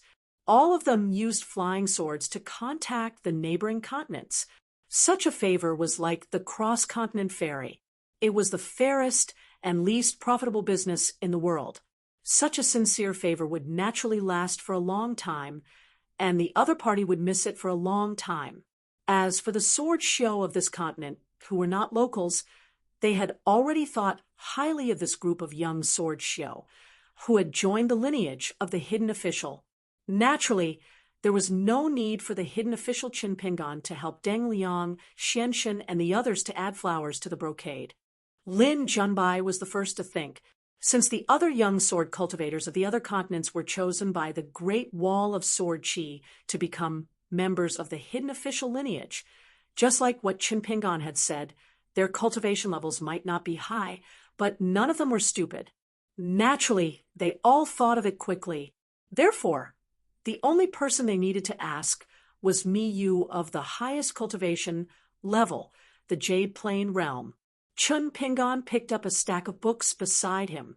There were more than 10 books, and they all only had one title. The second matter is the most important. All of you, listen carefully. Chun Pingon took out the 2 books at the top. They were titled First Book and Second Book, respectively. He explained, these 2 books record in detail the names of sword cultivators of the upper 5 realms, their life-bound flying swords, and their abilities. The first book is for sword cultivators of the Great Wall of Sword Qi, and the second book is for sword cultivators of the other continents. Each page records one person. The page number will be written at the bottom right corner. You must remember the page number and the corresponding sword cultivator by heart. Then Chun Pingon put down the 2 books and explained the functions of the other books one by one. The The second book was responsible for recording all the demons of the upper 5 realms of the wilderness who had shown their faces on the battlefield. There were also 2 books. The first book recorded all the great demons of the Ascendant Realm, Immortal Realm, and Jade Plane Realm Sword cultivators in the Martyr's Palace. The second book recorded all the demon cultivators of the Jade Plane Realm apart from sword cultivators of the Jade Plane Realm. If they didn't know their names, they would give them a random name. They would write down their appearance after taking human form, their true form, their key treasures, their abilities, their general abilities, which camp they belonged to, and who they fought with. The more details, the better. The third book had no second books. It recorded all the Earth immortal sword cultivators on their side. In particular, they had to choose which life-bound flying swords were naturally suited for the battlefield and how to match them. They had to see if they could create an effect similar to the finishing touch of the Earth immortal couple. Chun Pingon also gave a few examples, such as the nascent soul sword cultivator Chun Quan. This special Earth immortal sword cultivator was similar to the Jade Plane Realm sword cultivator Wu Qingpei.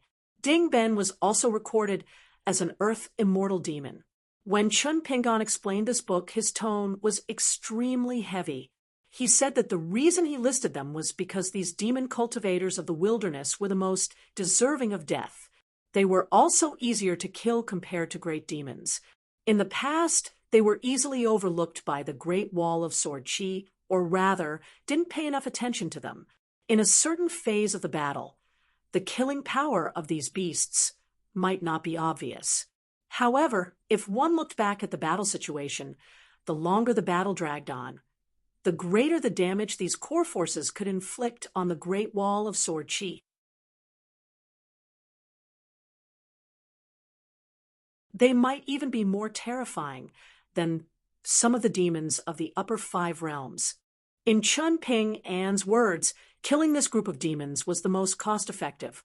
The Sword Immortal seniors didn't need to expend too much effort to draw out their swords, and they could still obtain good battle merits. It would be a waste not to kill them. Chun Pingon clearly held this Ding Ben in his hands for a long time and was unwilling to let it go. Therefore, if we can write a relatively detailed framework for this Ding Ben, we can rely on the details to deduce a fact that is infinitely close to the truth. Then we can flip open the book again and invite those Sword Immortal seniors with great killing power and great speed to find an opportunity on the battlefield to kill the demon cultivators in this book. This is the most immediate action for us hidden officials. Therefore, everyone must think carefully. On this Ding Ben, every alias and entry that is crossed out is the most real battle merit for everyone present. Xian Can asked, what if the senior sword immortals have their own reasons and are unwilling to draw out their swords? What if our flying swords are useless after sending messages? On the battlefield, both sides have accumulated grievances for a long time. I'm only saying what if. What if one of our sword immortals has set their eyes on an enemy and insists on fighting them and is unwilling to listen to our orders? Are we going to have internal strife first? Chun Pingon smiled and said, if they are too arrogant and are unwilling to move, or if they refuse to leave their post without permission, or if the situation that Xian can describe happens, then everyone should use the identity of the hidden official's sword cultivator. This is a military order. If it doesn't work, then don't do it more than 3 times. After 2 flying swords to remind the sword immortals, there's no need to talk nonsense anymore. I will invite the sword immortals who are even more arrogant and powerful to draw out their swords. If you can't invite them, then beg them. The atmosphere was a little heavy. This young hidden official was joking, but in fact, this was definitely not a simple matter. The previous hidden official's defection, the 2 sword immortals following, and especially the left and right side's heavy injuries, the Great Wall of Sword Chi's morale was low. This was a fact that even a blind person could see. If there were any more accidents, it would undoubtedly add fuel to the fire. Chun Pingon put down the book and smiled. Why are all of you looking at me? Is it appropriate for the hidden official to personally run an errand and shout? It's nothing if I lose face, But if I lose face for all of you, my conscience will be uneasy. Isn't that right, Brother Gu? Isn't this fair? Gu Jianlong was like a chicken pecking rice. Chun Pingon stopped smiling. You probably don't know the weight of the words hidden official for now.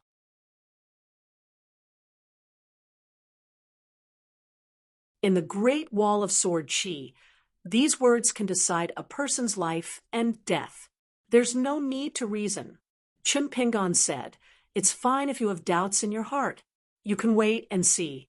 After all, I'm not afraid of using the head of a sword immortal to prove the truth of this matter. As for you all, what's the point of worrying about this? If the sky falls, just say that there are 12 of us hidden officials. Naturally, the hidden official will bear the burden." Chun Pingon picked up the latest blank account book. It was the 5 book that followed closely behind the 4 book. The 5 book recorded the first 3 battles and the siege strategy of the wilderness. It recorded everything, big or small. The distribution of the troops, the 60 small battlefields in the wilderness, the speed at which the troops were deployed, whether the siege style was always steady or flexible. All of these had to be recorded. Therefore, this book was bound to be extremely thick and heavy. Moreover, the contents would be supplemented at any time.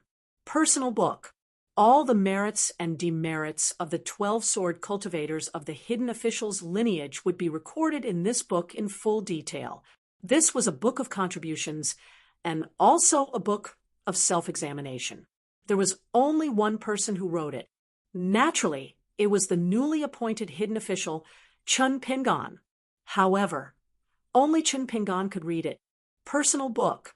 It recorded the names of all the sword cultivators who died in battle or whose natal flying swords were destroyed in the Great Wall of Sword Qi. This book was destined to be thick. Deng Liang asked, "Should we also record the sword cultivators who died in the previous 2 battles and lost their flying swords immediately?" Chun Pingon said bluntly, "There's no need for that. We'll make it up in the future. This book can only be written when we have the time. The living were always more important than the dead. This was war." Deng Liang nodded and did not have any objections. He even secretly heaved a sigh of relief. If Chun Pingon answered this question incorrectly, then the hearts of all the sword cultivators, including Deng Liang, that they had worked so hard to gather together, would immediately scatter. Everyone was extremely smart, whether it was Chun Pingon, the new hidden official, or the second shopkeeper, who was in seclusion with the identity of the literary saint's lineage. If he could not suppress them in all aspects in this small world and make them accept him wholeheartedly, then not to mention anything else, just the personal book would be a huge joke. The hidden official's lineage that had just taken shape was even more of a decoration that did more harm than good. Because in this small world, only the person with the strongest cultivation heart could convince the masses. The Great Wall of Sword Qi had a seemingly comical but actually cruel saying since ancient times. The sword cultivators of the lower 5 realms would also repeat this saying, "I'm better than Zhong Yuan." After the Dragon King and Guan Zhao, that old sword immortal was the one who had fought side by side with Chen Qingdu for the longest time. He was the one with the highest status, and was known as the one who was most likely to break through the great bottleneck of the Ascendant Realm.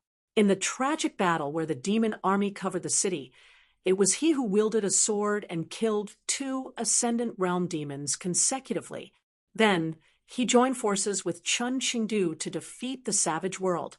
According to his battle achievements, Zhong Yuan could of course engrave 2 words, but since he was dead, he could not engrave 2 words on the Great Wall of Sword Qi. How powerful could a dead old sword immortal, a great sword immortal, be if he could not even wield his sword?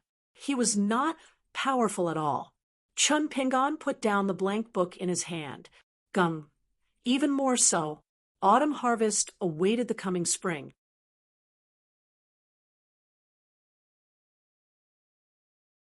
It was originally a beautiful but extravagant hope. Chun Pingon continued to talk about the Xian book, the Ren book, and the Gue book. the Xian Book, counting the losses of the savage world, the Ren Book, calculating all the assets of the Great Wall of Sword Qi, including the sword workshop, clothing workshop, and pill workshop. He also needed to focus on contacting the Nalen family and the Yen family, who were in charge of the trade of the Great Wall of Sword Qi.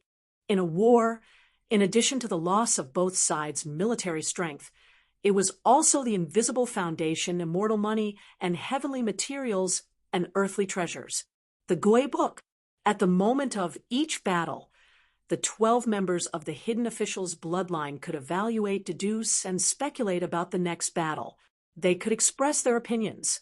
As long as they had any thoughts or insights, they could write them down on paper and hand them to Guizhujiu, who would then send them to Qin Pingan for summarization.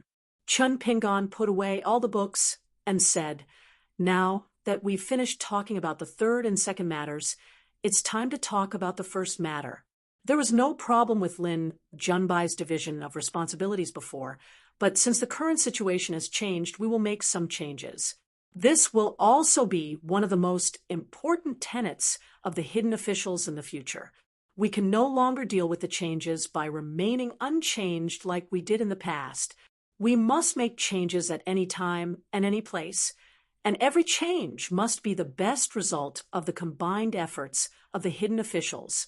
Every time the 12 of us send a message by flying sword, we must give an advantage to the sword cultivators of the Great Wall of Sword Qi.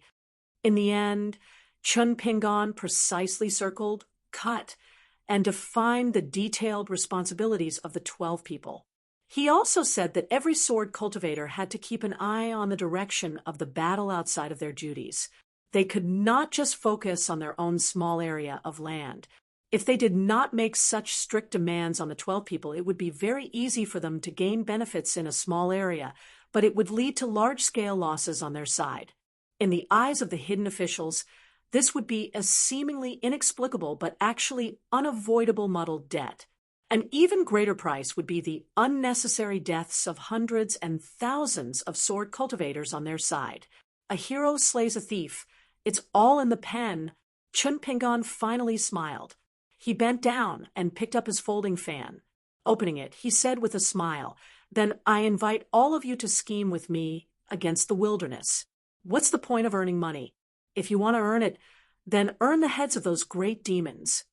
It was only at this moment that Lin Junbai could be considered to have truly submitted to Qin Pingan, as expected of Mr. Chui's nominal teacher. Inherited from the same lineage, it was extremely meritorious.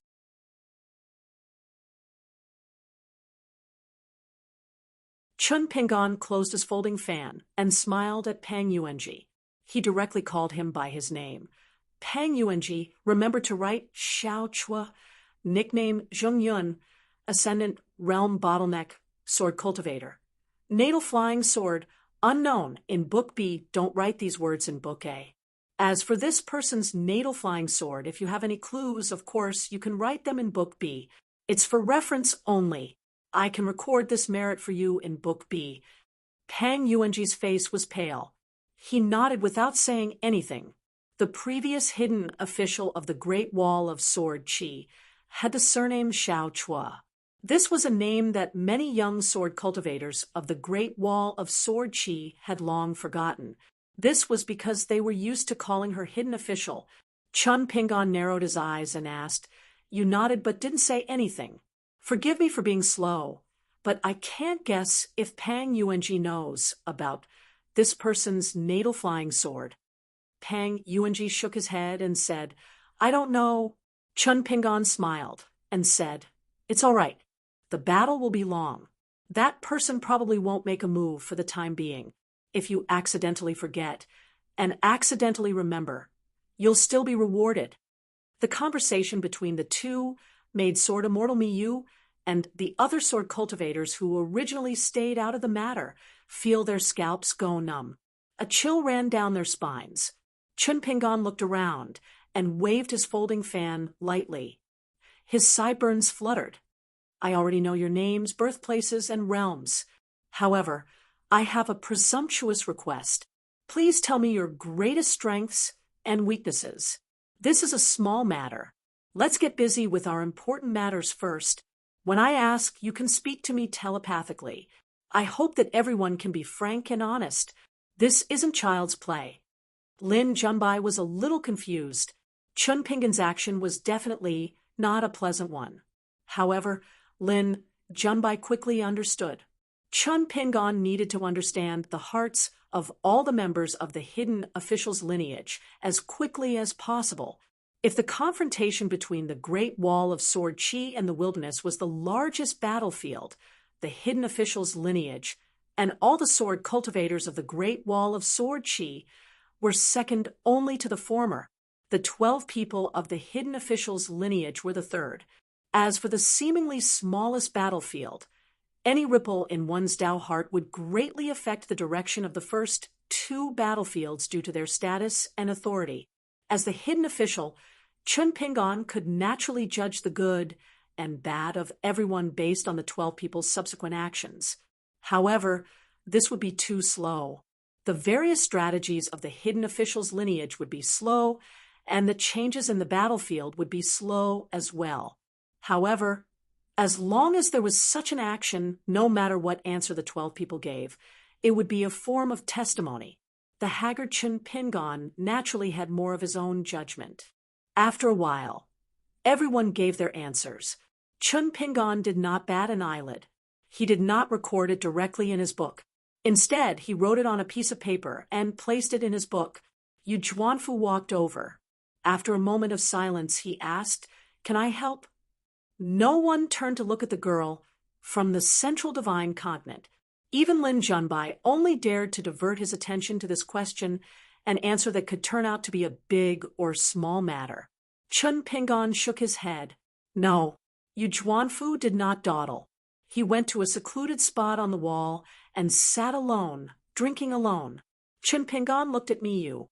"Sword Immortal Miyu, I'll have to trouble you to draw a sword formation within a radius of 3 li as a forbidden area. Also, select a group of young sword cultivators. It doesn't matter if they are at the lower 5 realms. 3 to 5 people will suffice. They will be responsible for informing all sword cultivators of the new rules here. All unrelated people are not to approach. Sword Immortals are no exception." At this point, Chun Pingan smiled. "Sword Immortal Miyu, you have the highest cultivation among us. Only you can be the bad guy. Once there is a conflict, just draw your sword. If you can't win, I will personally reason with the Sword Immortals." Miyu felt a little better. He stood up and did as he was told. The rules of the hidden officials, regardless of whether they were loose or strict in the past, would only be more unreasonable in Chun Pingan's hands. He believed that the Great Wall of Sword Chi would soon know this. Chun Pingan closed the folding fan and gently placed it on the table. He also took off the jade tablet of the hidden official and placed it beside the folding fan. Then he began to write the 2 volumes of Book A and Book B that he was personally in charge of, a series of names. He had long had a well-thought-out plan, so he wrote very quickly. He named them after the heavenly stems and added the copies of the first and second volumes. There were exactly 12 books. Now the hidden officials had a total of 12 people. Chun Pingan hoped that after the battle ended, everyone could take 1 book, if they were still alive. Suddenly, Xian Kan said in a deep voice, "Great Sword Immortal Yu Qing's current sword chi is extremely powerful. It only affects the entire sword formation. The 2 sword immortals nearby are forced to follow. Although the sword immortals in a small area cooperate, the effects are obvious. However, the surrounding earth immortal sword immortals and other sword immortals in the middle 5 realms will be much slower in drawing their swords." Soon, the other 2 sword immortals nodded and said, "It's true, it's true." Chun Pingan glanced at the painting and continued writing the first and second volumes. He said calmly, "Send a flying sword message to Yu Qing." Wang Xinshui hurriedly controlled a messenger flying sword and explained the reason in a concise manner. He glanced at the Sword Immortal defensive layout map in his hand. The flying sword instantly flew towards Great Sword Immortal Yuqing. The young Sword Immortal's forehead was covered in sweat. He was still on tenterhooks. Wang Xinshui was only at the Dragon Gate realm. Although he was one of the genius Sword Immortals in the Great Wall of Sword Qi, how could he be relaxed when he ordered a Great Sword Immortal, who was one of the 10 peaked candidates to draw his sword? Moments later, Chen Pingan raised his head and continued writing. He stared at the painting from the corner of his eyes and suddenly said sternly, "Wang Xinshui, send a flying sword message to Yuqing again. Don't reason with him. Just tell him directly that if he doesn't change his sword, he will be kicked out of the city.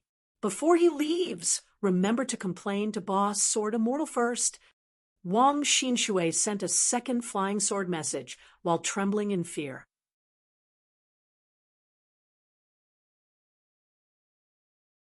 Not only that, Chen Pingan seemed to recall something. He cursed and sent a message to Eldest Sword Immortal with his flying sword. Then, he got Guizhujiu to send a message to Unpolished Jade, Sword Immortal Wu Qingpei, to ask about the progress of his sword refinement, Sweet Rain. Then he said to everyone, "This is your duty. I do not wish to remind you a second time." Moments later, not only did Great Sword Immortal Yuqing retract his sword slightly, an unexpected guest came to the Forbidden Land. It was likely Chen Pingan's flying sword that made Eldest Sword Immortal personally give the order to invite an important figure who could prevent such matters from happening. Otherwise, the flying sword message would need to be sent twice to reach its goal. Old Deaf. Miyu naturally did not dare to stop him. He wanted to lead this ancient existence, who was one of the 10 peak candidates to Hidden Officer's side, to discuss matters. However, he discovered that Chen Pingan was already staring at his and Old Deaf's feet. Miyu was horrified. Chen Pingan looked up and said to Old Deaf, "Change it. I don't trust you." Old Deaf stopped in his tracks and scratched his head. He was not angry at all. He immediately turned and left, vanishing in an instant. Soon, it was changed to another person. It was the female Great Sword Immortal, Lu Ji. Chen Pingan said, "Lu Ji, be careful of the sword cultivators here. They might be ambushed by great demons. If any of them die, I will hold you responsible." Lu Ji nodded and went to the northern city wall to oversee the battlefield. She said bluntly, "I will not give Hidden Officer any chance to hold you responsible." Lin Junbai glanced at Chen Pingan, who didn't even want to agree with Lu Ji. She was very fascinated. Chen Pingan put down his brush, stood up, walked around the table, and squatted on the painting. "I am more worried about you guys. I will keep an eye on you guys for an hour, so I will only give you an hour. If any of you can't meet my expectations, you will still be a sword cultivator of Hidden Officer's lineage. However, you will have to pass on the responsibilities that require brain work to others. If others can't do it, then I will do it personally. I don't believe that a small group of people who can be considered the smartest in the world can't compare to a Qi refinement warrior of the lower 5 realms. In the end, other than Chen Pingan, the rest of Hidden Officer's lineage will be idlers.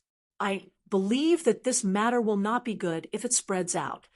All the sword cultivators felt their heartstrings tighten. It was as if they were facing a great enemy than if they were on the battlefield. Miyu had mixed feelings. This young man was really scary. An hour later, Chen Pingan finished evaluating the 11 people one by one. He stood up and knocked his folding fan against his palm. He smiled and said, "Very good. Everyone's ability to slap faces is excellent. It turns out that I am the one who has nothing to do. Especially Pang Yuanji, Lin Junbai, and Guizhu's wine. In this hour, there is almost no flaw. I can only nitpick. The rest of you are also above my expectations. Keep up the good work. Anyway, as someone said, I am very thick-skinned." Before Chen Pingan could finish, Gu Jianlong, who was watching the battle, said anxiously, "Hidden Officer, can you allow me to say something fair?" Chun Pingan smiled and said, "Get lost," Gu Jianlong said with emotion. "Hidden officer, you are really generous." Chun Pingan waved his hand and said, "In the next 15 minutes, find 20 Earth immortal demon cultivators. Under the premise that we do not affect the overall situation, we will give the Sword Immortals some easy battle merits. As for the specific candidates from both sides, you will discuss it together and give a list. After confirming that there is no mistake, you will send a message to the Sword Immortals on my side. During this period, there is one more thing.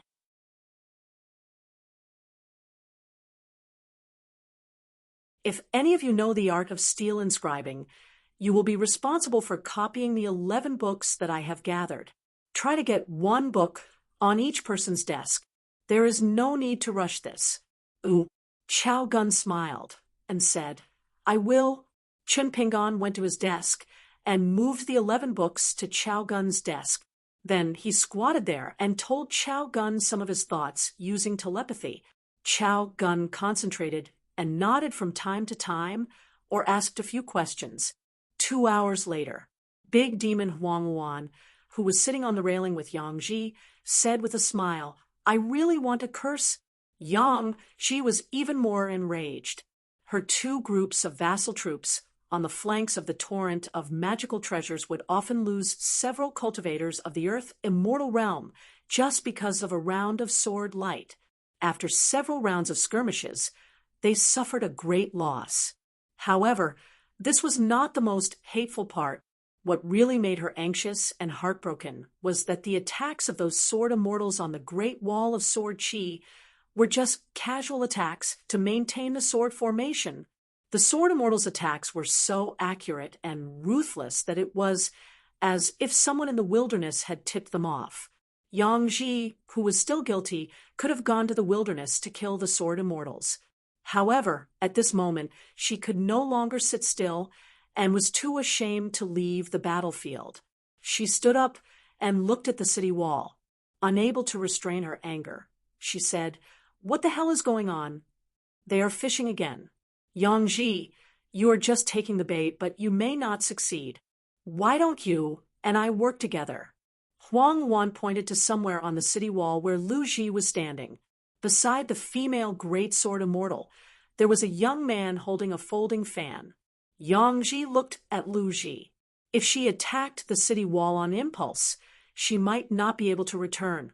However, if she joined forces with Huang Wan, there should be no problem. Even if they could not gain a big advantage, they would not be blocked by the Great Wall of Sword Chi. Therefore, when she was about to agree, the young man beside Lu Ji on the city wall seemed to be looking at them. The young man raised his hand high, smiled brightly, and pointed his middle finger. Not only that, his lips moved slightly and seemed to say 3 words. F***CKU.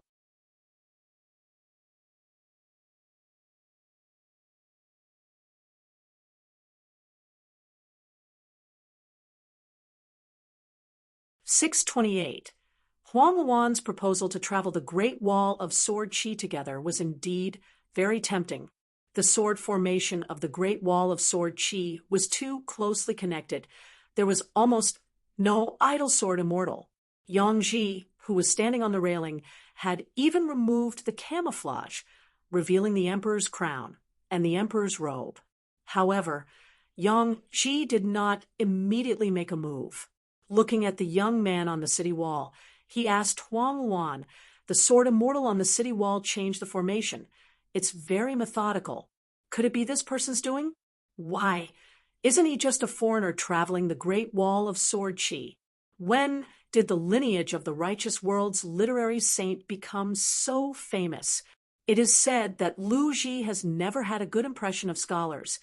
Previously, when Chun Pingan fought with Li Zhen, the direct descendant of the great ancestor of Moon-Bearing Mountain, the great demons on the mountain peak of the savage world were all leisurely spectators. Naturally, they all saw it. However, at that time, ancient existences like Yang Ji still did not think that this slightly bigger ant had any ability to affect the trend of the war. In the process of the collision between the world and the Great Wall of Sword Qi, even the sword cultivators of the upper five realms were not indispensable. Previously, the three sword immortals on the Great Wall of Sword Qi died, just like that, causing some ripples. There was once a great demon who attacked the city wall, but he returned with serious injuries and eventually disappeared in the long river of time. Before he died, he smiled and said some words from the bottom of his heart. Other than Qin Qingdou, no one on the Great Wall of Sword Qi was worth anything in the savage world other than the gray-robed old man who stood on the ground and supported the sky. It was just a thing. Sword immortals and great demons. On this matter, no one should laugh at each other. Knowing that Yang Ji had no intention of making a move, Huang Wan nodded and smiled. This kid is looking for death. I don't know how long he can be alive. Huang Wan looked at Qin Pingan, who was standing beside Lu Ji. It seems that this kid has a deep grudge against me. He probably blames me for giving him a gift when he was fighting with Li Zhen. Now he took his anger out on me because of the serious injuries of his senior brother. Not only is he not grateful for such courtesy, but he also doesn't know what's good for him. I'll go and greet him then. Huang Wan's mind moved slightly. In the city in the sky, an ancient temple with red walls, green tiles, and incense smoke curling up in spirals, as well as a lonely mountain with a stone tablet ancestor of Chiosi standing on top of it. Only the withered trees, white grass, red leaves, and yellow flowers were left on the mountain. The top of the small mountain was filled with desolate killing intent. The temple went to the top of the city wall where Lu Ji and Qin Pingan were standing, while Gu Shan went to the two thatched cottages. The ancient temple was slashed into two halves by Lu Ji's sword.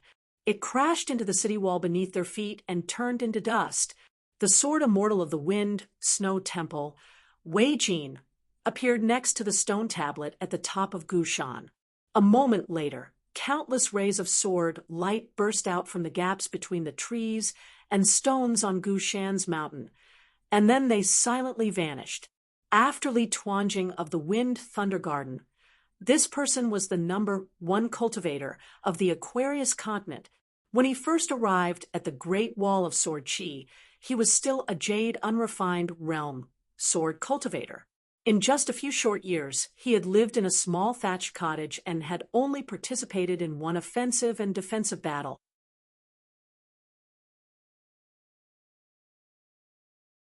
He had practiced the sword with the old sword immortal and his neighbors, and yet he seemed to be on the verge of breaking through the bottleneck and becoming an immortal. Yang Ji bid farewell to Huang Wan. Before leaving, she took a few more glances at that young man and remembered him.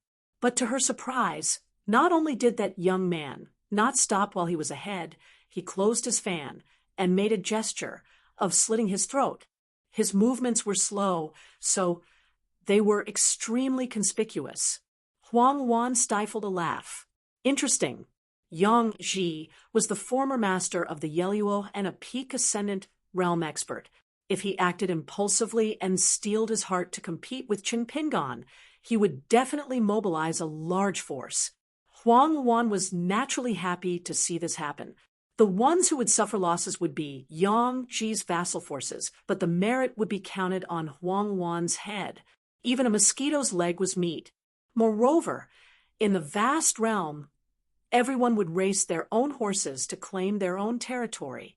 Whoever had more direct subordinates and stronger troops would be able to gain a foothold faster. This was a battle of numbers and location. This was no small matter. But Huang Wan would not go so far as to fan the flames, as that would only have the opposite effect.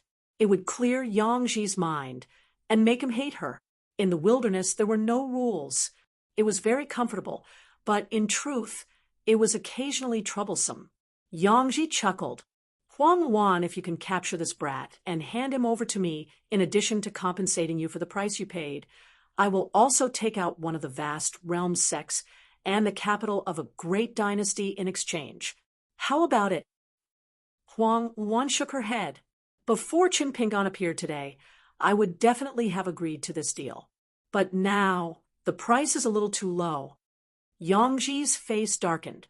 Huang Wan did not even glance at this female sovereign of the wilderness.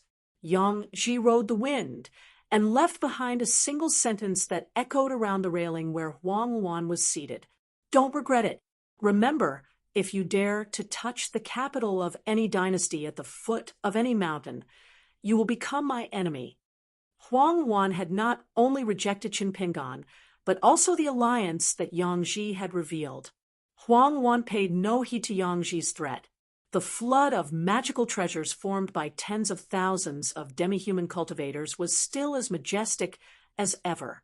However, compared to the orderly waterfall of sword, aura, the former appeared slightly disorderly. Almost all of the sword immortals had begun to give up on the word pleasure when they attacked. They no longer pursued individual lethality and were no longer free from the constraints of heaven and earth. Instead, almost every sword attack was filled with a sense of utilitarian calculation. How to protect the sword cultivators of the middle 5 realms while attacking the formation. How to cooperate with other sword immortals who were extremely far away to destroy a certain key treasure.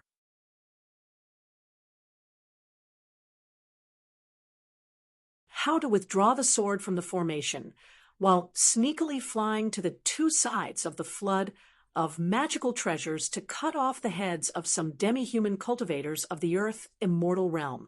Huang Wan naturally felt some heartache, but it was not too much of a headache. The ones who really needed a headache and had to solve this urgent problem were the military tents in her camp. As for the 14 of them attacking, the gray-robed elder had set a small rule in private. When they were bored, they could go to the city wall for a walk. However, it was best not to use all of their strength, especially their natal supernatural powers and trump cards. It was best to use them only when the world was vast. The sword workshop's standard long sword in Lu Ji's hand could not withstand the collision between Lu Ji's sword will and the entire temple. After she withdrew the sword, it instantly collapsed and disappeared. She and Qin Pingan stood on the wall and turned to look at the young man who was fanning himself. Does the hidden official want to die so much? Or does he not intend to go out of the city to fight in the following battles? I listened to the great sword immortal's orders and guarded the formation here. It's the sword cultivators of the hidden official's lineage, not Qin Pingan. Think carefully, don't let your emotions affect your decisions. There was nothing much to say about the nature of the big demons in the wasteland, whether it was Qin Pingan killing Li Zhan, or whether it was Wen Qianjian, or Wen Qianjian. Those beasts did not feel anything, because the wasteland never cared about right or wrong, but when it came to personal grudges, the higher the level of the beasts, the clearer they would remember it. Therefore, Qin Pingan's actions directly made 2 big demons his mortal enemy. Qin Pingan gently tapped his head with his folding fan. The female big demon actually refrained from attacking, which was a bit regretful. Otherwise, Lu Ji would only have to be responsible for stopping the big demon Yang Ji for a moment. And the 3 sword immortals who had already been informed by the hidden official's flying sword would attack. Yu Qing, Yuan Qingshu, and Wu Qingpei would use their own supernatural powers to cut off the big demon's path of retreat. As for who would kill the big demon at that time, of course, it would not be a single great sword immortal, but a vast number of sword immortals. Before ascending the city wall, Qin Pingan had already instructed Guizhujiu and Wang Xinshui that once a big demon approached the city wall, they were to immediately inform all the local sword immortals to surround and kill it. The current great wall of sword chi seemed to have the sword immortals performing their own duties, which created the great situation of the waterfall of sword chi suppressing the flood of magic weapons. However, once the flying sword of the hidden official's lineage was sent out, there would be dozens of sword immortals who would have to immediately turn their swords around. Even if it would cause damage to the sword formation, all the sword immortals would have to obey the order. Qin Pingan smiled and said, "When you have too many lice, you won't itch. When you have too many debts, you won't worry. You'll get used to it." Huang Wan and Yang Ji As long as you act impulsively, you might become a pair of lovebirds that die together. They're not a celestial couple, they're like celestial couples. There was one thing that Chun Pingan did not reveal. The more secret of one of the two hidden official flying swords went directly to the eldest sword immortal. Once a great demon approached, other than a large group of sword immortals drawing their swords, the eldest sword immortal had to directly order Qin Shi and Qi Tingji to draw their swords and kill it, under the watchful eyes of the crowd. The sword immortals had already drawn their swords to intercept it.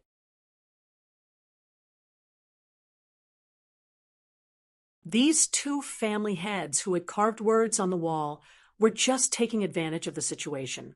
When the time came, who would hold back their strength? They wouldn't dare. Other than concluding that the hidden official Xiao Chua was a traitor, Chun Pingan actually did not trust these two old sword immortals who had extremely high killing power. This originally seemed to be a bad thing. However, in reality, those who could be trusted had the means to be trusted. Those who could not be trusted had the means to not be trusted.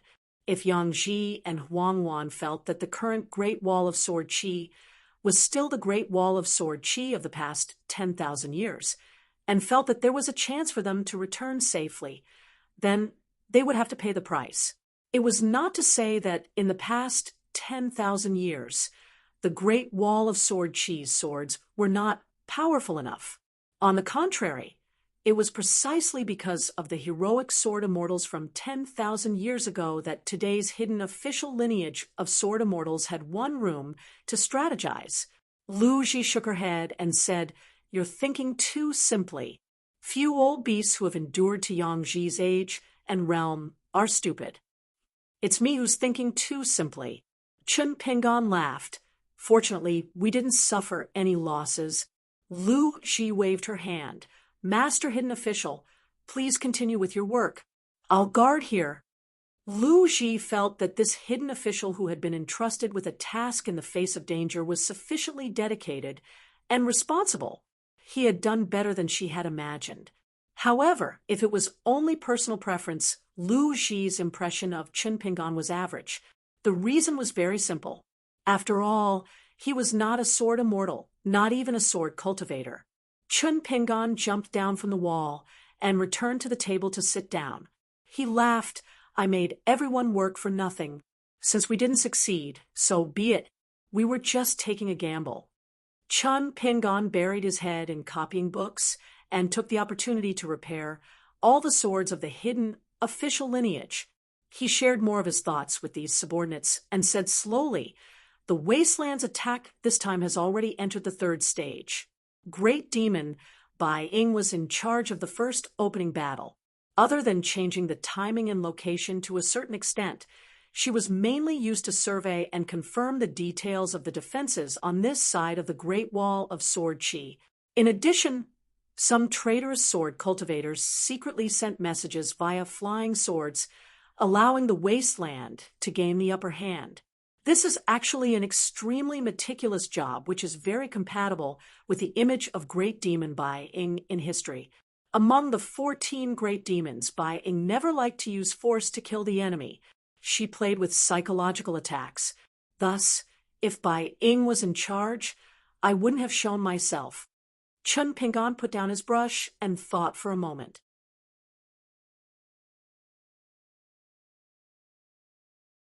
He extended the folded fan on the table and pointed at the ruins of the 5 mountains depicted on the scroll. "Then, Yangji will be in charge of guarding the 5 mountains on the battlefield. Compared to Bai Ying, who needs to communicate with the 60th camp at all times, Yangji clearly doesn't need to make as many last-minute changes. Those 5 mountains have 5 great demons hidden, and their purpose is to intercept and kill our immortal realm sword cultivators. This has little to do with Yang Ji himself, and it's a strategy that the beasts have decided on long ago. Next is Great Demon Huang Wan. It's clear that Yang Ji is the most straightforward, even if the Yeluo and that mortal enemy Great Demon are scheming against each other. In our view, their schemes are still superficial. Thus, Yang Ji is the most likely to act, even more so than Huang Wan. If he succeeds, whether it's Huang Wan or Yang Ji dying on the walls, as long as one of the peak great demons dies right before the eyes of all the sword cultivators, the Great Wall of Sword Qi will profit immensely. The repercussions of Xiao Chu's defection can be smoothed out by us, the new sword cultivators of the hidden official lineage. I'm betting on this what if. Not that Yang Ji's brain isn't big enough, that he doesn't know what's important, but that he's a criminal, that he can't control himself, that Huang Wan will add fuel to the fire. If the Great Wall of Sword Qi fails, and the demonic race invades the world, what do they seek? Naturally, it's the great Tao that the great demons seek. Who do they seek it from? Through the strength of the army? Through the merit of sieging the city? Of course, but the most crucial point is what Mount Tuyu has said. To be more precise, it's a personal preference of the demonic race grand ancestor. It's a pity that Yang Ji didn't take the bait. He's extremely cautious. From this, one can see just how pragmatic the great demons of the world of wastelands are. This is something that I and everyone else present need to learn from, and it's also something that we need to warn our opponents about. That's why we can't take it for granted. At this point, Chun Pingan's eyes were sharp as he repeated the last sentence. That's why we can't take it for granted. Chun Pingan's face was immediately full of smiles. That's why in the 4th and 5th battles, which great demon will be in charge, how the Wasteland's general offensive will feel, whether it's fast and slow, and whether it's well-versed in the art of war, or if it's just foolishly sending itself to its death, we can actually predict a few things beforehand. However, the other party has a total of 60 military tents and is even more meticulous than us. This little bit of prediction doesn't mean much, but it's better than nothing. Ooh, on the southern wall, Lu Ji didn't know whether to laugh or cry. These words were clearly said by the hidden official on the city wall. Previously, when he was observing the situation, he felt that he didn't have a chance to say more to her. In the end, she had to listen even if she didn't want to. Her impression of Chun Pingan didn't improve. Nevertheless, Lu Ji's impression of the hidden official improved imperceptibly. Lu Ji looked at the battlefield in the south, and then turned back to look at the small world where no one used their swords. When she turned back again, there was a slight smile on her face. Those sword cultivators were probably the young people that the Sword Immortal boss looked forward to the most. Lu Ji and many of the Sword Immortals today might have been such young people in the past. Chun Pingan looked at the crowd and restrained his expression. He put on a shocked expression and said doubtfully, "At this point, you guys still don't have any thoughts? I only know that Qi refinement warriors of the lower 5 realms will exhaust their spiritual energy if they don't stop attacking."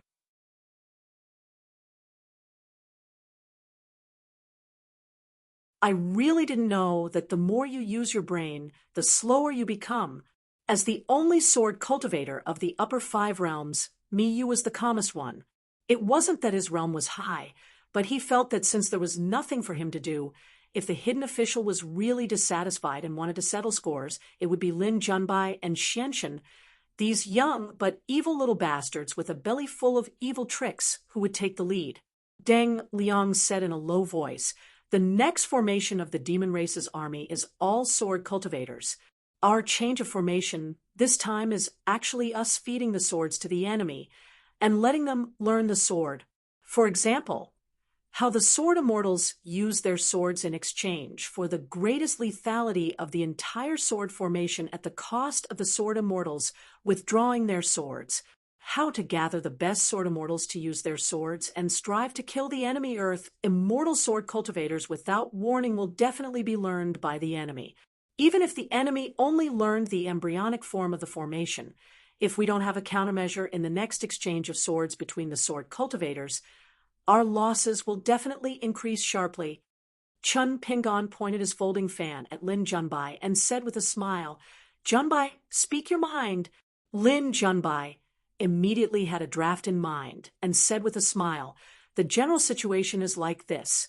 We're at a disadvantage. so the sword formation naturally can't be changed.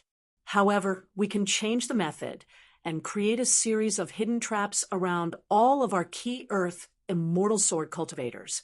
All of the sword immortals on our side will have an additional responsibility, which is to guard the formation for a certain Earth immortal sword cultivator. Not only that, the formation won't be blindly defending. That would be meaningless. Everything we do is to fight back, because what we're going to target next is no longer the enemy's Earth immortal sword cultivators, but the enemy's true top combat power. The sword immortals.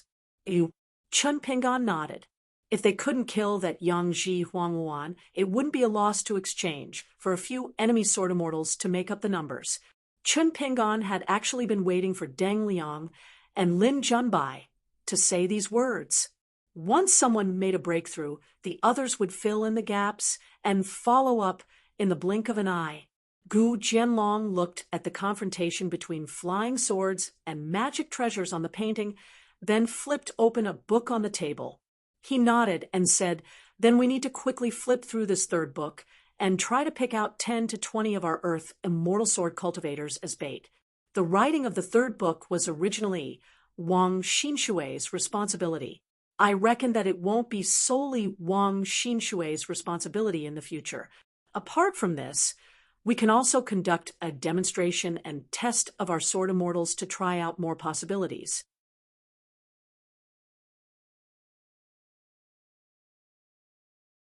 In the past, when sword immortals killed demons, they were too particular about themselves. At most, they would fight side by side with sword immortal friends they were familiar with.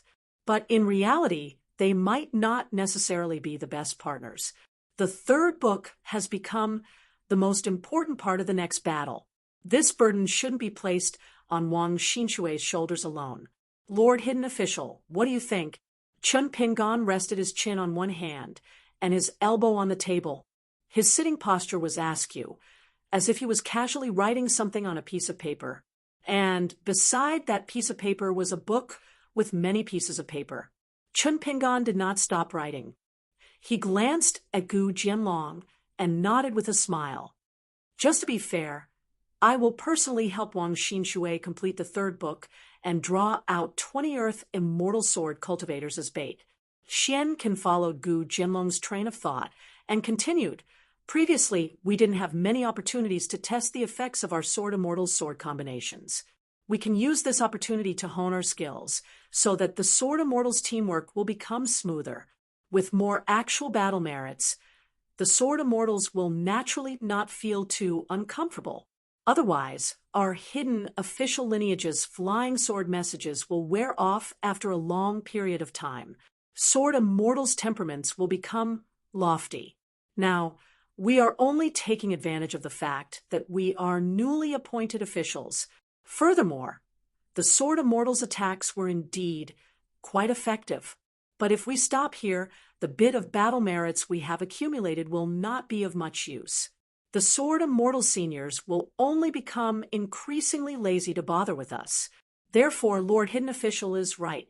Our hidden official lineage's enemies, other than those beasts in the wilderness, are our sword immortals' realms, statuses, and thoughts.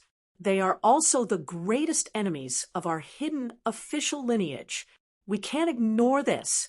Regarding this matter, we can't just do whatever we think of at the last moment. Patching it up will only delay the battle. There needs to be a dedicated person in charge of researching this matter. Dong Bujue said, "Leave this matter to me." Lin Junbai hesitated for a moment. Chun Pingan said, "Dong Bujue is only responsible for the native sword immortals of the Great Wall of Sword Chi. Lin Junbai is responsible for all the foreign sword immortals. If Junbai has any doubts, all the foreign sword immortals, including Deng Liang, will answer them. Shouldn't it be taboo for the supremacy to talk about the secrets of senior sword immortals? All of you should put aside these concerns for now. Even if the sword immortals are enraged from embarrassment and bear grudges, it will not land on your heads. As hidden official, I'm not afraid of a bloodbath. If I can't even protect your vital interests, how can I be Lord Hidden Official?" Guizhuzhou suddenly said. then what if the other party has already thought of the same answer as us? Besieging the earth, immortal sword immortals might be fake, or even real, but to trap us sword immortals would be even more real. What should we do then?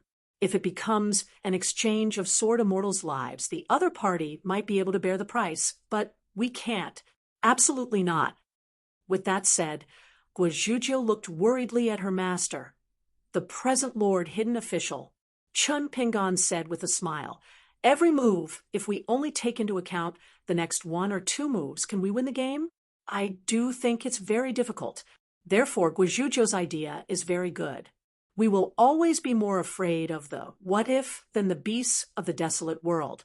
The other party might be able to bear many what ifs, but for us, it might only be one what if. When that happens, all the schemes and efforts of the hidden official lineage will be for naught." Chun Pingon turned to look at the silent Pang Yuanji.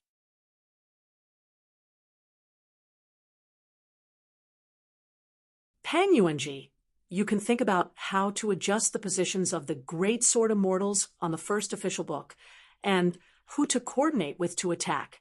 As usual, I'll be the bad guy for the plan you came up with. Pang Yuanji nodded and said, "No problem." Chun Pingon said slowly, "According to the progress of the war, it will take at most half a month before all of us reach an extremely awkward state.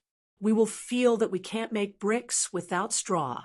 At that moment, we will be extremely familiar with every sword immortal and immortal sword immortal in the Great Wall of Sword Chi.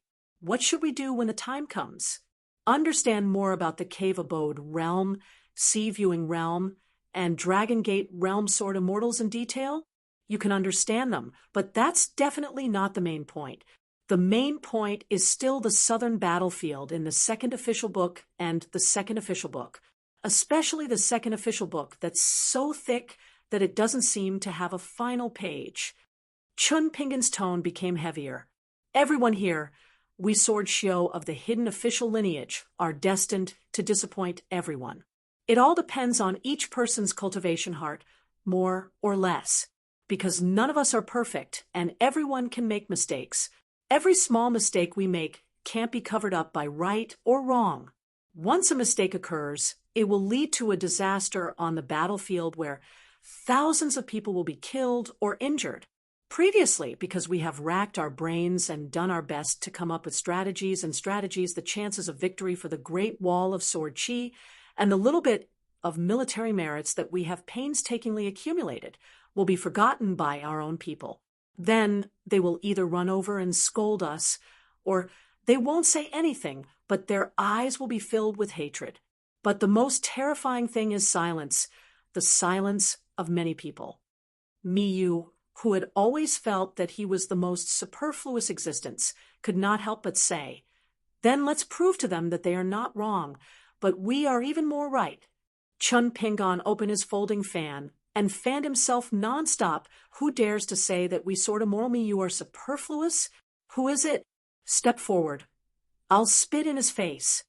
Other than Miyu's awkward expression, everyone had a playful smile. Miyu said with a fake smile, "Lord Hidden Official, I have to thank you." Chun Pingon waved his hand. "Brother Mi is the stabilizing force of our hidden official lineage.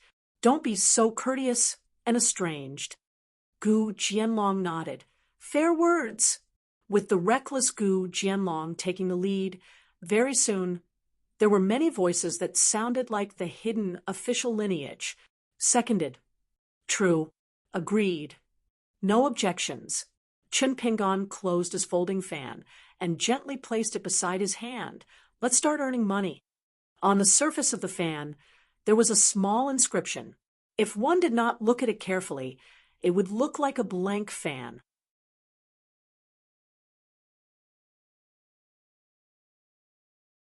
Man descends from heaven, bringing spring.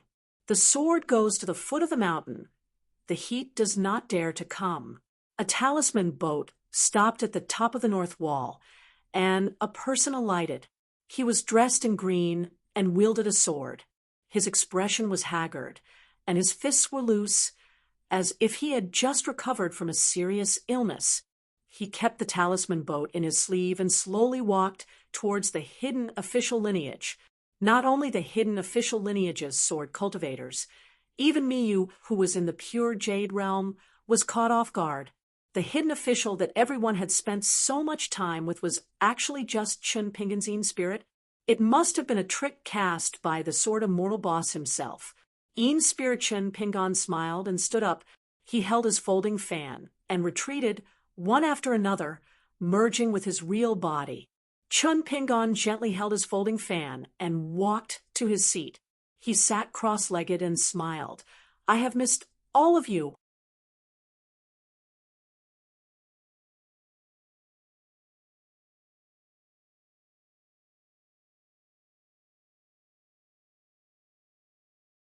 (629) The sword cultivators of the hidden officials were all well-deserved cultivation geniuses.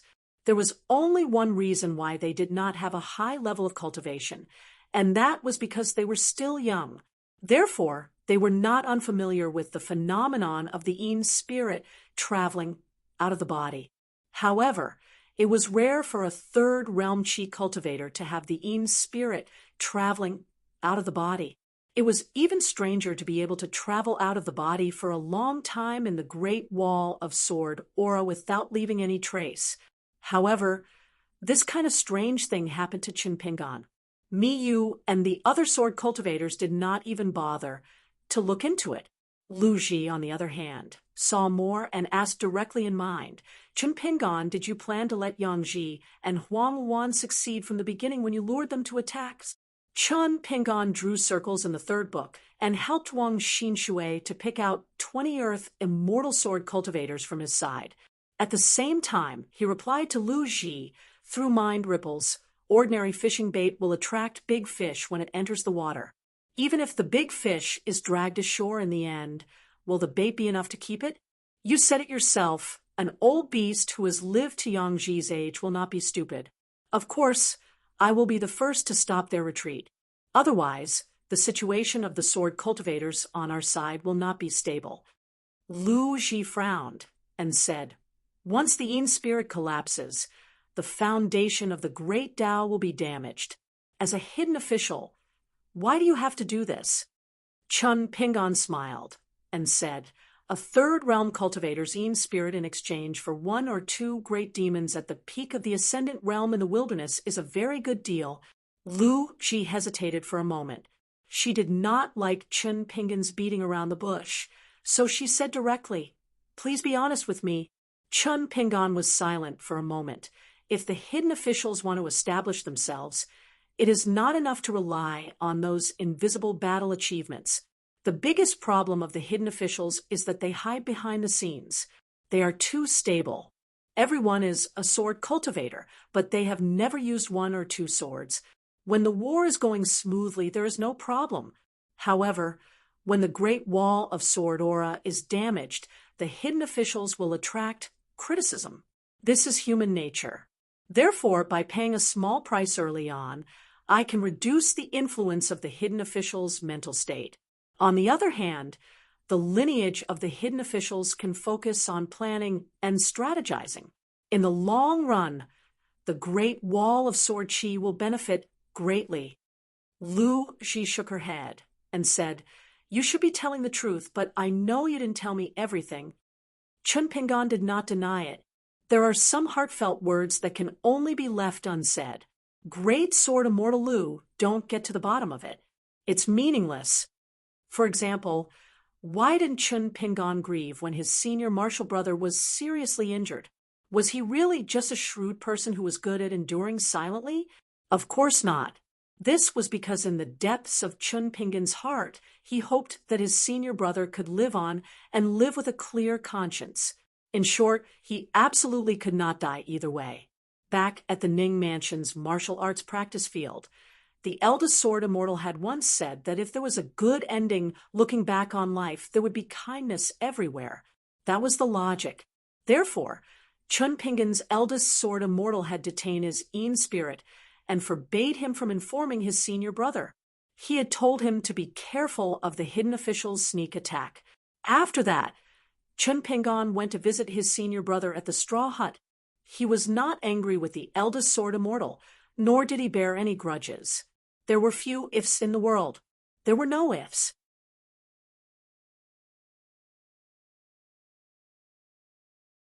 He was killed by the previous hidden official, Xiao Chua, with one punch. Chun Pengon ended the conversation. Lu Ji, just do your best to protect the hidden official's lineage. It's enough as long as you have a sword. There's no need to worry about anything else. It was rare for Lu Ji to joke. The hidden official is so arrogant. Chun Pengon could only reluctantly imitate his disciple. He took out some unorthodox methods of Luapa Mountain and said with a smile, "Great sword immortal Lu, your sword skills are divine. You can almost ascend to the heavens. Whether I'm arrogant or not, in your eyes, isn't it a joke to be used as a side dish?" Lu Ji laughed it off. Chun Pengon was multitasking. He circled the immortals in C and Wang Xinshui, who was in charge of writing the C book. Both parties communicated with each other telepathically at any time. Paying attention to the movements of the two long scrolls on the horse path was the responsibility of the hidden official. Delegating power was not laissez-faire. He also had to carefully observe the 11 sword cultivators and listen to their conversations and exchanges. It was as if an official of the Ministry of Personnel was in charge of an investigation. Chun Pengon put down his brush and habitually rubbed his wrist. For some reason, he thought of the 6th volume of the book True Pearl Boat. There was a youthful wisdom listed in it. Looking up, if the 11 sword cultivators were born in the vast world with their qualifications and talents, whether it was cultivation or scholarship, they would probably be qualified to be among them. Among them, there were a few who were particularly outstanding. For example, Xianxin was simply a living map. His attention and memory of the two scrolls made even Chun Pengon feel ashamed. Xianxin had an extremely detailed account book in his mind about every geographical situation on the battlefield. For example, a certain pothole, why it appeared when it appeared, and what impact it would have on the subsequent battle between the two sides. If others wanted to do what Xianxin did, they could do it if they really put their heart into it. However, they might need to spend extra effort. It was far from being as natural as Xianxin, who enjoyed it. Therefore, Chun Pengon specially asked Xianxin to write an extra record of the battlefield. When the time came, it would be a reference book that the other sword cultivators had to read. Wang Xinshui had an astonishing intuition about the prediction of small-scale battles. Therefore, Chun Pengon liked to observe Wang Xinshui when he was not busy. Wang Xinshui felt that many of the sword cultivators in the scrolls were not perfect enough. There were even too many flaws. Wang Xinshui's expression would change slightly, or the exquisite coordination of the enemy's magical equipment would make Wang Xinshui even more anxious. However, the battlefield was constantly changing.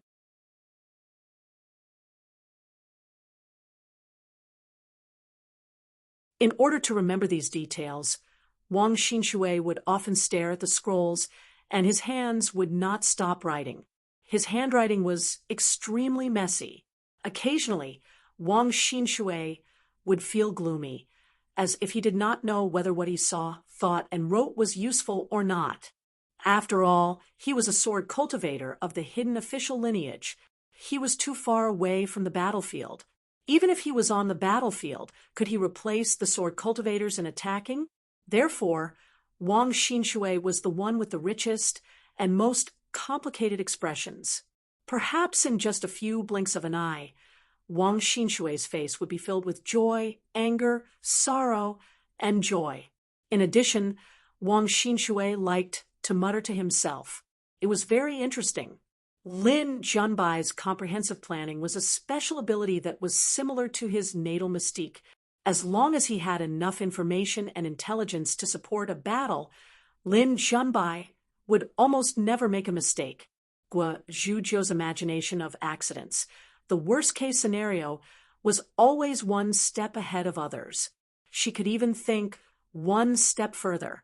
Therefore, after Dong Buji and Lin Junbai worked together to compile the Sword Immortal's Heart calligraphy, Qin Pingan's real body sat down.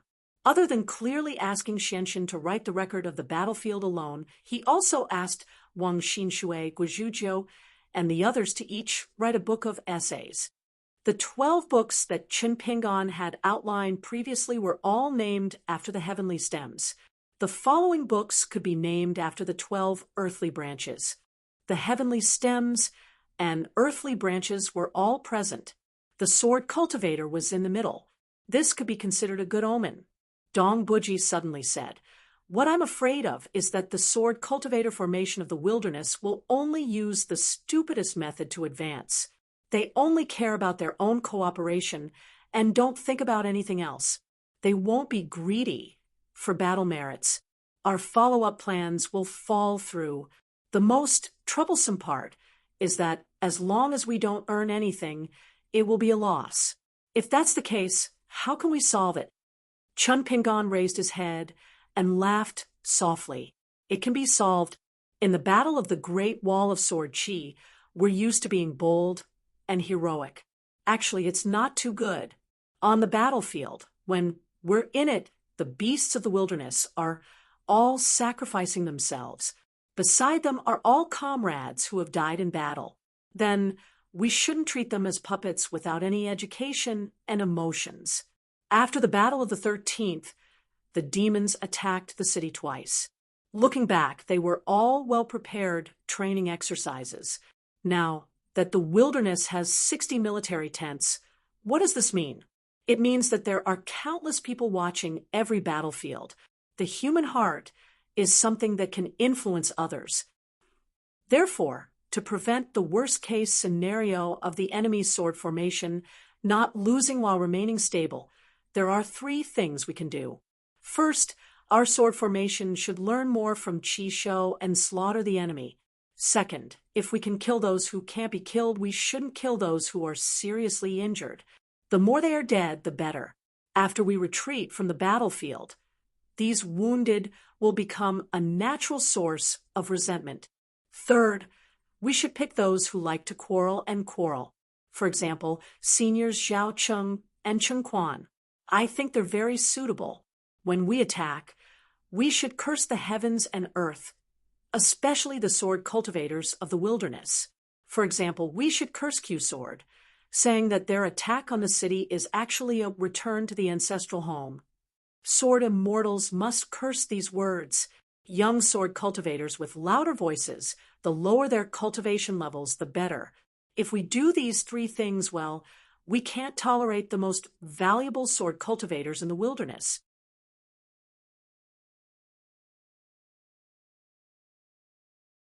If we don't want to do more, and the enemy is willing to do more, we'll have a chance.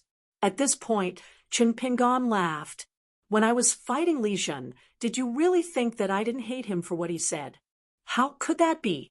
At that time, I wanted to chew on his flesh, pull out his tendons, and skin him alive. However, because we were facing off, I couldn't afford to be distracted.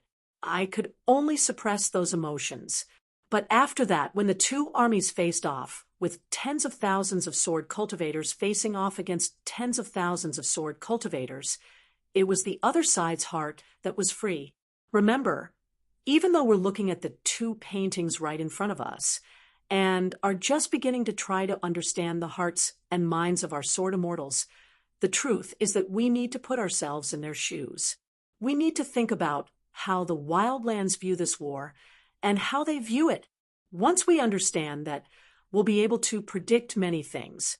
Not only will we be able to take advantage of the situation, we'll be able to create our own plans, and the wildlands won't be able to help us.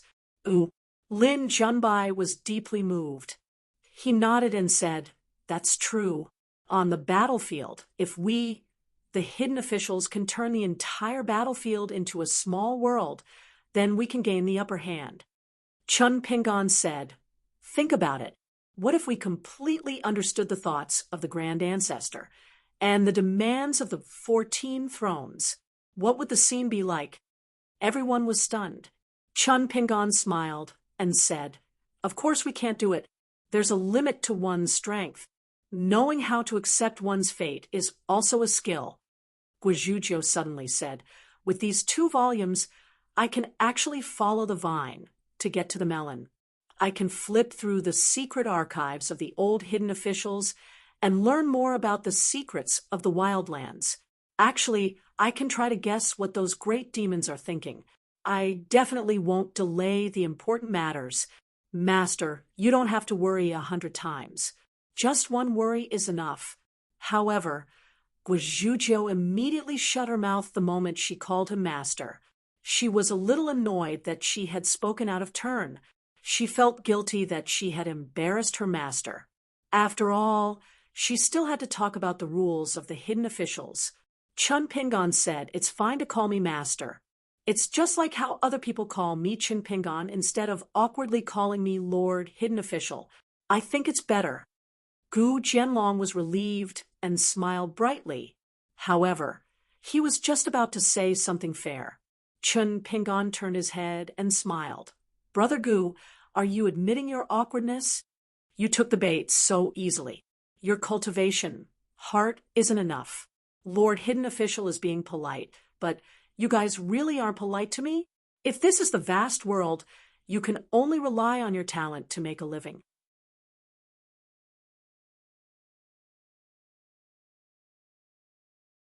You can forget about entering the bureaucracy, the literary world, or the Jianghu. Gu Jianlong was grief-stricken. Looking at the situation, he was going to be made fun of. Chun Pingon said, "If Sword Immortal Me hadn't given that answer, I would have regretted bringing up that topic. Everyone, we're sitting here and doing these things. It's not that we have to do this. Not only foreign sword cultivators like Xian can, but even natives like Dong Budi and Pang Yuanji shouldn't be carrying such heavy burdens. If you're not careful, your Dao heart will be crushed. Compared to going to the city wall to fight Pang Yuanji, which one do you choose?" Pang Yuanji said, "Honestly, fight." Wang Xinshui was about to speak. Chun Pingon smiled and said, Xinshui, you have something to say?" Wang Xinshui immediately changed his mind. "Lord Hidden Official, I'd like to agree with Pang Yuanji. Wang Xinshui was indeed special. He was the kind of genius sword cultivator whose thoughts ran extremely fast, and his sword couldn't keep up. Because his realm wasn't high enough, he was always more of a hindrance on the battlefield. It couldn't be said that Wang Xinshui was reckless. In fact, every suggestion he made was just right. However, Wang Xinshui himself couldn't speak with the sword, and so could his friends. That was why Wang Xinshui had the title of one of the newest 5 absolutes of the Great Wall of Sword Qi. "I can fight before, but I'll fight after."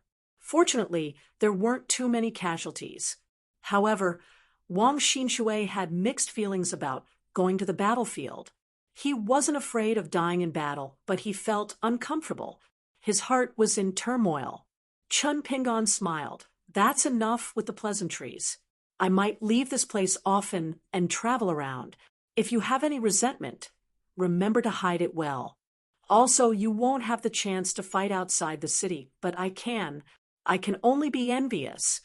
Deng Liang, who was calm but didn't lose his spirituality, asked, "The son of a rich family doesn't sit under the awning. This is a ridiculous saying in the Great Wall of Sword Qi. However, on our side, Lord Hidden Official, please think twice before you act. Even if you really have to leave the city to fight, remember to conceal your whereabouts. We, the Hidden Official, don't have Lord Hidden Official to hold the fort. We're reduced to having to change our commander in battle. This is a taboo for military strategists. Thank you for your kind intentions. Speaking so bluntly should be the rule of us hidden officials. Behind closed doors, we're all family.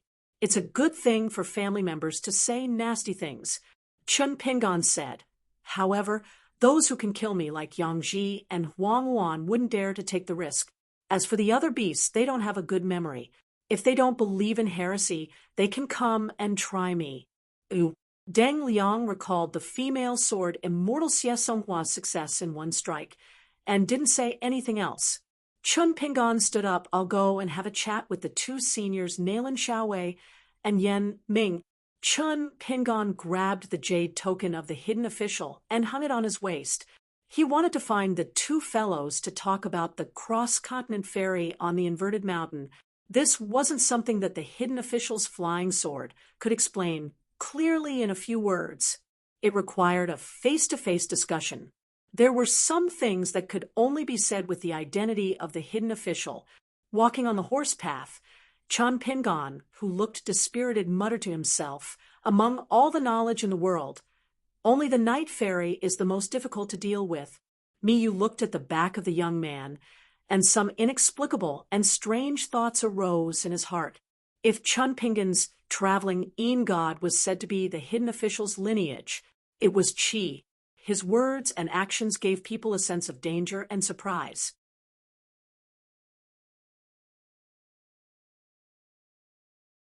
Every word was said with deep meaning and was imperceptibly accumulating prestige. Bit by bit, he tightened his grip on the hidden official's authority. It even made people involuntarily try to figure out Chun Pingan's thoughts. But now, Chun Pingan's mentality seemed to be more correct. Which one was better? You couldn't say. Actually, both were better, my ass. He was a sword cultivator in the Jade Raw realm, but here he was the one who had the least say. Especially when Miyu thought of his grudge with the literary sage's lineage. He felt even more vexed. Miyu finally rubbed his chin and muttered, "Is my brain really not working well?" Chun Pingan suddenly turned his head and shouted, "Sword Immortal Me, come with me. I think Sword Immortal Me will be busy soon." Miyu braced himself and followed. But after talking to Chun Pingan, Miyu was relieved. It turned out to be a good thing. He could even go to the inverted mountain to take a breather. Not only that, Chun Pingan took the initiative to ask Miyu if some ideas were feasible. Miyu told the truth and rejected them one by one. This young reclusive official didn't seem to be discouraged. The owner of the Spring Banner House, Xiao Yunyan, was famous for living in seclusion in the inverted mountain. Today, Xiao Yunyan visited the 4 great private residences, the Ape Ravager Residence, the Water Fairy Palace, and the Plum Blossom Garden. He passed by them and looked at them from afar because of the camouflage art and the fact that Xiao Yunyan didn't show himself in public. The number of people who could recognize this sword immortal could be counted with one's fingers. Xiao Yunyan finally found a wine shop. He knocked on the door with a spell, causing ripples to spread out. After opening the door, Xiao Yunyan stepped over the threshold. The business in the shop was still cold and cheerless. Other than himself, there wasn't a single customer. In this remnant of Huang Liang blessed land, he drank a cup of forget-worries wine. It was something that almost all the otherworldly experts who traveled the inverted mountain had to do. The old man sat behind the counter and took a nap. On the counter, there was a Jade 8 Treasures birdcage. The little oriole inside was also taking a nap like the old man. The young man named Su Jia saw Xiao Yunyan and was very happy. He was mainly concerned about the gourd vine of the owner of the Spring Banner House. Therefore, in the eyes of many familiar customers, Su Jia, who was known for his laziness, was especially attentive today. He quickly placed a jar of wine on the table. Su Jia had never interacted with Xiao Yunyan before. However, he heard that this sword immortal from the North Continent came here to drink. When he first came to the inverted mountain, he couldn't afford to pay for the wine, so he used one of the blade-strengthening gourds on the gourd vine to ask for a jar of wine from the wine shop. He drank until he was dead drunk.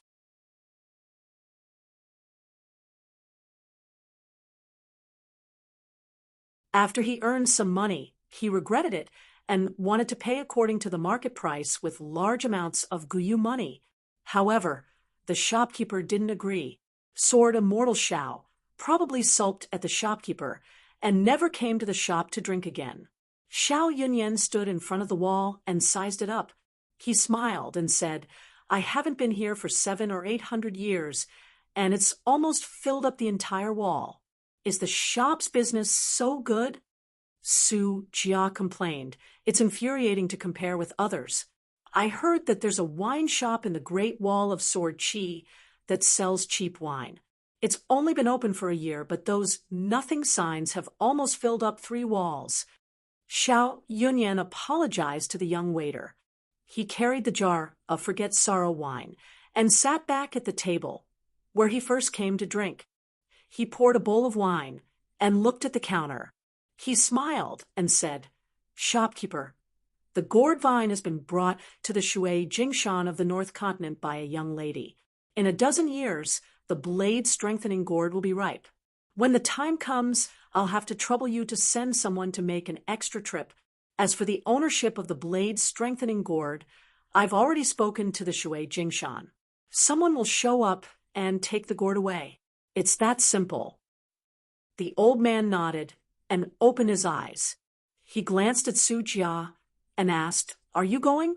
Su Jia asked, "If I leave the shop and Miss happens to return, what will happen?" The old man laughed and scolded, "I don't understand. Do you have to hang yourself on a tree? My daughter has no face, no figure, and no brains. She already has someone in her heart. How can she be worthy of you?" Su Jia said angrily, "I've been here since I was young. How many girls have I seen? If she doesn't like Miss, who else can she like? Like an old man like you?" The old man wasn't angry. His daughter had left home for many years. There was only one old and one young in the shop. Guarding such a deserted place, he could only rely on his disciple to make it more lively. He couldn't bear to scold her. If he scolded her too harshly, she might even run away from home. The old man smiled and said, "Then all the more reason to get rid of you. Go out and take a look. You'll be dazzled by the real, pretty girls." Su Jia nodded and said, "I miss Chao Si too. After getting the blade-strengthening gourd in the North Continent, I'll go to the Central Divine Continent to find him."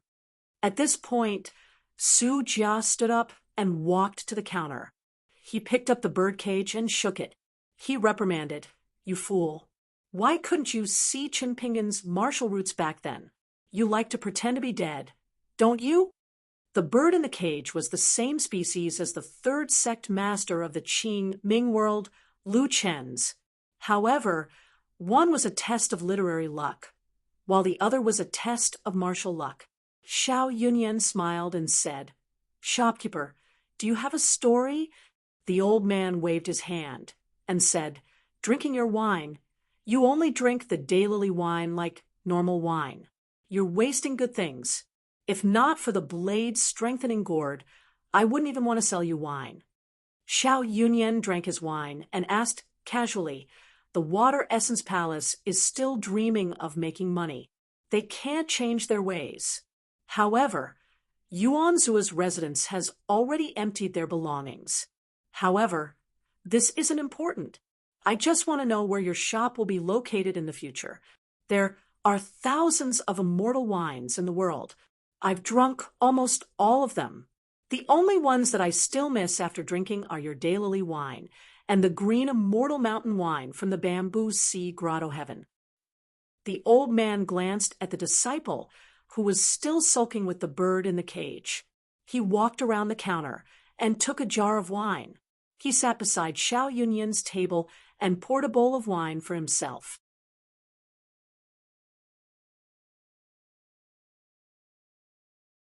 The old man said, "I'm an outsider, and you're an outsider. Naturally, you'll be more comfortable. Why are you still meddling? Since you're meddling, whether my shop is in front of you or in the horizon, even if you get the answer, can you drink the wine?" Xiao Yunyan smiled and asked, "Can you speak your mind?" The old man nodded and said, "You know the shop's rules. The drunkard's drunken words are not to be heard outside." Xiao Yunyan looked at the shop's entrance. It was foggy. He said softly, "I promised the Great Wall of Sword Chi a long time ago. I have to do it." The old man asked, "You can't run away?" The old man quickly nodded and said, It's difficult. Xiao Yunyan smiled and said, "There's no need to run. As long as you don't swagger out of inverted hanging mountain and act sneakily, there's no problem." The old man was silent for a moment.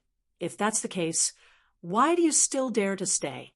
Your realm and sword skills aren't enough. You're courting death. It's better to die drunk than to die stupid. All right, I'll give you another jar of wine for free." Xiao Yunyan said, "The hidden official at the Great Wall of Sword Qi has already defected and fled to Savage World." The old man raised his eyebrows. "That little girl, Xiao Chua, has such a huge grudge against vast worlds." Xiao Yunyan smiled and said, "I heard there's a new hidden official. If you can guess who it is, I won't drink a jar of wine for free. You can guess 3 times. The old man thought for a moment. Is it that sorrowful seedling who followed Alliance to pick up the most money back then? Or is it that girl Ning Yao? It can't be that child that Xiao Chua took a fancy to, right? What's his name again?" Su Jia said, "I think it's Pang Yuanji." Xiao Yunyan laughed and said, "I drank a jar of carefree wine for free. I'm in a good mood." Xiao Yunyan drank 2 jars of carefree wine in one go. After he walked out of the shop drunk, he felt that this trip was worth it. The old shopkeeper also told him some interesting things, such as some inside information about the Fifth World. The great rivers and mountains spanned thousands of miles, the treasured lands of Feng Shui, the ancient ruins, and the brand new blessed lands were all waiting for him. Over at the Qingming world, it seemed that he could also get a share of the pie. All kinds of unimaginable blessings of the great Tao were waiting for him. The old shopkeeper's most important words were a secret that even Xiao Yunyan had never heard of or even imagined. The old shopkeeper said that many scholarly saints had not only died silently in the river of time to expand the territory and stabilize the world. In fact, many of them had died in battle. Fortunately, the ritual saint who had absolute connection to heaven and earth was still alive. He had led the scholarly saints to the unknown distance outside the sky for a long time and had confronted some stubborn ancient gods for a long time.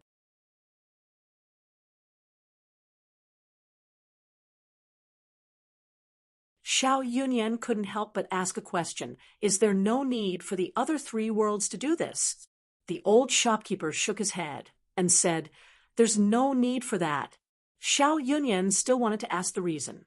As the ancestor of one of the 100 schools of thought, the old man said, "It's better not to know." Xiao Yunyan strolled all the way back to his own mansion, which was similar to Yuan Quan's mansion. The place he stepped on was filled with killing intent. Because they were all on the inverted hanging mountain, he traveled the border of the Great Wall of Sword Qi with Sword Immortal Ku Xia and Lin Junbai. He didn't stay on the city wall to kill enemies, nor did he follow Jiang Guanqing and the other youngsters to the South Hassa continent. Bien stayed in the Plum Blossom Garden and played chess with Madame Royan. It was very romantic. However, Bien left the garden today and went to the Catch-Release Pavilion to watch the cross-continent ferries going back and forth. The Catch-Release Pavilion was regarded as the most unworthy scenic spot in the inverted hanging mountain. However, it was still bustling every day. The small pavilion was always full of people except late at night. Bien didn't go there to join in the fun. He sat on the railing of the white jade viewing platform by the cliff outside the Catch-Release Pavilion and muttered to himself. Bien asked with a smile, "Don't you always brag that you and Old Deaf are old friends? Old Deaf's prison doesn't have any other sort of mortals guarding it. Is there really no possibility of any commotion?" "It's impossible. Don't go asking for bad luck." "Ooh." Bien sighed. "I'm puzzled. You existences in the wilderness have such high realms. Why are you still so stubborn, scheming and going around in circles? Can this be considered cultivation of the great Tao?" Bien touched on a sore spot and asked with a smile, "Is the second son of the Tao who caused you to fall to such a state really invincible? If you don't fight with him, you won't understand how terrifying this stinking bull's nose is." Bien was a little regretful. It's a pity that Madame Gouet of the Aquarius continent's old dragon city didn't agree to our Madame Royan's invitation. It's a pity. That woman's true body is the most orthodox Moon Palace descendant. If she was willing to conspire with us, our chances of winning would be much higher. Bien smiled. Us? It's you. I'm just a small character who can't control myself. You can't control yourself, but you can control your heart. Don't be a whore here. Bien said, according to Madame Royan's latest news, many sort of mortals who were tempted are now in an awkward situation. They're practically sitting on candles. I reckon they can't wait to chop that second shopkeeper to death. This time, that old fart didn't speak to Bien. Bien looked at those cross-continent ferries. Everyone's faces were filled with unconcealable joy. Bien smiled, looking at these people, and so many of them. I feel much better. I don't feel guilty anymore.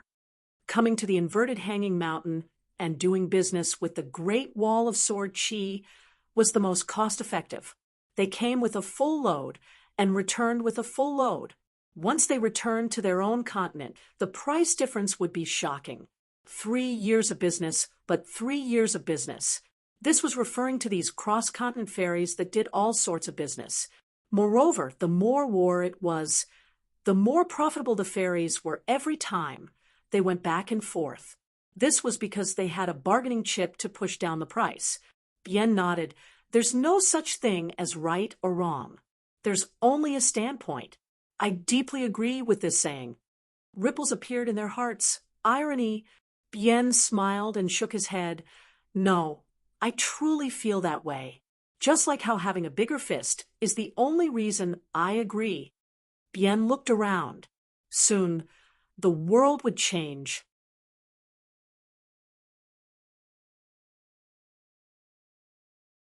You're tuning in to the Mystic Fist YouTube channel. Don't forget to subscribe and join us on this journey to catch the most captivating stories.